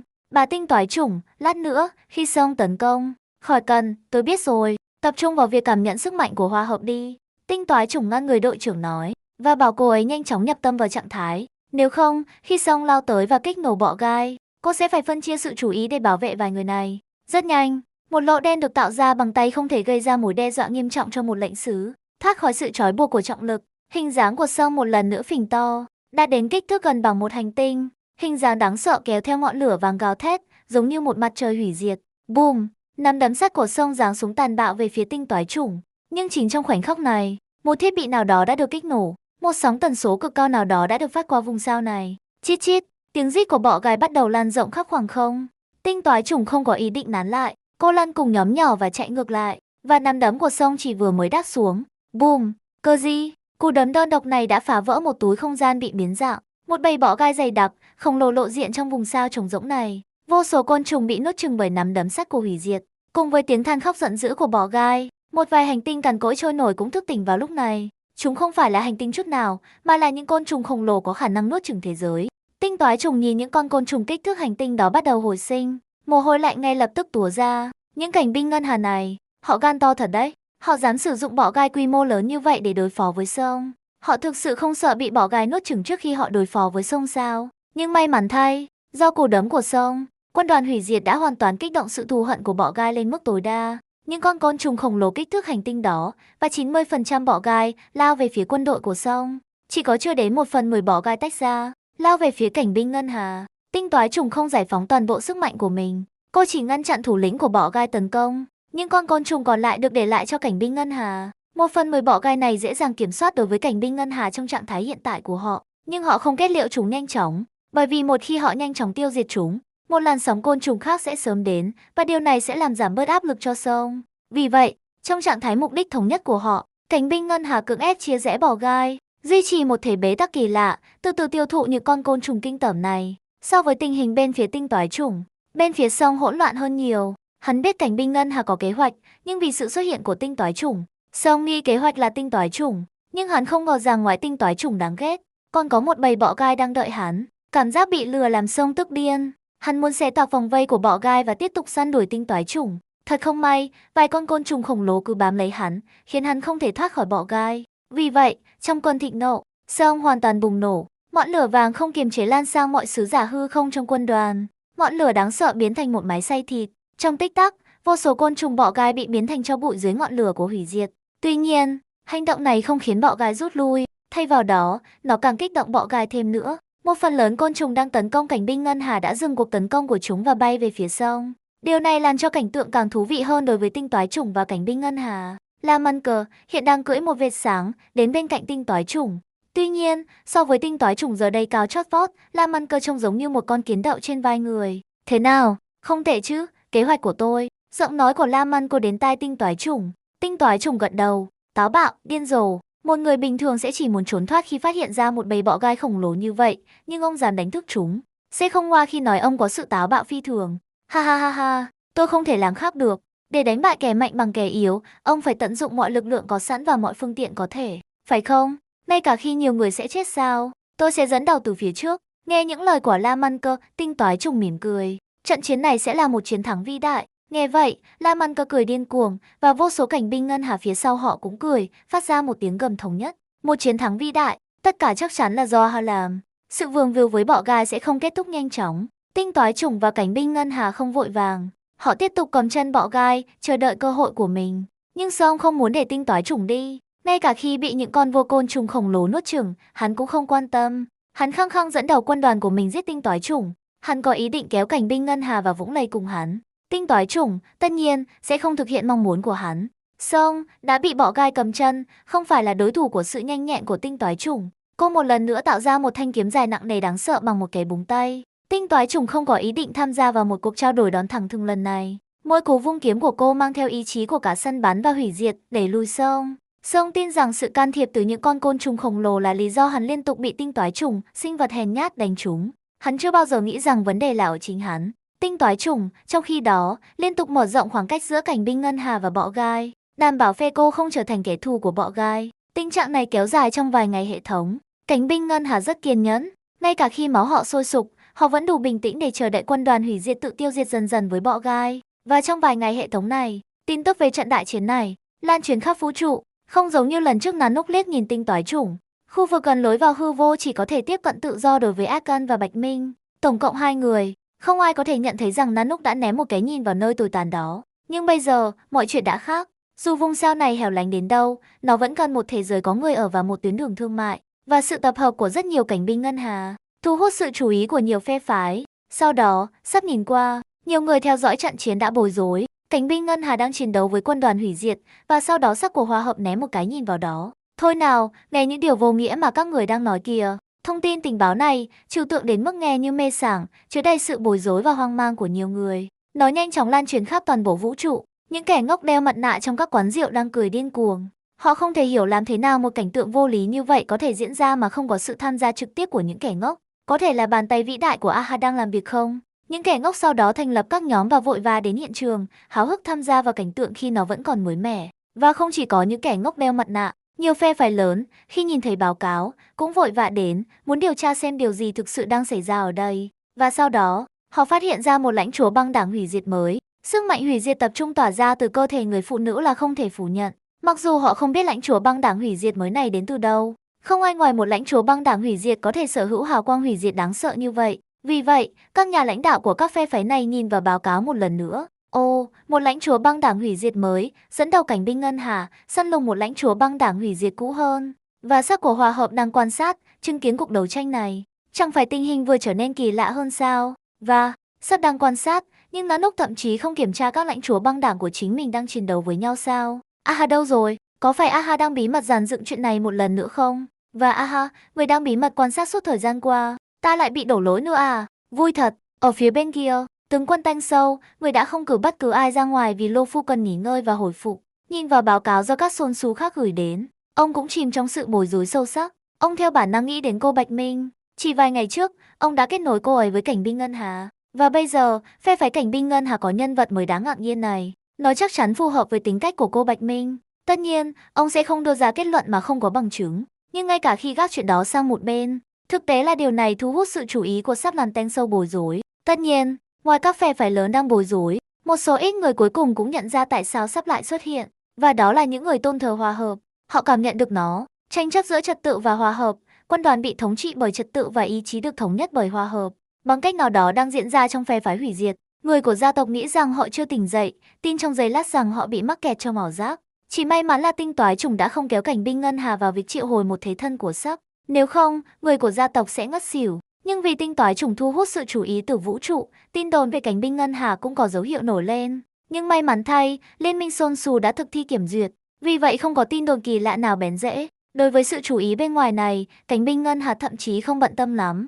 La Mân Cơ thậm chí còn cười khẩy vào nó. Cảnh binh ngân hà sống theo quy tắc ăn miếng trả miếng, theo đuổi sự trừng phạt tương đương khắp vũ trụ. Họ tự nhiên gây thù chuốc oán khắp nơi. Số người ghét họ là vô kể. Ông không quan tâm đến vài tin đồn. Tinh toái chủng, mặt khác, kiểm tra bảng thông báo của mình. Khi danh tính lãnh chúa băng đảng hủy diệt của cô được phát hiện, dữ liệu trên bảng thông báo của cô tăng đáng kể. Hệ thống đóng vai nhân vật, tên Bạch Minh đóng vai tinh toái chủng.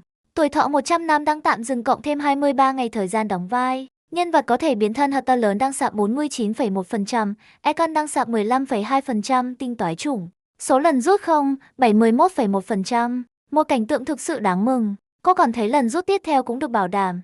Và ngoài những vấn đề này, khi thời gian trôi qua, Song cũng đã thể hiện sức mạnh hủy diệt được mong đợi từ một lệnh sứ kỳ cựu. Dưới sự hủy diệt của Song, bầy bọ gai dâng trào chỉ còn 1/10 kích thước ban đầu. Nhưng quân đoàn hủy diệt của Song cũng chịu tổn thất nặng nề, chỉ có bản thân Song là vẫn còn trong tình trạng tốt. Thấy sự tiêu hao đang gần đến đỉnh điểm, tinh toái trùng và La Mân Cờ đạt được thỏa thuận. Bây giờ, đã đến lúc bắt đầu trận chiến cuối cùng. Boom! Như một lời chào cho trận chiến cuối cùng, một luồng khí kiếm hủy diệt chém về phía hắn. Nó xé toạc con vô côn trùng cuối cùng còn lại và đánh thẳng vào ngực Song. Anh, đồ hèn nhát, cuối cùng ngươi cũng con đủ can đảm rồi sao? Song phớt lờ dòng máu vàng chảy ra từ ngực, hét lên thách thức tinh toái trùng. Hắn chọc lấy xác của con vô côn trùng và với một cú kéo mạnh, chiếc chân sắc nhọn biến thành một ngọn thương trong tay hắn, mà hắn tàn bạo đâm về phía ngực tinh toái trùng. Sức mạnh đáng sợ là méo mó không gian, mang theo cơn thịnh nộ của Song, định xé toạc ngực tinh toái chủng. Canh, tinh toái chủng không còn lùi bước lần này. Mang theo ý chí của vô số cảnh binh ngân hà, cô dùng cả hai tay cầm kiếm để đỡ ngọn thương. Sau đó, cô vung lại thật mạnh, thanh kiếm dài, mang theo trọng lực đáng sợ, xé toạc cơ thể Song. Bộ giáp và xương chắc chắn bị bẻ gãy một cách cưỡng ép dưới sức mạnh bạo lực tuyệt đối. Song chịu đựng cơn đau, nắm chặt tay trái và đấm mạnh vào bụng tinh toái chủng. Boom!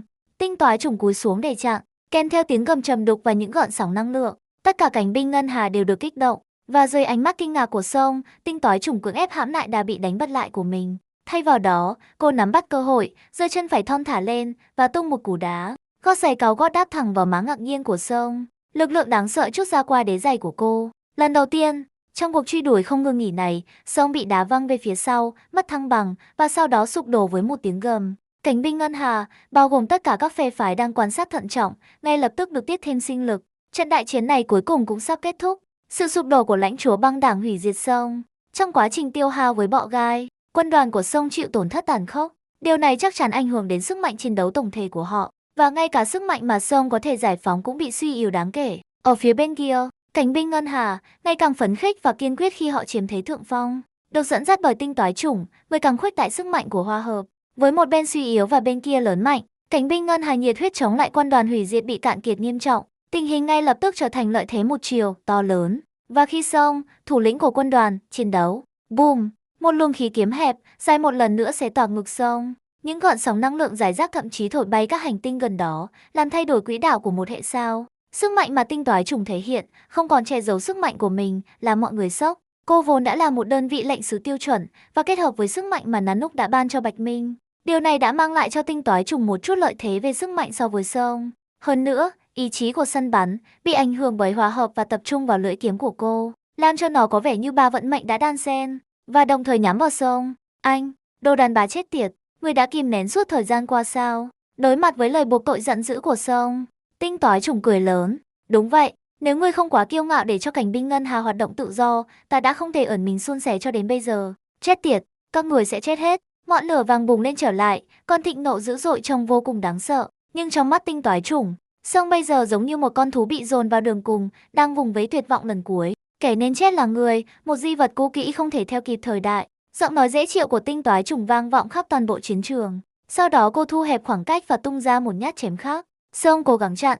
Tuy nhiên, đối mặt với tình huống mà sức mạnh của hắn hoàn toàn bị áp đảo, làm sao hắn có thể chặn được kỹ thuật kiếm được đồng sáng tạo với Egon chứ? Và thế là, Song, kẻ trông đáng sợ và có vẻ rất thành thạo trong cận chiến, đã hoàn toàn bị nghiền nát trong khoảnh khắc này bởi tinh toái chủng có vẻ mảnh mai, người có vẻ không phù hợp cho những cuộc ẩu đả như vậy. Ánh kiếm của hủy diệt tiêu diệt các ngôi sao, liên tục cắt đi dòng máu vàng của Song. Vô số thiên thể bị phá hủy trong cuộc vật lộn tuyệt vọng của Song, nhưng các cuộc phản công của Song không gây ra bất kỳ sát thương hiệu quả nào cho tinh toái chủng. Đồng thời, số lượng lớn cảnh binh ngân hà tiếp tục nuốt chửng quân đoàn hủy diệt với ưu thế tuyệt đối, nhanh chóng thu nhỏ quy mô của nó. Một người mới cũng có thể dễ dàng nhìn thấy ai có lợi thế bằng cách nhìn vào tỷ lệ thương vong.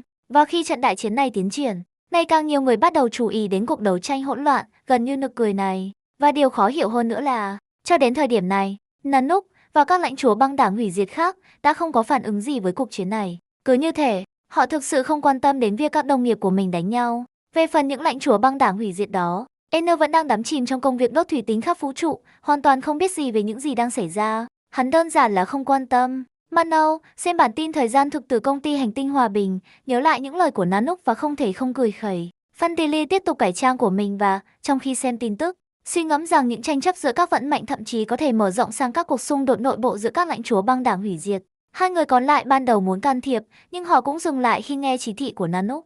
Về phần Tamanasi, hắn vẫn còn là một đứa trẻ sơ sinh và không thể hiểu tin tức. Mặc dù họ không biết tại sao sự ra đời của đồng nghiệp mới lại yên ắng như vậy, họ chỉ biết về cô ấy khi cô ấy bắt đầu chiến đấu với Song. Nhưng vì Nanook đã ra lệnh, họ chắc chắn sẽ không can thiệp. Tuy nhiên, điều họ không hiểu là Nanook thậm chí còn hướng dẫn họ không chào đón tinh toái chủng nếu cô thắng, nói rằng chưa đến lúc thích hợp. Điều này khiến các lãnh chúa băng đảng hơi bối rối. Người chị em mới của họ sắp hoàn thành màn ra mắt trong thiên hà, và vẫn chưa đến lúc thích hợp sao? Vậy khi nào mới là lúc thích hợp? Họ không hiểu, nhưng điều đó không ngăn cản họ tuân lệnh. Ở phía bên kia, tinh toái chủng đang có khoảng thời gian tuyệt vời nhất trong đời. Lệnh sứ cuối cùng mà cô chiến đấu có khả năng chiến đấu bằng không và chỉ là một thanh máu dài, giống như đánh một hình nhân tập luyện. Nhưng Song này rõ ràng thành thạo hơn nhiều trong chiến đấu. Cô tình cờ có được một kỹ thuật kiếm mới, điều này mang lại cho cô một buổi thực chiến đầy đủ. Tinh toái trùng thực sự nắm bắt được nó càng đánh càng hăng. Chỉ là Song ngày càng thảm hại hơn. Những vết thương trên cơ thể hắn nhân lên và dòng máu vàng bên trong hắn gần như cạn kiệt. Nhưng hắn vẫn ngoan cường bám trụ, liên tục vùng vẫy. Cuộc đấu tranh giữa hai lệnh sứ này kéo dài gần 2 ngày hệ thống.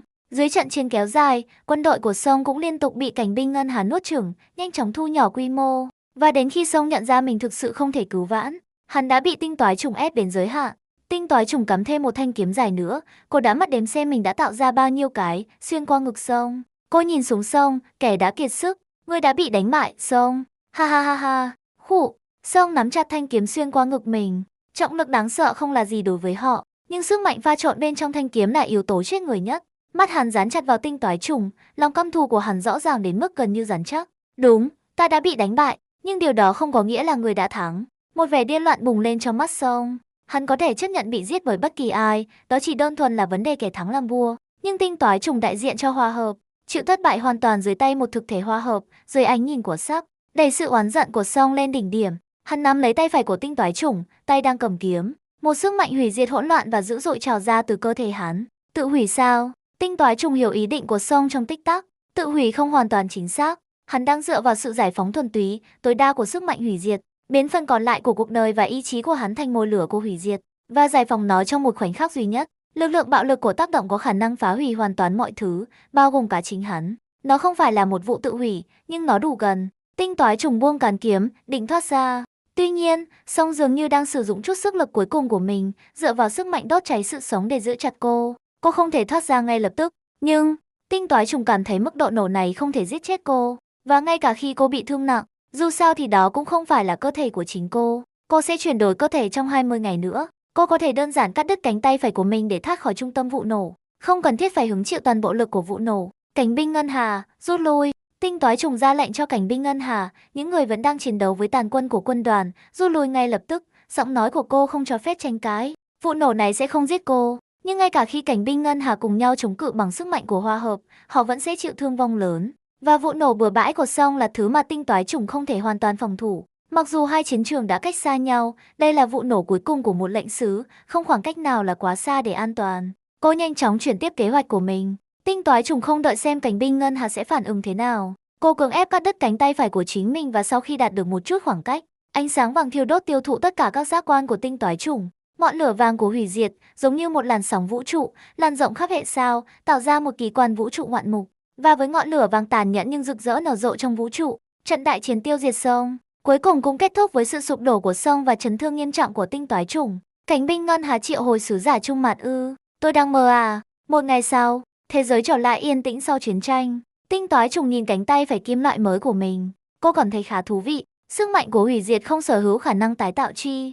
Và cánh tay ban đầu của cô đã bị biến thành tro bụi trong cơn thịnh nộ rực lửa của Song, không có khả năng gắn lại. Tất nhiên, tinh toái trùng không đặc biệt bận tâm. Dù sao thì đó cũng không phải là cơ thể của cô. Lam Ăn Cơ nhìn biểu cảm của tinh toái trùng và hỏi một cách thận trọng. Cảm giác thế nào? Nó có hoạt động không? Tôi xin lỗi, công suất đầu ra của nó có thể không đủ. Đây là bộ phận giả cơ khí tốt nhất tôi có thể tìm thấy. Lam Ăn Cơ nhớ lại cảnh tinh toái trùng vung kiếm. Bộ phận giả này có lẽ không thể chịu được lực lớn như vậy. Trận chiến với Song, tinh toái trùng đã hoàn toàn chinh phục cảnh binh ngân hà như một tập thể. Ngay cả khi cô là một lãnh chúa băng đảng hủy diệt. Ngay cả khi, vào một ngày nào đó trong tương lai, họ được định sẵn là kẻ thù. Nhưng vào lúc này, tinh toái trùng là đồng minh, là đối tác của họ. Và Lam Ăn Cơ cảm thấy một chút tội lỗi vì đối tác của họ đã mất một cánh tay trong những giây phút cuối cùng. Tất cả chỉ vì cô khăng khăng đảm bảo sự rút lui của họ. Không sao đâu. Và thực ra ông nên vui mừng. Tại sao? Đừng quên, tôi là một lãnh chúa băng đảng hủy diệt.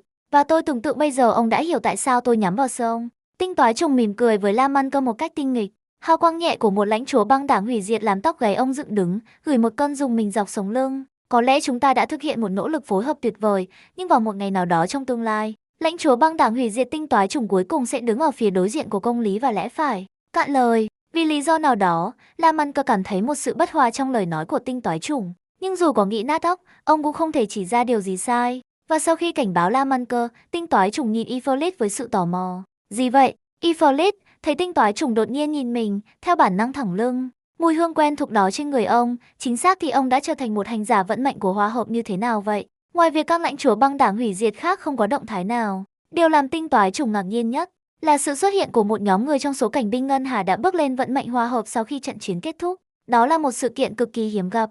Và thú vị hơn nữa, Ifrit là một trong số họ. La Măn Cơ, tuy nhiên, không bước lên hòa hợp. Và bản thân tinh toái chủng đã bước lên vận mệnh hòa hợp dưới ánh nhìn của sắc. Nhưng so với món quà từ ông chủ Nanook, đóng góp của sắc chỉ là một phần nhỏ sức mạnh của hòa hợp. Ifrit mỉm cười và nói, thực ra tôi cũng không biết tại sao. Tôi chỉ cảm thấy như mình hiểu được cảm giác về mục đích thống nhất đó. Và sau khi trận chiến kết thúc, tôi nhận ra mình cũng có thể làm được một chút. Tôi mong đợi ông có thể đạt được sự hòa hợp quy mô lớn mà không cần tôi vào lần tới. Tinh toái chủng tưởng tượng trong giây lát. Nếu cảnh binh ngân hà thực sự kết thúc, vì sự can thiệp của cô, áp dụng một phong cách mà họ bắn binh phù ngàn mũi tên khi có bất đồng nhỏ nhất, sau đó nhập vào trạng thái hòa hợp thống nhất và triệu hồi sứ giả trung mặt để đánh bại đối thủ. Những người này sẽ gây ra sự hỗn loạn không kể xiết khắp vũ trụ. Ifrit nghiêm túc xem xét ý tưởng, rồi lắc đầu bất lực. Có lẽ trong tương lai, nhưng chưa phải bây giờ. Hơn nữa, hàng ngày, cảnh binh ngân hà chủ yếu hoạt động độc lập. Những cuộc tập hợp quy mô lớn như thế này khá hiếm. Nhiệm vụ tiêu diệt sông này thực sự có thể được gọi là cuộc tập hợp lớn nhất của cảnh binh ngân hà kể từ khi vận mệnh của họ lần đầu tiên được bước đi. La Măn Cơ thấy Ifrit đã ngừng nói, vì vậy ông lên tiếng với tinh toái chủng. Bà tinh toái chủng, bà định đi đâu tiếp theo? Sao định chiêu mộ tôi vào hàng ngũ cảnh binh ngân hà à? Tinh toái chủng mỉm cười với La Măn Cơ, người chỉ mỉm cười và lắc đầu. Bà nói đùa, tôi không dám khao khát chiêu mộ một lãnh chúa băng đảng hủy diệt, tôi chỉ đơn thuần tò mò. Tinh toái chủng gật đầu, cô không quan tâm liệu La Măn Cơ có thực sự chỉ hỏi bâng quơ hay không. Cô nhìn vào bảng thông báo của mình, hệ thống đóng vai nhân vật, tên Bạch Minh đóng vai tinh toái chủng. Tuổi thọ 100 năm đang tạm dừng cộng thêm 20 ngày thời gian đóng vai. Nhân vật có thể biến thân Hunter lớn đang sạc 55,2%, Econ đang sạc 22,3%, tinh toái chủng. Số lần rút không, 77,1%. Cô vẫn còn nhiều thời gian, và đánh giá qua sự gia tăng tiến trình này. Phản hồi từ việc giết Song rõ ràng lớn hơn nhiều so với việc giết Suhu. Hơn nữa, việc sạc thẻ Hunter lớn đã xong hơn một nửa. Cô còn thấy rằng sau vài lần mạo danh nữa, thẻ đó sẽ sáng lên trở lại. Sau khi nghiên cứu, tinh toái chủng cảm thấy rằng cô thực sự có thể thư giãn trong 20 ngày. Không cần thiết phải gây thêm rắc rối. Và ngay cả khi cô gây rắc rối, tinh toái chủng không thể nghĩ ra điều gì để làm ngay lập tức. Cô có nên đi tìm Tamanashi và Ozobozoshi không? Những nơi đó không thể tìm thấy nếu không có công nghệ của sảnh đường hồi ức. Ngay cả khi cô tìm thấy chúng, tinh toái chủng không biết mình có thể làm gì. Cô không thể cứ thế cưỡng ép tháo dỡ cây quyền trượng. Nếu cô đối phó với Song, cô có thể hợp lý hóa nó là Nanook muốn xem thế hệ lãnh chúa băng đảng mới. Nhưng nếu cô nhắm vào Tamanashi, các lãnh chúa băng đảng khác có lẽ sẽ đến để giảng bài cho cô. Cô không định bị vài lãnh chúa băng đảng hủy diệt hội đồng trừ khi thực sự cần thiết. Vậy nên, tinh toái chủng liếc nhìn Ifrit. Cô có nên gieo vài hạt giống ở Penacony rồi rút lui không? Ifrit, hả? Bà tinh toái chủng, có chuyện gì sao? Ông có muốn trở lại Penacony không? Anh, Penacony, nơi Ifrit luôn muốn trở về nhưng không bao giờ có thể đến được. Và ngoài Penacony, tàu tốc hành Citizen cũng là một cảnh tượng thường xuất hiện trong giấc mơ của ông. Gia tộc đã tuyên bố Penacony là của riêng họ, đã nhiều lần từ chối sự trở lại của Ifrit. Ông thậm chí không biết đồng đội của mình còn sống hay không. Không, ông chắc chắn Miken vẫn còn sống. Chỉ là thật tiếc khi ông không bao giờ có cơ hội gặp ông ấy. Có, tất nhiên, tôi muốn. Nhưng ông bây giờ là một hành giả vận mệnh của Hòa Hợp. Trở về bây giờ, tôi không biết đó sẽ là điều tốt hay điều xấu. Ifrit thực sự bước lên vận mệnh Hòa Hợp. Thực tế này có phần khó đoán. Đối mặt với tình hình phức tạp ở Penacony, liệu ánh sáng nhỏ nhoi bên trong Ifrit có thực sự chịu đựng được không? Và đối mặt với sự lựa chọn này, Ifrit biết, nếu ông không dựa vào sức mạnh của tinh toái chủng để vào Penacony lần này, có lẽ sẽ rất khó để ông có cơ hội khác trong tương lai. Dù sao thì, cảnh binh ngân hà không thể cứ tập hợp để tấn công Penacony vì Ifrit yêu cầu họ. Ông thậm chí sẽ không yêu cầu họ làm điều đó. Tất nhiên, nếu bà muốn đi, tôi có thể cho bà đi nhờ. Tinh toái chủng thực sự muốn xem Cidelan của Penacony. Phương pháp xử lý Cidelan của gia tộc rất thú vị. Họ đã xoay sở để ổn định nó trong nhiều năm như vậy. Nếu bí mật không bị lộ, họ có thể đã tiếp tục sử dụng nó. Vì cô là tinh toái chủng, cô có thể đến và học hỏi từ nó. Sau đó cô sẽ không phải lo lắng về việc đụng phải một Cidelan và bị mắc kẹt vào một ngày nào đó. Và, trong cốt truyện gốc, Ifrit và Miken không bao giờ gặp lại nhau, điều đó thật đáng tiếc. Vì dù sao cô cũng ở đây. Dành một chút thời gian để đi xem cũng không phải là ý kiến tồi. Đến Penacony với ý chí săn bắn, Ifrit cuối cùng cũng quyết định trở lại Penacony. Về việc ông có quay lại với cảnh binh sau đó hay không, La Măn Cơ không thể không cười lớn. Một ngày là cảnh binh ngân hà, cả đời là cảnh binh ngân hà. Tôi sẽ không tin đâu. Nếu binh phù ngàn mũi tên sáng lên ở đâu đó trong thiên hà vào một ngày nào đó, ông có thực sự cưỡng lại việc lao tới không? Ifrit, người đang cảm thấy hơi u sầu, cũng mỉm cười trước điều này. Ông nói đúng, tôi là kiểu khách vô danh, và tôi là một cảnh binh ngân hà. Lần này, tôi sẽ mang theo ý chí của cảnh binh ngân hà và mang lại sự công bằng và công lý cho những đồng đội cũ của mình. Nói hay lắm. La Măn Cơ mỉm cười và vỗ vai Ifrit.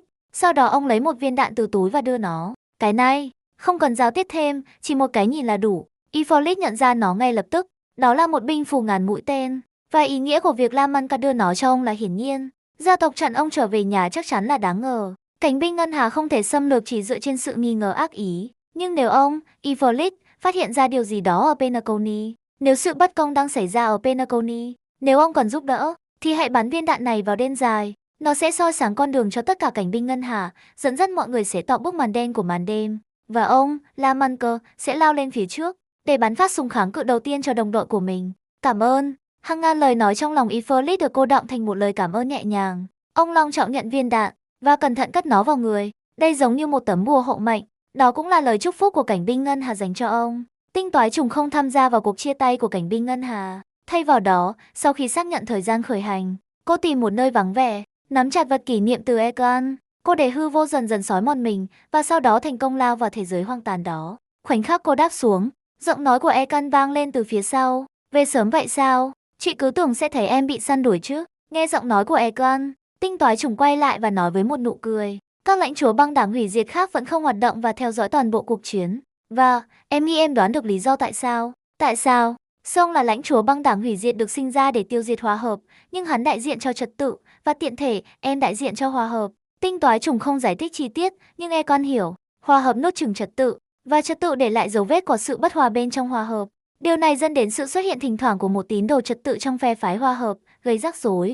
Song liên tục ủng hộ trật tự và sự cai trị, cố gắng sử dụng nó để lật đổ khái niệm hòa hợp. Và tinh toái trùng tình cờ là sứ giả của hòa hợp. Nanook có thể cố tình muốn xem kết quả cuộc đấu tranh giữa hai người họ sẽ như thế nào. Vậy thì em thực sự may mắn khi tránh bị săn đuổi. Tinh toái trùng nhún vai với một nụ cười. Ít may mắn hơn, và nhiều công lao hơn cho thông tin tình báo. Cô không biết Song đại diện cho vận mệnh nào, nhưng việc tinh toái trùng thay thế Song là sự thật đã được xác lập. Mặc dù con người quá khứ của cô không biết lý do, nhưng chắc chắn có mối liên hệ nào đó giữa hai người. Và cô, theo dõi thông tin duy nhất này để gây rắc rối cho Song. Chắc chắn không phải là chạy quanh một cách vô mục đích, nhưng em vẫn cần phải cẩn thận. Ánh mắt Egon rơi vào cánh tay phải của tinh toái trùng. Cánh tay xinh đẹp trước đây đã được thay thế bằng một cánh tay cơ khí, mặc dù thẩm mỹ tương phản, trông thật đáng giật mình và gợi lên sự thương hại. Chị biết đây không phải là cơ thể của chính em, nhưng em không nên tạo thói quen làm những việc như vậy. Tinh toái trùng chớp mắt, rồi mỉm cười và nắm lấy tay Egon. Cảm ơn sự quan tâm của chị, đây là một tai nạn. Dù sao thì, đó là đòn tấn công tuyệt vọng cuối cùng của một lệnh sứ. Chỉ mất một cánh tay đã là một kết quả tốt rồi. Ngọn lửa giai đoạn không phải là vạn năng. Sự va chạm vận mệnh dữ dội vào thời điểm đó khiến toàn bộ chiến trường trở nên cực kỳ hỗn loạn. Tinh toái trùng không thể sử dụng dịch chuyển pha để đơn giản hất văng một lệnh sứ đang tự hủy, như cô đã làm với Hutter. Hơn nữa, với tư cách là người khởi xướng sự hòa hợp, bản thân tinh toái trùng không thể đơn giản dịch chuyển pha đi. Nếu sự hòa hợp trở nên không ổn định, một số lượng lớn cảnh binh ngân hà sẽ chết. Dù sao thì cơ thể của tinh toái trùng cũng chỉ là tạm thời. Cô không nghĩ có gì sai với sự lựa chọn của mình, nhưng cô vẫn vui vì Akon quan tâm đến cô. Akon giơ tay và vuốt tóc tinh toái trùng. Cô không tiếp tục chủ đề và hỏi thay vào đó. Em định làm gì tiếp theo? Mặc dù Akon không hỏi, nhưng cô có thể cảm nhận chung rằng chưa đến lúc Bạch Minh thay đổi danh tính. Em định đến thăm Penacony tiếp theo. Penacony? Tại sao? Akon nghiêng đầu bối rối. Em gặp một người trong số cảnh binh ngân hà là cựu khách vô danh. Ông ấy tham gia sâu vào sự độc lập của Penacony, nhưng hiện tại ông ấy đang bị các gia tộc chặn và không được phép gặp các đồng đội cũ. Vậy, lý do của em là gì? Còn về em, gia tộc đang sử dụng một Citelan để ổn định bộ nhớ, và em tò mò về công nghệ đó. Vì em là một lãnh chúa băng đảng hủy diệt và hiểu một chút về hòa hợp, em muốn đến đó và nghiên cứu nó. Ngoài điểm này, có một lý do khác, ít thuận tiện hơn để đề cập. Tinh toái trùng thực sự khá khó chịu bởi cái kết của cốt truyện Penacony trong trò chơi gốc. Cốt truyện đó tuyệt vời về hầu hết mọi mặt, nhưng việc giải quyết vấn đề Citelan cuối cùng cảm thấy hụt hẫng và vội vã. Họ xây dựng tất cả những điều lớn lao sắp tới, nhưng sau đó họ không thực hiện. Bây giờ, danh tính và khả năng của cô phù hợp. Cô quyết tâm đi xem thử, mặc dù cô sẽ không thể nhìn thấy bức tranh toàn cảnh. Dù sao thì, còn ít nhất vài trăm năm trước khi cốt truyện chính bắt đầu. Nhưng để xem Citelan, và Miken còn sống, cô cũng có thể kiểm tra ông ấy. Đó sẽ là một cách để bù đắp cho một số hối tiếc. Hammerham, cô tự hỏi tương lai sẽ ra sao đối với phi hành đoàn tàu tốc hành Citizen khi họ cuối cùng trở lại Penacony. Cô tự hỏi những thay đổi nào sẽ xảy ra bây giờ khi Ivalice không chết trong trận chiến chống lại Song mà thay vào đó đang trở lại Penacony. Sự thật là, liệu Gian Hằng có lên tàu tốc hành và liệu Blade có trở thành một thợ săn Citelan hay không vẫn chưa chắc chắn. Tinh toái trùng xoa cằm mịn màng của mình. Cô còn thấy như mình chưa ở thế giới này bao lâu. Tuy nhiên cốt truyện chính trong tương lai đã bị thay đổi không thể nhận ra bởi hành động của cô. Sao cũng được, cô quyết định không lo lắng về điều đó. Tuổi thọ hiện tại của cô chỉ là 100 năm, liệu cô có sống sót cho đến khi cốt truyện chính bắt đầu hay không là một câu hỏi hoàn toàn khác. Sau khi dành một ngày với Akon, cô trở lại thực tại. Cô gặp Ifrit, người đã sẵn sàng khởi hành. Và bên cạnh Ifrit, người phụ nữ cao lớn với thanh kiếm cũng đang đứng đó. Camille là một đồng đội rất tốt của tôi. Cô ấy định tham gia cùng tôi trong chuyến đi đến Penacony, nói rằng cô ấy muốn ngắm cảnh ở đó. Ifrit hào phóng giới thiệu bạn đồng hành của mình. Cảnh binh ngân hà tên Camille, mặc giáp nhẹ, cúi đầu nhẹ trước tinh toái chủng. Chúng tôi cảm kích sự phiền hà này, bà tinh toái chủng. Không có gì phiền cả. Lên tàu đi, tôi sẽ đưa các bạn đến Penacony. Tinh toái chủng tự hỏi những thay đổi nào mà sự bổ sung của hai cảnh binh ngân hà này sẽ mang lại cho Penacony. Nhưng chắc chắn sẽ có một số thay đổi. Tương lai của Penacony. Dừng lại, lãnh chúa băng đảng hủy diệt không được chào đón ở Penacony. Mặc dù họ lên tàu sao, tinh toái chủng không định nhảy bước chậm rãi lần này. Thay vào đó, cô trực tiếp để ngọn lửa giai đoạn bao trùm toàn bộ con tàu sao, gửi họ đến hệ sao Eccidane. Và Penacony trong thời đại này, không phải là ngôi sao ăn mừng sang trọng như trong tương lai. Sức mạnh của hòa hợp chỉ mới đến Penacony gần đây, nó thậm chí còn chưa thống nhất các gia tộc khác nhau. Mặc dù dưới sự lãnh đạo của Sunday, suy nghĩ của mọi người được kết nối bởi giai điệu của hòa hợp, sử dụng sức mạnh của Citeland. Nó trở thành một cái cây khổng lồ để xua đuổi bộ nhớ nguy hiểm, xây dựng một tuyến phòng thủ không thể phá vỡ. Nhưng trong khi các mối đe dọa bên ngoài bị che giấu, xung đột nội bộ vẫn hoành hành ở Penacony. Trong ký ức của tinh toái chủng, cuộc xung đột kéo dài rất lâu, chỉ kết thúc khi Sunday cuối cùng bị đẩy đến bờ vực và quay lưng lại với hòa hợp. Cô không chắc chắn về hoàn cảnh chính xác. Dù sao thì, Penacony hiện tại không phải là điểm đến nghỉ dưỡng được săn đón trong tương lai. Chỉ có những người theo đuổi nguy hiểm và cơ hội mới đến đây. Kết hợp với các tranh chấp giữa cư dân gốc của Penacony và gia tộc, và công ty hành tinh hòa bình rình rập bên ngoài, sẽ không quá lời khi gọi nó là nguy hiểm. Thành thật mà nói, tôi thực sự nghĩ rằng có lẽ tốt hơn là ông nên đưa những đồng đội cũ của mình rời đi. Trước khi đến gần Penacony, tinh toái chủng đã nói chuyện với Ifrit về hành tinh này. Và cô đã học được rất nhiều về quá khứ của Penacony và quá khứ của tàu tốc hành Eccidane từ Ifrit. Tôi biết rằng nhiều người trong số những cư dân gốc đó không phải là những gì cô gọi là người tốt, và gia tộc có thể nuôi dưỡng những ý định đen tối, nhưng bất kể thế nào, có nhiều người vô tội khao khát tự do, và họ cần được cứu. Sự cứu rỗi này không phải là bạo lực, mà là một ý thức hệ. Penacony ban đầu là một nhà tù cho tội phạm. Với phong cách của công ty hành tinh hòa bình, có lẽ có nhiều người vô tội sinh ra ở đó. Nhưng điều đó không có nghĩa là toàn bộ nhà tù đầy giấy những người vô tội. Sau khi Ifrit gia nhập cảnh binh ngân hà và đi qua rất nhiều thế giới, ông cuối cùng cũng nhận ra Penacony thiếu gì. Một tù nhân, ngay cả khi họ phá vỡ lồng sắt vật lý của mình, cũng không thể tìm thấy tự do thực sự, bởi vì những gì giam cầm họ là chính trái tim họ. Hồi đó, họ đã đuổi công ty hành tinh hòa bình đi, nhưng họ không đạt được tự do, bởi vì họ không biết phải làm gì sau khi công ty hành tinh hòa bình biến mất. Ifrit cũng không biết lúc đó, nhưng bây giờ, sau khi tham khảo ý kiến của rất nhiều cảnh binh ngân hà cao cấp, Ifrit đã hiểu, và Ifrit trở lại với chính mục đích đó. Chỉ bằng cách mở khóa lồng sắt trong tim họ, những người tìm kiếm tự do này mới có thể tìm thấy tự do thực sự. Ông thực sự có vẻ quyết tâm. Tất nhiên, trong những năm tôi bị nhốt bên ngoài, tôi cứ nghĩ, liên tục nghĩ, tôi có thể làm gì hơn nữa nếu tôi có thể trở lại, ngoài kỹ năng võ thuật của mình. Giọng điệu của Ifrit trở nên đặc biệt buồn bã. Ông nhìn ra biển sao rộng lớn, cảm nhận khoảng không giàu bộ nhớ quen thuộc. Đôi mắt ông tràn đầy quyết tâm mãnh liệt. Tôi đã chuẩn bị vô ích cho giấc mơ hư ảo đó. Tôi tưởng mình sẽ chết ở một góc nào đó của vũ trụ với những nỗ lực lãng phí đó. Nhưng bây giờ, tôi đã thực sự trở lại. Ifrit nhìn tinh toái chủng, nở một nụ cười rạng rỡ. Những nỗ lực của tôi dường như không còn vô ích nữa. Giấc mơ của khoảng không dường như đang biến thành hiện thực. Tôi nghĩ mình thực sự có thể dẫn dắt Penacony theo đuổi tự do một lần nữa. Khi Ifrit nói điều này, người phụ nữ đi cùng ông nhìn vào mắt ông, tràn đầy khao khát. Tinh toái chủng không chắc liệu khao khát đó có chứa những ham muốn trần tục hay không. Nhưng cô chắc chắn thấy Ifrit này có sức hút, và tương lai mà ông nói đến vô cùng rực rỡ. Đó là lý do tại sao cô ấy sẵn sàng đến thế giới nguy hiểm này. Vậy thì tôi chúc ông thành công. Khi chơi game trước đây, tinh toái chủng đã không suy nghĩ sâu sắc, và nhiều văn bản trong game đã không được xem xét kỹ lưỡng. Nhưng bây giờ có vẻ như với quá nhiều kẻ xấu trộn lẫn vào, cư dân bản địa có thể cũng không hoàn toàn trong sạch. Thêm vào đó, có kỷ nguyên cõi mộng sau này, thu hút một lượng lớn người ngoài đến Penacony. Sunday là một nhân vật lớn trong hòa hợp, cuối cùng anh ta bị buộc phải chuyển đổi niềm tin sang trật tự.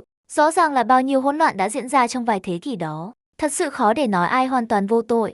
Tinh toái chủng nhìn Ifrit, cô cũng hơi tò mò về hòa hợp được sinh ra trong vận mệnh săn bắn này cuối cùng sẽ phát triển thành cái gì. Thôi được rồi, cứ coi đây là lời cảnh báo cuối cùng, bất kể lời nói của gia tộc có ngọt ngào đến đâu, mối nguy hiểm của Citeland không thể bị xóa bỏ. Penacony không thể hoạt động mà không có Citeland ngay bây giờ, nhưng ông cần phải cẩn thận để không bị nó lừa dối. Cảm ơn, bà tinh toái chủng.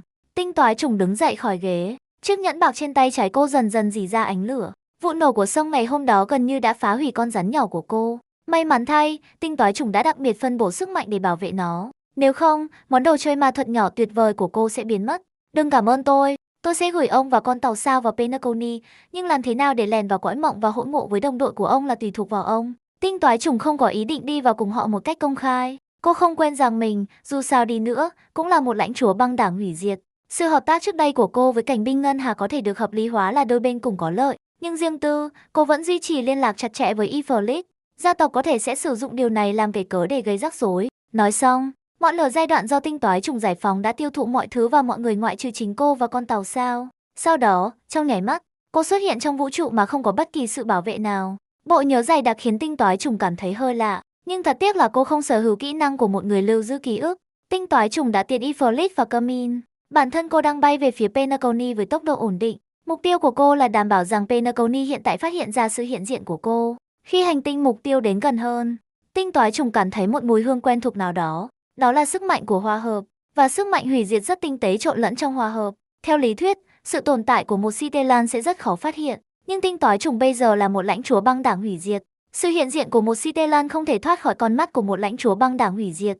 Tuy nhiên, Citelan thực sự là thảm họa, nhưng Penacony hiện tại thực sự cần Citelan để duy trì chính nó. Tinh toái trùng không có ý định đơn giản là lấy Citelan đi. Ngay khi cô đang nghĩ điều này, một giọng nói cảnh báo đột nhiên vang lên từ Penacony. Dừng lại, lữ khách. Penacony không chào đón sứ giả của hủy diệt. Ồ, tinh toái trùng mỉm cười. Cô giơ tay lên, và một giai điệu im lặng của hòa hợp làm dịu đi sự thù địch đang đến.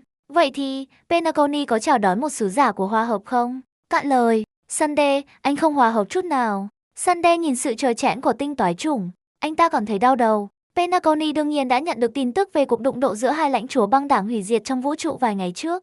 Và thực tế là trận chiến đã thu hút sự chú ý của Sắp cũng khiến Sunday xúc động sâu sắc. Anh ta và những người theo hòa hợp có thể không bao giờ gặp Sắp một lần trong đời. Tuy nhiên, hai con tốt của hủy diệt đã được Sắp chứng kiến. Thật là một điều nực cười và lố bịch. Tuy nhiên, các lại sự nực cười. Sunday chỉ đơn thuần thở dài và tiếp tục công việc xây dựng Penacony. Thành thật mà nói, Sunday gần đây rất mệt mỏi. Những kẻ mộng mơ ngỗ ngược và hành động của họ ngày càng cực đoan. Điều này khiến Sunday cân nhắc xem liệu anh ta có nên đưa ra một số biện pháp răn đe mạnh mẽ và trục xuất những kẻ mộng mơ đó hay không. Nhưng hành động như vậy đi ngược lại vận mệnh hòa hợp. Có lẽ đó là sự bất hòa của hòa hợp, có lẽ là sự cám dỗ của Citelan. Sunday bối rối là điều dễ hiểu. Tuy nhiên, thực tế không cho phép anh ta tiếp tục bối rối. Sự hỗn loạn đã bị đàn áp tạm thời, nhưng đó chỉ là sự bình yên trước cơn bão. Vào thời điểm như thế này, anh ta đã kiệt sức chỉ vì bận rộn với công việc và sự bối rối nội tâm. Anh ta thực sự không muốn đối phó với một sứ giả của hủy diệt. Nhưng, người phụ nữ trước mặt anh ta vừa ra mắt trên sân khấu thiên hà với cái chết của sông. Và sự hòa hợp mạnh mẽ, được Sắp chứng kiến. Không thể làm giả. Lãnh chúa băng đảng hủy diệt tinh toái chủng, người có ảnh hưởng đang đạt đỉnh. Ngay cả khi tin đồn cho rằng cô bị thương nặng bởi đòn tấn công tuyệt vọng cuối cùng của sông trong trận đại chiến đó, cô vẫn là một lãnh chúa băng đảng hủy diệt. Nếu một cuộc chiến thực sự nổ ra, liệu Penacony hiện không thể hành động với mục đích thống nhất, có thực sự thắng thế không? Nhưng bất kể thế nào, Sunday đại diện cho Penacony, anh ta không thể cứ thế lùi bước. Anh ta chỉ có thể biết ơn vì tinh toái trùng hiện tại không có quân đoàn riêng. Nếu không có khả năng hòa hợp quân đội của mình, sức mạnh của cô ít nhất bị giảm một nửa. Lãnh chúa băng đảng hủy diệt tinh toái trùng, ở đây không có gì cô mong muốn cả. Rời đi đi, làm sao cô, đơn độc và bị thương, có thể chống lại hàng trăm ngàn thành viên gia tộc của tôi? Làm sao anh biết không có gì ở đây? Và, với tình trạng hiện tại của Penacony, hàng trăm ngàn thành viên gia tộc đó có thực sự hiệu quả không? Tinh toái trùng không quan tâm đến sự đe dọa của Sunday. Hiện tại không giống như tương lai. Mặc dù cô không chắc chắn về giai đoạn chính xác, các gia tộc khác nhau có khả năng còn lâu mới thống nhất. Cạn lời, sau một hồi im lặng dài, Sunday thở dài thườn thượt. Một sức mạnh, kèm theo giai điệu của hòa hợp, trào dâng về phía tinh toái trùng. Để vào Penacony, cô phải chấp nhận sự thẩm vấn của nhân cách ba mặt. Tinh toái trùng mỉm cười nhẹ, sử dụng sức mạnh của hòa hợp để phán xét sự thật và giả dối, phải không? Cô hiểu, cô đã trải qua điều đó vô số lần trong vài ngày qua. Vì vậy, cô không chỉ sẵn lòng tham gia mà còn ngược lại, phủ một lớp hòa hợp lên Sunday. Vì cả hai chúng ta đều là sứ giả của hòa hợp, tại sao anh không để tôi kiểm tra sự tinh khiết của anh luôn nhỉ, Sunday? Anh, với một tiếng thở dài, Sunday chấp nhận sự khiêu khích của tinh toái trùng. Lãnh chúa băng đảng hủy diệt tinh toái trùng, cô đến để phá hủy Penacony sao? Tất nhiên là không. Tôi đến vì Citelan của Penacony. Tôi muốn xem anh đã sử dụng phương pháp nào để thuần hóa nó. Cạn lời, Sunday im lặng một lúc. Anh ta có thể cảm thấy rằng tinh toái trùng nghiêm túc. Vì vậy, anh ta mâu thuẫn sâu sắc. Cô có ý định gây ra thảm họa Citelan hay lấy nó đi không? Nhưng câu hỏi nhàm chán. Nếu đó là ý định của tôi, tại sao tôi lại lãng phí thời gian giả vờ hợp tác với anh ở đây? Tinh toái trùng cười khẩy, sau đó, không đợi câu hỏi tiếp theo của Sunday cô phản công. Sunday, anh có tin rằng Penacony cần trật tự không? Cạn lời, Giọng nói của Sunday đột ngột ngừng lại. Câu hỏi này đánh thẳng vào trọng tâm cuộc xung đột của anh ta. Làm sao tinh toái trùng biết về cuộc đấu tranh nội tâm của anh ta? Chẳng phải cô ta chỉ mới được nâng lên thành lãnh chúa băng đảng hủy diệt gần đây sao? Nhưng, dưới ánh nhìn của Sắp, anh ta không thể nói dối. Tôi tin rằng nó là cần thiết. Hô hô, tinh toái trùng nhướng mày. Mặc dù cô không biết giai đoạn phát triển chính xác, có vẻ như Sunday đã rất mâu thuẫn vào thời điểm này. Và ngay khi Sunday mong đợi một cuộc thẩm vấn khắc nghiệt hơn từ tinh toái trùng chỉ cười khẽ. Tôi nghe thấy sự bối rối của anh, Sunday. Nhưng đừng quên rằng sứ giả Trung Mạt cũng là một trong những nhân cách của Sắp. Tôi mong được thấy trật tự được thực hiện một cách thích hợp. Cảm ơn, tôi đã quá cố chấp vào một điểm duy nhất. Sunday im lặng rất lâu. Anh ta phải thừa nhận rằng mình có phần bị dao động bởi lãnh chúa băng đảng hủy diệt này. Anh ta đã đấu tranh nội tâm, nhưng Penacony không có ai khác liên kết với hòa hợp để cho anh ta lời khuyên. Dẫn đến việc Sunday trở nên quá hẹp hòi vì suy nghĩ về hòa hợp một mình quá lâu. Hòa hợp không có nghĩa là không có sự tức giận, cũng không có nghĩa là sự khoan dung vô tận. Sự xuất hiện của tinh toái trùng, theo một cách nào đó, đã mang lại cho Sunday một chút an ủi. Khi những lời của Sunday rơi xuống, anh ta chủ động rút lại sức mạnh của hòa hợp. Cả hai bên kết thúc cuộc trao đổi thăm dò. Sau đó, Penacony không còn thù địch công khai với tinh toái trùng nữa. Mặc dù vẫn duy trì sự cảnh giác, sự đẩy lùi trắng trợn đã biến mất. Đối với Penacony, họ chỉ muốn tiễn nhân vật iPhone này, tinh toái trùng, đi một cách an toàn. Penacony vốn đã hỗn loạn không thể chịu được một trận chiến lớn khác. Ngay cả những kẻ mộng mơ rắc rối cũng đột nhiên im lặng. Họ gây rắc rối cho Sunday vì Sunday là một người tốt bụng dễ bị bắt nạt. Nhưng rõ ràng, một lãnh chúa băng đảng hủy diệt thì không. Nếu bạn dám thách thức cô ta, giây tiếp theo bạn sẽ bị thiêu thành tro và sẽ không ai nói đỡ cho bạn. Tinh toái trùng không bận tâm đến thái độ của Penacony. Cô không có ý định ở lại đây vĩnh viễn. Đi qua bầu khí quyển, tinh toái trùng đáp xuống bề mặt Penacony. So với sự lộng lẫy mạ vàng của khách sạn Icon trong trò chơi, Penacony hiện tại thực tế là một khu ổ chuột. Nhà tù khổng lồ, ban đầu được sử dụng làm nơi giam giữ, vẫn duy trì cấu trúc chính của nó. Nhưng bên trong phần lớn đã bị phá vỡ, được sử dụng cho không gian cư trú, sinh hoạt và sản xuất. Cấu trúc nhà tù chắp vá là khổng lồ và cổ xưa, và ngoại trừ một số ít người ở lại thực tại để duy trì trật tự thiết yếu, hầu hết mọi người đều đắm chìm trong cõi mộng liên kết, siêng năng xây dựng giấc mơ đẹp đẽ độc đáo của Penacony. Người ra đón tinh toái trùng là chính Sunday, một người đàn ông trông khá trẻ nhưng tinh tế và uyên bác. Cô đã mong đợi một người đàn ông lớn tuổi hơn, nhưng anh ta trông khá trẻ trung. Sunday, anh ta đưa tay ra và tự giới thiệu. Tinh toái trùng, bàn tay giả cơ khí bắt tay Sunday một chút rồi buông ra. Ánh mắt Sunday nán lại trên bộ phận giả một lúc trước khi anh ta rút lại sự chú ý. Cideland đã được nhúng độc đáo vào cõi mộng liên kết để duy trì sự ổn định và an ninh của nó. Tôi sẽ đưa cô đến vị trí của Cideland và đích thân tháp tùng chuyến tham quan của cô trong suốt quá trình. Đã hiểu, vì ông Sunday đã đặc biệt sắp xếp lịch trình của mình, tôi chắc chắn không phản đối. Tinh toái trùng không bận tâm đến sự cảnh giác của Sunday. Công nghệ cô muốn hiểu cần được Sunday giải thích. Sẽ rất bất tiện nếu anh ta không ở đó. Đi theo tôi đã chuẩn bị một phòng cho cô để kết nối với cõi mộng liên kết. Sao tôi phải tự nặn mặt mình trong giấc mơ này? Sunday không nghi ngờ gì về việc tinh toái trùng có thể vào cõi mộng liên kết. Dù sao thì, khả năng hòa hợp của cô khá mạnh. Họ đến một căn phòng đàng hoàng. Nó có mọi thứ cần thiết, ngoài việc không sang trọng, không có gì để phàn nàn. Tinh toái trùng giải phóng giai điệu hòa hợp để chạm vào cõi mộng liên kết bao trùm Penacony. Có lẽ theo chỉ dẫn của Sunday, giao chắn thừng vững chắc đã mở một kênh cho tinh toái trùng, cho phép tinh toái trùng vào hoàn toàn. Tinh toái trùng cảm thấy tầm nhìn của mình mờ đi. Cô thấy mình đang ở một nơi giống như nhà tù nhưng rõ ràng là sống động hơn nhiều. Nhưng sự xuất hiện của cô khiến nhiều người nhìn qua một cách bối rối. Bởi vì, tại sao tôi không có mặt? Tinh toái trùng nhìn vào một tấm gương gần đó và nhận ra cô đã trở thành một trong những hình người không mặt, giống như một nhân vật chưa tải xong. Bà tinh toái trùng, cô, xin hãy tưởng tượng sống động về ngoại hình của cô và cố gắng kiểm soát bộ nhớ để hiện thực hóa suy nghĩ của cô. Và sau đó, Sunday nhìn ngạc nhiên vào hình người kỳ lạ này. Có phải vì tinh toái trùng mới được sinh ra và thiếu ý thức về bản sắc riêng không? Và tinh toái trùng, được Sunday hướng dẫn, đã hoàn thành quá trình xây dựng giấc mơ đầu tiên của mình. Biến đổi ngoại hình của cô thành hình dạng của tinh toái trùng. Tinh toái trùng tạo ra khuôn mặt của chính mình. Cảm giác khá lạ. Sunday trông có vẻ trầm tư nhưng không nói gì thêm. Anh ta dẫn tinh toái trùng về phía nhà hát lớn. So với cõi mộng 12 khoảnh khắc xa hoa của trò chơi, Penacony hiện tại chưa xa hoa đến thế. Nhưng so với thực tế, nó thực sự gọn gàng và đẹp hơn nhiều. Ánh nắng thoải mái, đường phố sạch sẽ, và người đi bộ ở khắp mọi nơi. Mặc dù các phe phái khác nhau đang bí mật tranh giành quyền lực trên Penacony, nó vẫn là giai đoạn phát triển của Penacony. Cõi mộng liên kết đang dần mở rộng, và những người dệt mộng đang từ từ đóng góp vào giấc mơ đẹp. Tuy nhiên, những gợn sóng giống như kính vạn hoa tỏa ra từ xung quanh nhà hát lớn, trông giống hệt như trong trò chơi. Và tinh toái trùng, trong hình dạng hiện tại của mình, có thể cảm nhận rõ ràng sức mạnh của Cideland bên trong những gợn sóng đó. Tôi sẽ đưa cô lên xem.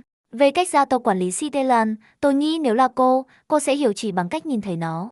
Sunday nói điều này, triệu hồi một phương tiện bay nhỏ và đưa tinh toái trùng lên nhà hát lớn. Trong thời đại này, nhà hát lớn không tổ chức nhiều buổi biểu diễn, quy mô của nó cũng không quá lớn. Nó hiện hoạt động giống như một hội trường hội đồng Pentagon hơn. Và khi cô bước vào bên trong nhà hát lớn, Tinh Toái Trùng thực sự có một cảm giác khác biệt. Bản thân Sitelan vẫn ở trạng thái kích hoạt nhưng đang bị trấn áp bởi sức mạnh của hòa hợp. Nó thậm chí còn đang được sử dụng, lật ngược đặc điểm chặn các làn đường nhảy của Sitelan. Họ đã sử dụng sức mạnh của hòa hợp để thực hiện một loại hoạt động gây nhiều giữa giấc mơ đẹp và giấc mơ nguyên thủy nguy hiểm. Cô lập những nguy hiểm bên trong bộ nhớ, một ý tưởng thực sự khéo léo, nhưng cũng khá nguy hiểm. Tinh Toái Trùng sở hữu cả hủy diệt và hòa hợp, vì vậy cô nhanh chóng nắm bắt câu trả lời dựa trên sự hiểu biết của mình về các vận mệnh. Đúng như Sunday đã nói, cô có thể hiểu đơn giản bằng cách ở đó. Tuy nhiên, chính vì họ sử dụng Sitelan để bảo vệ giấc mơ đẹp này, nó tương đương với việc sử dụng sức mạnh của hòa hợp để lan truyền ảnh hưởng của Sitelan đến mọi người. Sức mạnh Sitelan phân tán được pha loãng trong bộ nhớ đến mức không gây nguy hiểm cho người bình thường. Tất nhiên điều này là tốt nhưng nếu bản thân người đó rơi vào tuyệt vọng, suy sụp, mất hy vọng vào thế giới hoặc trở nên tự hủy hoại, dấu vết nhỏ của sức mạnh Sitelan này có thể trở thành giọt nước làm tràn ly. Và Tinh Toái Trùng liếc nhìn Sunday. Sitelan đã cố gắng cám dỗ anh kể từ khi anh đến Penacony, phải không? Sunday cười gượng gạo. Đúng vậy, và điều đáng sợ hơn là khi chúng tôi cố gắng sử dụng sức mạnh của hòa hợp để khai thác Sitelan, đổi lại, sử dụng hòa hợp để liên tục ảnh hưởng đến tôi. Tình hình của Sunday trên Penacony tồi tệ hơn nhiều so với vẻ ngoài đối với người khác. May mắn thay, uy tín của Miken đủ cao và ông ấy sẵn sàng hỗ trợ Sunday. Nhưng Penacony không thể hoạt động mà không có Sitelan ngay bây giờ. Chính xác, Tinh Toái Trùng lắc đầu nhẹ. Cô không thể làm gì về điều này. Hủy diệt sẽ không thực hiện các hoạt động tinh xảo trên một thứ như Sitelan. Quan trọng hơn, cô không thể ở lại Penacony vô thời hạn. Vì vậy việc Sunday cuối cùng chuyển sang trật tự, thành thật mà nói là khó tránh khỏi. Cô không tin vài câu liệu pháp nói chuyện có thể hoàn toàn thuyết phục Sunday. Không đi sao? Nếu tôi đi, chuyện gì sẽ xảy ra với họ? Sunday lắc đầu. Nếu anh ta muốn đi, cả anh ta và Miken đều có thể rút lui bất cứ lúc nào. Lý do duy nhất họ không đi là vì họ không muốn. Tinh Toái Trùng không có gì để nói về điều này. Tôi sẽ tự đi dạo xung quanh. Sunday gật đầu trước lời của cô. Anh ta dừng bước, không đi theo nữa. Trong khi đó, Ifrit, người đã được Tinh Toái Trùng gửi trực tiếp vào Penacony, đi trên mặt đất quen thuộc này. Ông thành công xác định vị trí tín hiệu bí mật mà ông đã thỏa thuận với Miken. Cũng giống như Ifrit chưa bao giờ ngừng suy nghĩ về cách cứu Penacony, Miken chưa bao giờ tin Ifrit thực sự đã chết. Ông luôn tin rằng đồng đội của mình sẽ trở lại. Sự kiên trì gần như ảo tưởng này, lẽ ra cuối cùng sẽ phai nhạt thành một nỗi ám ảnh không tên theo thời gian. Nhưng với sự can thiệp của Tinh Toái Trùng, sự kiên trì đó đã đơm hoa kết trái. Miken không biết mình cảm thấy thế nào khi nhìn thấy khuôn mặt quen thuộc nhưng lạ lẫm của Ifrit. Ông chỉ biết rằng mình quá mệt mỏi, thực sự kiệt sức. Ông không có sức mạnh võ thuật của Ifrit hay trí tuệ của Lasagin và chắc chắn không có khả năng lãnh đạo của Hanu. Trong nhiều năm kể từ khi mất đi đồng đội, Miken thường tự hỏi mình trong đêm khuya, lựa chọn của mình có đúng không? Mọi thứ mình làm có đúng không? Liệu Penacony có thực sự trở nên tốt hơn bằng cách tiếp tục theo hướng này không? Gia tộc có thể tin tưởng được không? Cư dân gốc của Penacony có còn tin tưởng được không? Vô số câu hỏi lởn vởn trong lòng ông, nhưng ông không có ai để tâm sự. Đối mặt với Miken Buffer, mắt Ifrit rưng rưng và ông cười lớn. Miken, cậu trông như một ông già tàn tạ rồi. Cậu trông cũng chẳng khá hơn đâu, toàn râu da và tuyệt vọng. Sau khi đáp trả bằng một lời vặn lại, Miken cuối cùng cũng nhìn cô Carmine. Người phụ nữ đi cùng Ifrit cũng có vẻ là một võ sĩ khá đáng gờm. Và đây là Carmine, một cảnh binh ngân hà. Một cảnh binh ngân hà sao? Đúng vậy, sau khi tớ đụng độ bọ gai, cảnh binh ngân hà đã cứu mạng tớ. Tớ đã đi du hành vũ trụ với họ kể từ đó. Ifrit vỗ vai Miken.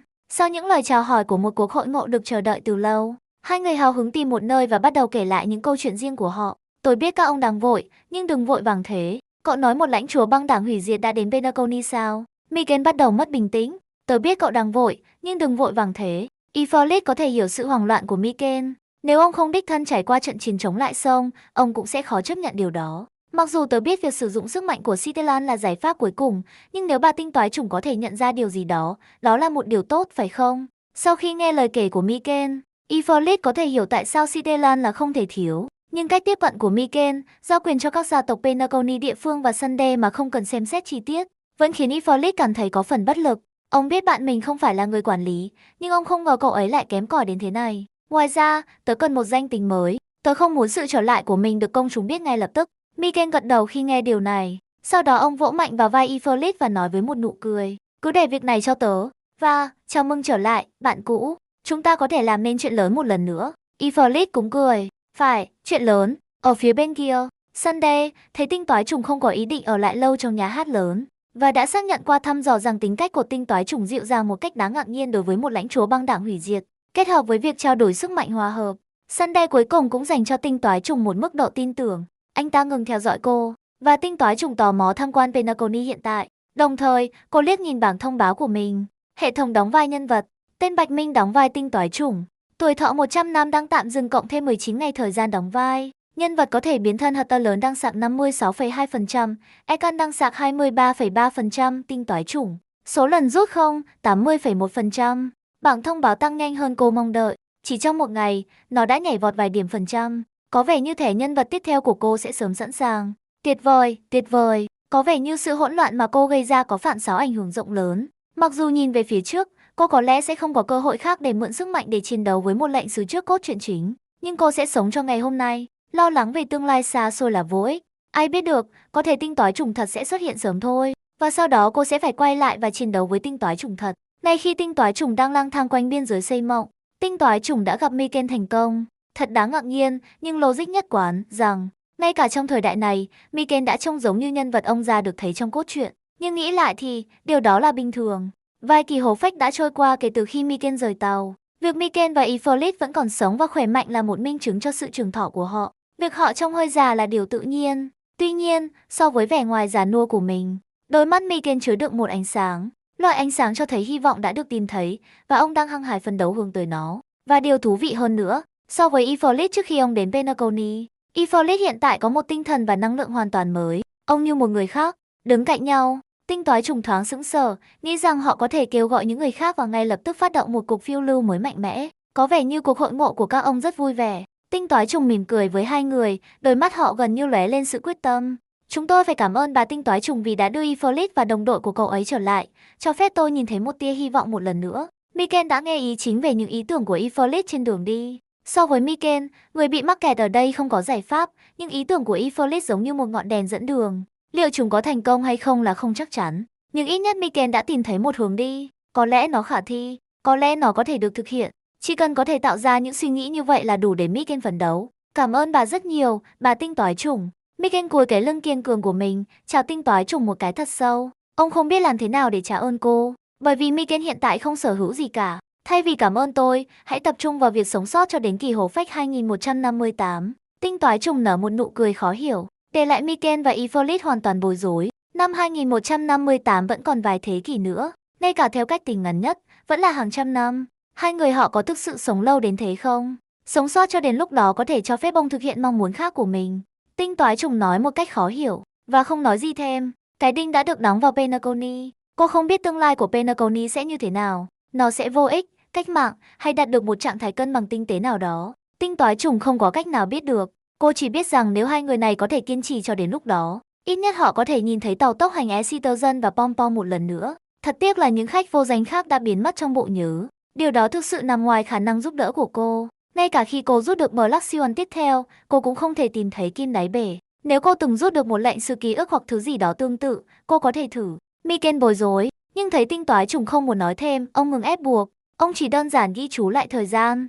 Khi ông thực sự đến cuối đời, ông sẽ đơn giản sống tiếp như một thực thể mimetic, ít nhất là cho đến kỷ nguyên đó. Từ chối lời mời của Miken, tinh toái trùng một lần nữa lang thang một mình, nghỉ ngơi ngắn ngủi sau sự bận rộn của vài tháng qua. Dù sao thì, với sự hỗ trợ của ông chủ Nanook, cô đã bảo đảm tuổi thọ ít nhất một thế kỷ. Mặc dù cô không chắc mình sẽ sống sót cho đến khi cốt truyện chính bắt đầu, ít nhất cảm giác cấp bách nghiêm trọng đã biến mất. Tinh toái trùng đang đi dạo, đột nhiên nhớ ra điều gì đó. Trò chơi Honkai Impact 3 về mặt thể giới quan đã được xác nhận là thống nhất với Citazen. Nếu danh sách thẻ của cô không giới hạn ở các nhân vật Citazen có thể chơi, thì liệu có thể cô rút được một thẻ nhân vật như Keanu hoặc Vater không? Nhưng địa chỉ của hệ mặt trời không thể tìm thấy. Người lưu giữ ký ức đã tốn rất nhiều công sức để lẻn vào, cô có lẽ sẽ gặp khó khăn để đến đó tham gia vui chơi.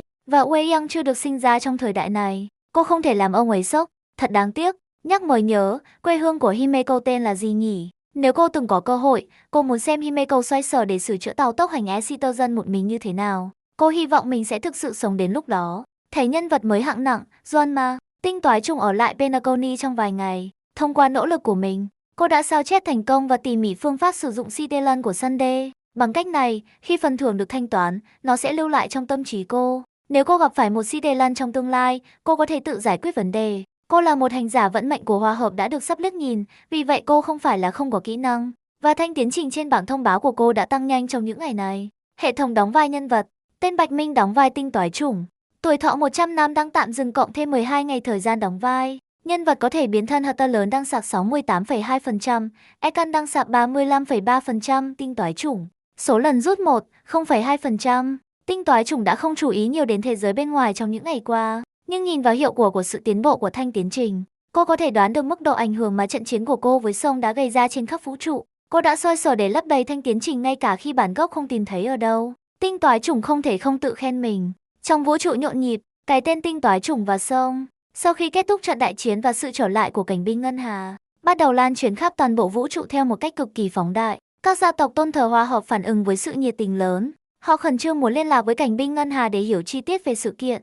Và các tổ chức như công ty hành tinh hòa bình và các lãnh chúa băng đảng hủy diệt đang âm thầm nâng mức đánh giá nguy hiểm của cảnh binh ngân hà lên một cấp độ trong thời gian hiện tại. Mặc dù xác suất không cao lắm, nếu cảnh binh ngân hà có thể đạt được sự hòa hợp tương tự trong tương lai, ngay cả khi họ không thể triệu hồi một sinh vật như sứ giả Trung Mạc, mức độ nguy hiểm của cảnh binh ngân hà sẽ cần một đánh giá mới. Và thực tế là, khi La Man có biết rằng nhiều cảnh binh ngân hà đã bước lên vận mệnh hòa hợp, người lãnh đạo tạm thời của cảnh binh thực sự nuôi dưỡng những ý định tương tự. Ông dự định liên lạc với gia tộc để có được một số dữ liệu liên quan đến hòa hợp, nhưng ông cũng cảnh giác với sự lây lan của hòa hợp của gia tộc. Ông đang bí mật đề phòng bất kỳ hành động nhỏ tiềm năng nào của gia tộc. Tất nhiên, bất kể những sự kiện này diễn ra như thế nào, một cái tên luôn hiện diện trong tâm trí họ: lãnh chúa băng đảng hủy diệt tinh toái chủng. Gia tộc bối rối, không có thế giới nào tôn thờ hòa hợp bị hủy diệt tiêu thụ.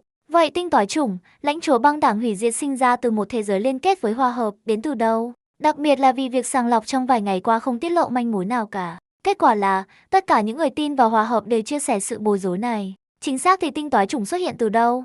Không thể nào một cá nhân có độ tinh khiết cao được sinh ra trong một thế giới không tôn thờ hòa hợp và sau đó được nắn núc chú ý, phải không? Điều đó có thực sự khả thi không? Và khi kết của điều tra của gia tộc lưu hành ra thế giới bên ngoài, nó tự nhiên khiến mọi người từ các phe phái khác cảm thấy khó tin. Nhiều người thậm chí còn nghi ngờ rằng gia tộc muốn che chở một lãnh chúa băng đảng hủy diệt vì sắp tá liếc nhìn tinh toái chủng. Tất nhiên, nhưng diễn giải cực đoan như vậy chỉ là thiểu số. Dù sao thì, che giấu nơi sinh là quá tầm thường và vô nghĩa. Nhưng chính vì điều này, các phe phái lớn trong vũ trụ hiện gần như thống nhất chọn điều tra lãnh chúa băng đảng hủy diệt mới này, tinh toái chủng. Ít nhất họ cần biết nguồn gốc của cô. Lý do nó gần như thống nhất là vì liên minh Sonsu, ngoài việc lặp lại quan điểm, gần như không có hành động nào. Nó là bởi vì King Gorliu và bà Heng đều nhận ra nó. Chiếc nhẫn bạc quen thuộc trên ngón giữa tay trái của tinh toái chủng. Bằng chứng này đóng vai trò là sự xác nhận gián tiếp cho phán đoán của tướng quân Tăng Sâu. Mặc dù cô không hiểu tại sao cô Bạch Minh lại ưa thích những danh tính và sức mạnh nguy hiểm như vậy. Nợ ân tình là nợ ân tình. Ít nhất sự cố này khiến liên minh Sonsu nhận ra lãnh chúa băng đảng hủy diệt tinh toái chủng thật có khả năng chưa xuất hiện. Và liên minh Sonsu cũng cử người liên lạc với cảnh binh ngân hà. Họ cũng tò mò liệu cảnh binh ngân hà có thể đạt được mục đích thống nhất mà không có sự hiện diện của tinh toái chủng hay không. Tóm lại, trong thiên hà hiện tại, sự nổi tiếng của cảnh binh ngân hà vẫn cao, và cùng với đó, cái tên lãnh chúa băng đảng hủy diệt tinh toái chủng lan rộng khắp nơi. Và rõ ràng là, nếu cảnh binh ngân hà tiếp tục hoạt động tích cực như vậy, tên của tinh toái chủng sẽ tiếp tục được ca ngợi cùng với các hoạt động của cảnh binh ngân hà. Và thanh tiến trình của tinh toái chủng sẽ tiếp tục tăng đều đặn, mặc dù nó sẽ giảm dần theo thời gian. Nhưng có còn hơn không? Vào lúc này, tinh toái chủng tự nhiên không biết gì về sự hỗn loạn bên ngoài. Cô chọn rút một thẻ, nhìn vào giao diện tàu quen thuộc và ánh sáng vàng quen thuộc. Tinh toái chủng nghi ngờ mạnh mẽ rằng giao diện gacha không có bất kỳ thẻ nào khác ngoài vàng. Về việc cô sẽ rút được nhân vật nào, tinh toái chủng không quá lo lắng lần này. Với tình hình hiện tại, số lần rút của cô có khả năng sẽ được lấp đầy trong chu kỳ của thẻ này, hoặc có thể hơn một chút. Vì vậy, ngay cả khi cô rút được một nhân vật không phù hợp để gây rắc rối, hoặc rút được một nhân vật chưa được sinh ra, cô có thể đơn giản thư giãn trong 30 ngày tới. Hơn nữa, danh tính hiện tại của tinh toái chủng vẫn còn hơn 10 ngày. Nếu cần thiết, cô có thể tìm cách gây thêm rắc rối. Tóm lại, so với sự khẩn cấp của những lần trước, áp lực thực sự thấp hơn lần này. Tinh toái chủng nghĩ vậy, nhìn cửa tàu từ từ mở ra, và khi ánh sáng vàng xuất hiện trước mặt tinh toái chủng, một mùi hương thoang thoảng, thanh lịch lan tỏa. Một người phụ nữ dịu dàng trong bộ sườn xám xuất hiện trước mặt tinh toái chủng. Juanma Hem, đây là một ứng cử viên nặng ký khác. Cô đã nghĩ đến việc nhận được một thẻ bình thường để cô có thể thư giãn trong vài thập kỷ rồi tiếp tục. Nhưng thẻ mới lại là một nhân vật hoàn hảo để gây chuyện thị phi. Cô không thể lãng phí tiềm năng đó. Nhưng, Juanma, cô nên làm gì với Juanma đây? Tinh toái chủng rơi vào trầm tư. Juanma là một cá nhân khó tìm khác. Tất nhiên, với vị thế của Juanma và Hatter, Juanma chắc chắn vẫn còn sống. Cô chỉ không biết chính xác cô ấy đang trốn ở đâu trong vũ trụ. Tinh toái chủng chưa từ bỏ ý định tạo ra một cơ thể cho chính mình. Tuy nhiên, khi mạo danh, cô phải gắn vào cơ thể do hệ thống cung cấp. Nếu cô muốn nghiên cứu chính mình, cô phải làm như vậy thông qua một cơ thể không tương thích với bản thân thật của cô. Đây không phải là vấn đề rắc rối nhất. Cô tin rằng trí thông minh của một thiên tài sẽ tìm ra giải pháp. Điều rắc rối nhất là một khi cô hủy bỏ việc mạo danh, ngay cả khi còn thời gian, nó sẽ ngay lập tức chuyển sang trạng thái hồi chiêu. Tốt nhất, nó sẽ chỉ tính một phần thanh tiến trình hồi chiêu cho cô. Điều này có nghĩa là nếu cô ở một mình, cô sẽ không có chỗ cho việc thử và sai. Nếu cô thất bại, cô thậm chí sẽ không thể dựa vào siêu não của Doan Ma để phân tích xem sai ở đâu. Cô sẽ phải đợi cho đến khi thẻ nhân vật Doan Ma sạc đầy trước khi thử lần thứ hai. Và việc sạc lại thẻ nhân vật chậm đến đau đớn. Cô đã giúp vài lần rồi. Thẻ nhân vật của Hunter chỉ mới sạc được hơn một nửa một chút. Kế hoạch tạo ra một cơ thể vật lý cho chính mình này chỉ có thể được theo đuổi dần dần, gần như mở ra một vận mệnh mới. Vấn đề tạo ra một cơ thể cho chính mình là điều mà tinh toái chủng chưa bao giờ ngừng suy nghĩ. Hệ thống hoàn toàn không đưa ra dấu hiệu nào về việc liệu nó có tạo ra một cơ thể phù hợp cho cô trong tương lai hay không. Cô không thể cứ lang thang hàng trăm hay hàng ngàn năm, liên tục mạo danh những danh tính kỳ lạ. Cô không làm bằng sắt, nếu cứ tiếp tục như vậy, cuối cùng cô sẽ chết vì kiệt sức. Tất nhiên, ngay cả khi cô tìm thấy Doan Ma thật, cô cũng không nhất thiết phải giải quyết vấn đề trong lần mạo danh này. Dù sao thì, trong lần gặp đầu tiên, cô sẽ không dám tiết lộ bí mật của mình cho một thiên tài. Nếu có thì, khi nói đến vấn đề sống chết, tinh toái trùng tin rằng sự thận trọng là cần thiết. Đối mặt với Egan, để cô ấy biết cô là một thực thể linh hồn là chấp nhận được. Dù sao thì, hư vô nguy hiểm nhất đã được hệ thống chống lại bằng sức mạnh to lớn. Nhưng để Doan Ma hoặc Hunter tùy tiện nghiên cứu cô khi cô ở dạng linh hồn, đó là một canh bạc quá lớn. Hai người đó, trời mới biết họ sẽ làm gì với cô nếu sự tò mò của họ bị kích thích. Vì tiền thưởng của ông chủ Nanook đã tạm thời làm giảm bớt cuộc khủng hoảng sinh tử, cô có thể ưu tiên xây dựng mối quan hệ và chỉ thực hiện kế hoạch sau khi thiết lập đủ lòng tin. Một vấn đề quan trọng như vậy không thể vội vàng. Tuy nhiên, vì cô đang mạo danh Doan Ma, cô có thể cân bằng giữa việc gây rắc rối với việc theo đuổi các mục tiêu nghiên cứu của riêng mình. Cô cần một ý tưởng có thể giải quyết cả nhu cầu của riêng mình và tạo ra một sự hỗn loạn lớn. Tinh toái chủng không thể không rơi vào trầm tư. Cô vắt óc suy nghĩ, tìm kiếm bất kỳ dạng sống nào có thể đáp ứng nhu cầu của mình. Cô không nghi ngờ gì về siêu trí tuệ của Doan Ma để hoàn thành mục tiêu. Và ngay cả khi Doan Ma thực sự không thể xử lý một mình, vẫn còn bà Hunter. Nếu tệ hơn nữa, cô có thể tìm đến bà Hunter. Linh hoạt và dễ thích nghi là một nguyên tắc sinh tồn. Về việc phải làm gì với thẻ nhân vật Doan Ma, tinh toái chủng hiện đang thiếu cảm hứng. Tận dụng thời gian còn lại, cô quyết định lang thang trong vũ trụ để mở rộng tầm nhìn của mình. Tất nhiên, cô cũng đảm bảo kiểm tra dữ liệu trực tuyến, tìm kiếm bất kỳ dạng sống kỳ lạ nào được ghi lại trong vũ trụ. Về phần Penacony, đúng như tinh toái chủng đã lên kế hoạch, cô sẽ không can thiệp quá mức. Hạt giống đã được gieo, cô sẽ chứng kiến những thay đổi của Penacony trong tương lai. Có lẽ khi cô gây đủ rắc rối, và khi cô rút được Black Swan, cô thậm chí có thể sắp xếp một buổi so sánh sen trừu tượng cho vui. Hammer, nếu có cơ hội, tâm trí tinh toái trùng trôi dạt với những suy nghĩ rời rạc này. Cô bắt đầu lang thang dọc theo bản đồ sao, và càng nhìn nhiều, cô càng cảm thấy những kẻ cùng tín vận mệnh thực sự quá trừu tượng. Những người như lãnh chúa băng đảng hủy diệt, kẻ trộm sao, hay người canh giữ mộ, những kẻ thực sự điên rồ. Tinh toái trùng cảm thấy rằng so với các lãnh chúa băng đảng hủy diệt, những kẻ cùng tín này phá hủy mọi thứ một cách tùy tiện hơn. Công ty hành tinh hòa bình có vẻ khá lành tính so với những kẻ cùng tín này. Thảo nào ông chủ Nanook nghĩ rằng loại thế giới này nên bị phá hủy. Ngài ấy rõ ràng bị ám ảnh bởi những kẻ cùng tín. Tinh toái trùng bị sốc bởi những kẻ cùng tín này đến mức cô theo bản năng gọi Nanook là ông chủ. Tại lối vào vực thẳm hư vô, tinh toái trùng ngồi lặng lẽ bên cạnh Egan, nhìn những bàn tay vươn ra khỏi biển. Sao thế? Hiếm khi thấy khuôn mặt em u ám với sự bối rối như vậy. Egan cũng ngồi trên một tảng đá ngầm, vai kề vai với tinh toái trùng. Cô tò mò tại sao tinh toái trùng đột nhiên quay lại, và bây giờ đang chìm trong suy nghĩ ở đây. Không, chỉ đang nghĩ xem phải làm gì tiếp theo thôi. Tinh toái trùng nhẹ nhàng dựa người vào Egan. Sau đó cô nói về những chuyến đi gần đây của mình. Chị Mark, tuổi thật của em thực ra chưa đến 100. Những kẻ cùng tín hỗn loạn này thực sự gây sốc cho em. Trước đây, tinh toái trùng đã nghĩ rằng hành động của chính mình là khá đáng kể. Nhưng so với những kẻ cùng tín này, hành động của cô có vẻ khá bình thường. Cô phỏng đoán rằng những lợi ích to lớn lần này chủ yếu là do thu hút sự chú ý của SAP vào cuộc xung đột nội bộ giữa các lãnh chúa băng đảng hủy diệt. Egan mỉm cười, mỉm môi trước những lời của tinh toái trùng. Cô giơ tay và vuốt tóc tinh toái trùng. Thuật ngữ kẻ cùng tín khá phù hợp. Tinh toái trùng chống cằm bằng bàn tay trắng trẻo, cuộn tròn cơ thể lại. Đường cong cơ thể tuyệt đẹp của cô chỉ Egan mới nhìn thấy. Vì vậy em đã nghĩ, cảnh binh ngân hà quá ít, và họ không đủ bạo lực. Ý em là gì? Em định tăng số lượng cảnh binh ngân hà sao? Egan chớp mắt nhìn tinh toái trùng, nhưng tinh toái trùng lắc đầu. Không, cảnh binh ngân hà có cách sống riêng của họ. Em muốn tạo ra một nhóm tương tự, nhưng quy mô và ảnh hưởng lớn hơn. Em sẽ tạo ra nó như thế nào? Em sẽ mạo danh danh tính nào tiếp theo? Một thiên tài chuyên về khoa học sự sống, Doan Ma. Egan nghe vậy và mí môi. Em không sợ bị săn đuổi lần này sao? Đừng quên bà Hunter vẫn đang theo dõi em. Thì, em chưa bị bắt, và tinh khí của Doan Ma tốt hơn Hunter phải không? Chắc là vậy. Tinh toái trùng xoa cằm. Hunter thẳng thắn và thất thường, thường nói mỉa mai và không giữ thù hận lâu. Doan Ma bên trong có chút lập dị nhưng nhìn chung là dịu dàng. Cô ấy chỉ tránh giao tiếp xã hội và chống lại việc hình thành các mối quan hệ với người khác. Cô còn thấy rằng nếu Doan Ma tìm thấy cô ấy có khả năng sẽ kéo tôi vào một buổi động não, ít nhất cô ấy sẽ không cố nhốt tôi trong tầng hầm. Nếu phải nhắc đến nguy hiểm, có kinh khó lường, người có tính cách không rõ nhưng có vẻ khá hỗn loạn. Và tinh toái trùng không chắc liệu cô có nên mong đợi rút được một nhân vật như Paul Ackerman hay không. Khả năng toàn tri của bà ta rất mạnh, nhưng bản thân bà ta cực kỳ nguy hiểm. Bà ta sẽ sử dụng quan hệ nhân của để giết bạn khi có bất đồng nhỏ nhất. Ekan nhìn thái độ của tinh toái trùng, cô không biết nên gọi đó là sự ngu dốt là hạnh phúc hay sự táo bạo phi thường. Nhưng bất kể thế nào, Ekan khá thích sự tồn tại của Bạch Minh. Và thấy Ekan giữ im lặng, tinh toái trùng bắt đầu nói về kế hoạch của mình. Khi cô nghe, biểu cảm của Ekan trở nên tinh tế, nghe có vẻ như đó là sự hiện thực hóa của hy vọng và phép màu. Nó gần giống như một người cảnh vệ vũ trụ, phải không? Tinh toái trùng mỉm cười, nhìn Ekan. Nghe câu trả lời của tinh toái trùng, Ekan do dự với một biểu cảm tinh tế trước khi cuối cùng gật đầu. Thực ra, đó không phải là điều cô định nói. Cô định nói, nó gần giống như mở ra một vận mệnh hoàn toàn mới, một vận mệnh đại diện cho tất cả hy vọng và phép màu. Liệu Doan Ma có thực sự hoàn thành được điều gì đó như thế không? Ekan có phần nghi ngờ. Ngay cả trong số các thiên tài, chỉ có ghế số 1 tạo ra Nusi, thiết lập vận mệnh trí thức. Không ai kể từ đó đạt được kỳ tích vĩ đại như vậy.